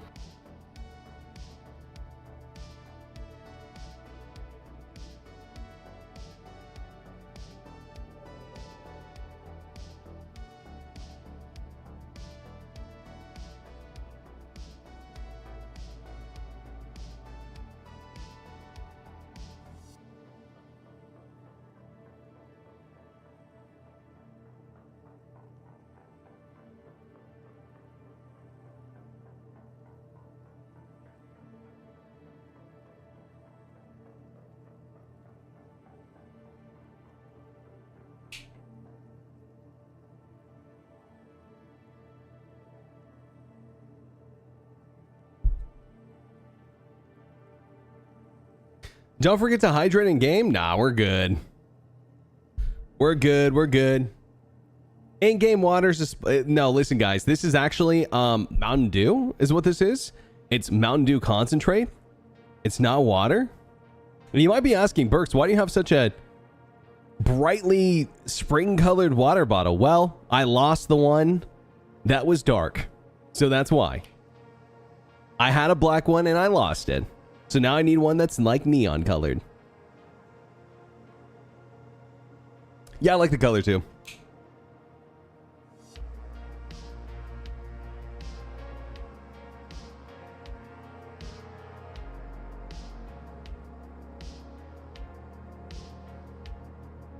What do they use to make concentrated Mountain Dew? That's a great question. That's a great question. Guys, I'm going to keep it real with you. I'm really hoping this this update comes out. Let's see if there's any whisperings or rumors in testing chat, or any like patch news or anything. Doesn't seem like it. The monthly report. Monthly report. You said has some interesting stuff in it. You know, honestly, I'd be down to watch a video. Yeah, maybe Mike has one. Oh yeah, that's good too.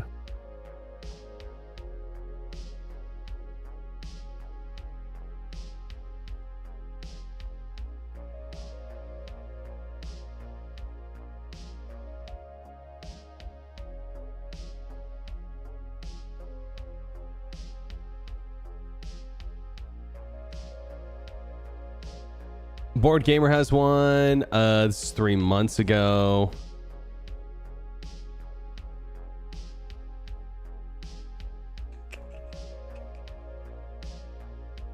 I don't think Mike made one, as far as I can tell.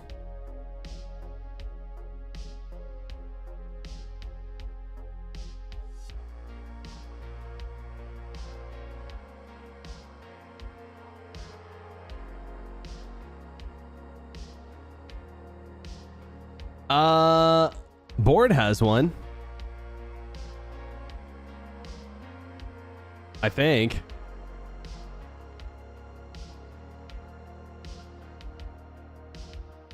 Yeah, just give it to me, bro. I'll read it. I'll read it.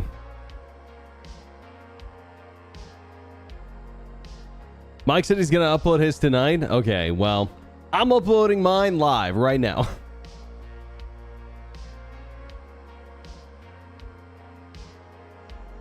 Would it be August or June? Or sorry, not June. August or July?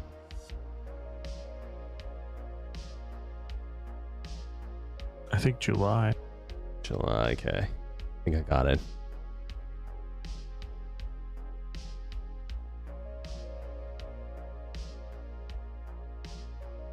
Yep, July. Okay.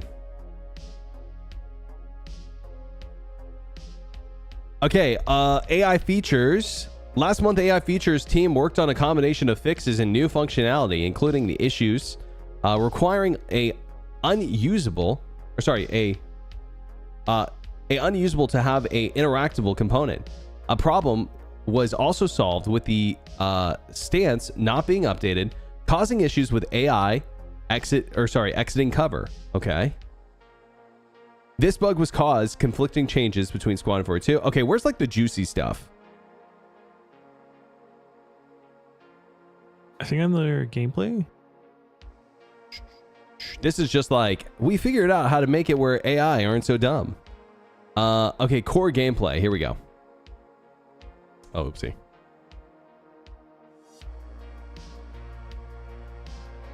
Okay, core gameplay. Gameplay feature teams progressed with a wide variety of features throughout the July, beginning with the charge and drain. For example, they added networking. Yep, we saw this. Support to a wider feature. Added networking support to bring down unpowered items back to life. Implemented weapon rollback and supported UI implementation. Progress was then made on the overheat mechanic. Okay, anyone remember the overheating mechanic from 3.10? Hopefully it's nothing like that. Improving ways to tune heat values. Moving forward, all energy weapons will have potential overheat.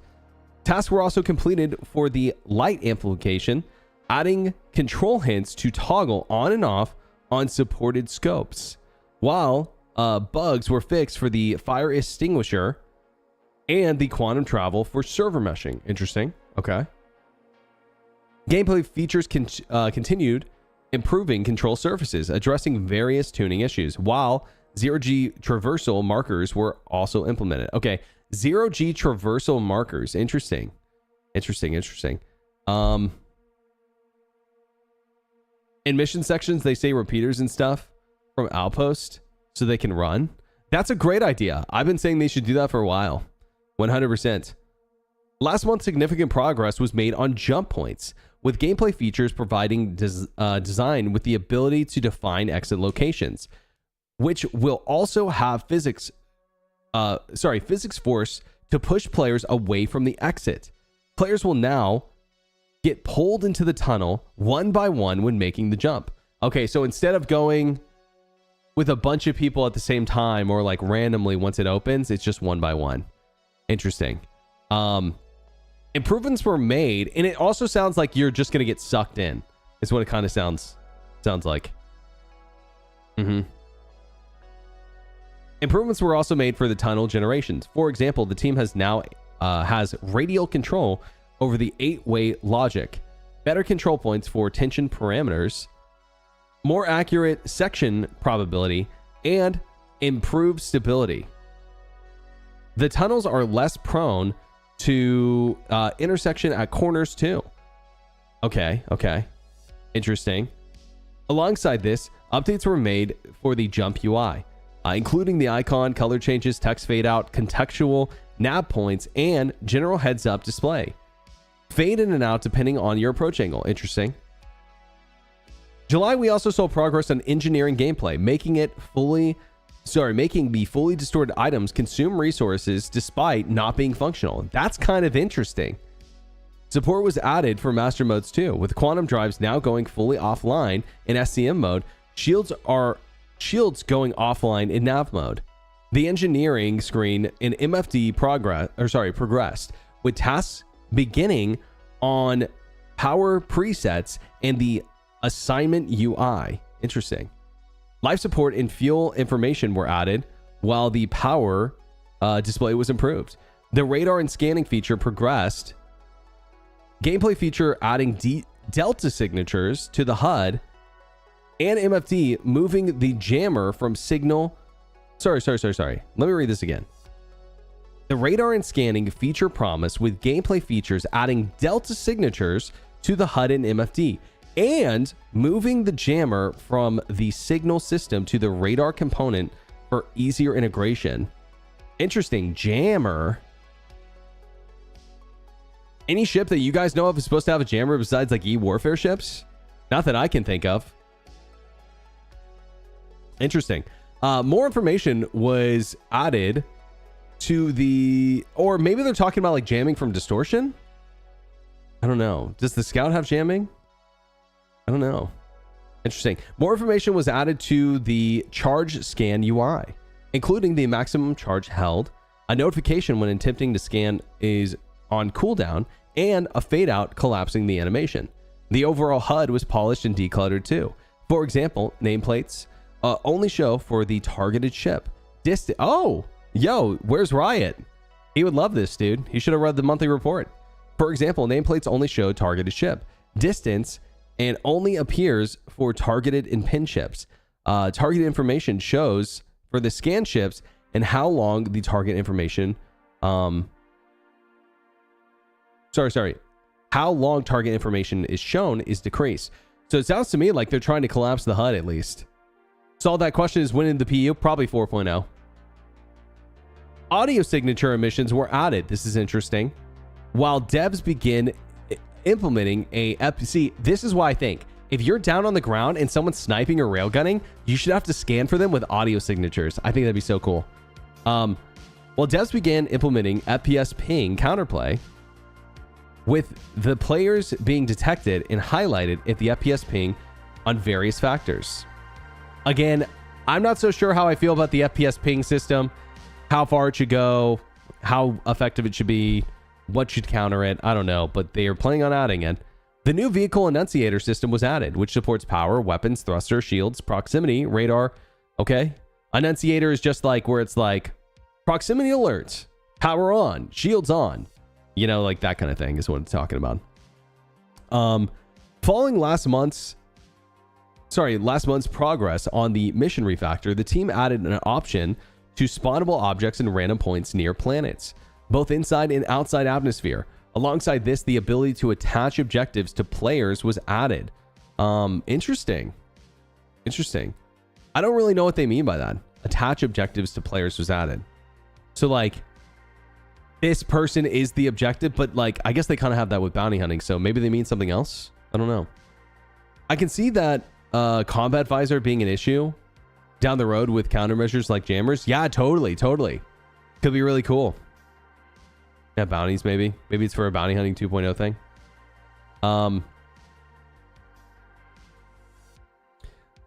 Last month's progress on the mission refactor, the team added the optional spawn points at random points near planets, both inside and outside atmosphere. Alongside this, the ability to attach objectives to players was added. Right, I already read that. Contract generation was improved, and the contract broker service was implemented. The latter was created by the online service team and enables full contract details and properties to be procedurally generated client side from contract definition. So what they're saying essentially, in short, is they're improving the manual player contract system. I think that's what it seems like. Are we going to get a cloaking device? I actually think a cloaking device would be really cool, but I think how it should work is like you turn it on, and I think like your weapon should be off, your shield should be off, and I think that it should be like there should be some sort of counterplay to it. Like if you know, like you see it and you hit it, it's like, I don't know. Yeah, I don't know. I don't know what the counterplay to something like that would be, but it could be cool.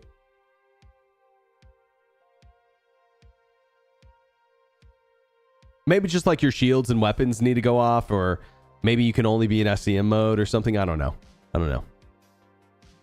Yeah, timer. Make it consume a huge amount of power fuel. Oh, maybe it uses your quantum fuel because it's like bending light around you or something. Could be interesting. Drain power. Yeah, maybe.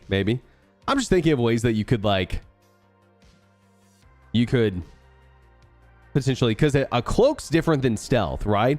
The Hornet Ghost has stealth, and it's good. Actually, Hornet Ghost stealth is good. Support was also given to actual missions, with various bugs being fixed and improved made to the backend hauling contracts. Further support was given to Blockade Runner, while various issues with the UI were fixed. Contract Manager was abandoned. Button behavior was extended to hauling missions too. Various updates were made for the upcoming cargo release. For example, they added search functionality to the item bank, freight elevator kiosk adjustments to auto loading times based on box size. Yep, we saw that. It was good. Okay, cool. Anything else I should read here, or is that about it? You think? They talk about 3 unannounced ships and. Oh shit, bro, dude! I can't wait to break out the wallet. In-game branding, yeah. It's, I think, under art. Mission design.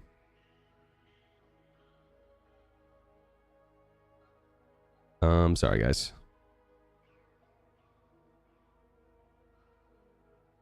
Yeah, Zeus, Polaris, 3 unannounced ships. Yep.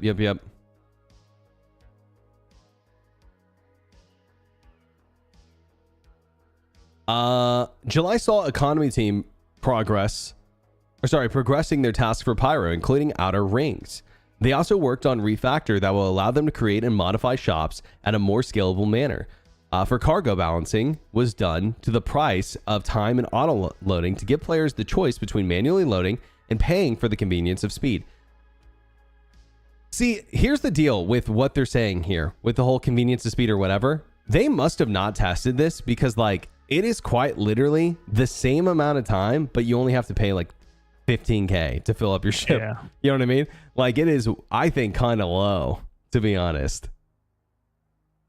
Maybe they should just make the price of commodities go up and also the price of auto loading go up. You know what I mean? Don't kill the profits of the people who are doing manual loading. Yeah, exactly. Yeah, that's what I was thinking it was going to be, dude. Something like that. Like all of the best trade routes in the game were all going to be manual loading, but I guess maybe they kind of are. We'll see. Yeah, okay, I'll read it. Mission design. Mission design continued working on an unannounced content alongside a suite that uses individual features to create a complex form of repair missions. That's cool. For the latter, they identified key structures that would be used to ensure location stays up and running and made them breakable. Again, very cool. I think that's awesome. I think comm arrays could be destructible. Like, I know that's a big deal, but like, it could be cool if like you could break stuff like that and someone had to go fix it, or like something at Jumptown, or I don't know, whatever. SBK. You break turrets and someone has to come fix them. Using information gathered from cargo gameplay being worked on in resource gathering, the current focus is on emergent gameplay that pulls resources from the verse, starting with mining. For example, if a location requires a specific resource, the player can choose how to acquire it: mining, buying, or piracy. Okay. Alongside this, progress was made on the mission side system refactor, which will change how missions are offered and future-proof the wider system. Okay, that's good to hear. It also creates opportunity to fix legacy systems in folder structures and reassessing existing missions. They'll also be able to implement new features into the mission system to allow greater control and more MMO style features and content. Okay. Interesting. Password ship starting systems. Yep. Wait, where was the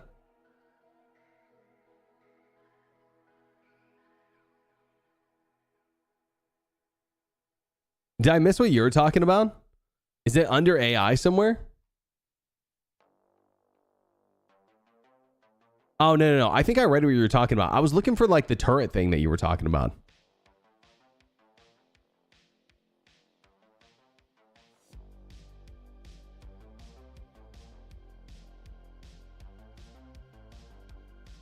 I don't see that though, to be honest.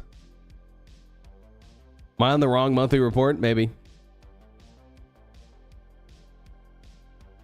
Yeah, okay, cool.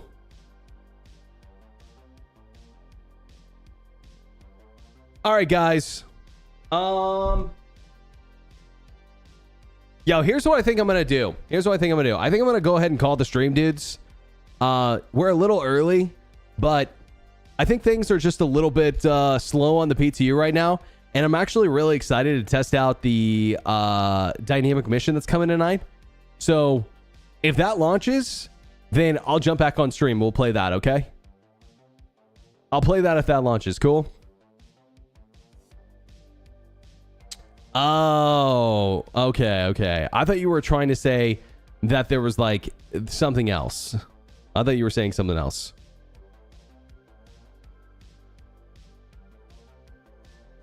Yeah, let me send you guys over to someone else. Yo, Solar One, thanks for hanging out. Leo, thanks for hanging out. Appreciate it.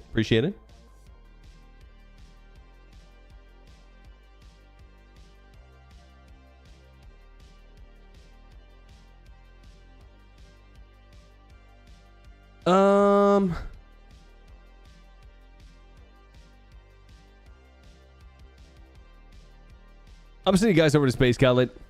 All right, guys. Yo, say what's up to Space Cutlet for me. Give my 07.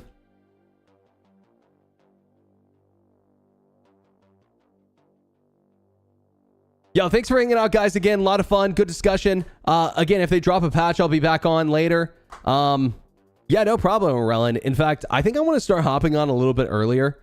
Yeah, especially when the game goes live. Or sorry, when 324 goes live. I have some ideas of stuff I want to do. I'm really trying to focus on making like some more unique Star Citizen content. Like, I feel like I used to do more of it, and we're in kind of a lull with the PTU, but I'm super excited to play some 324, and I'm more excited to play 4.0.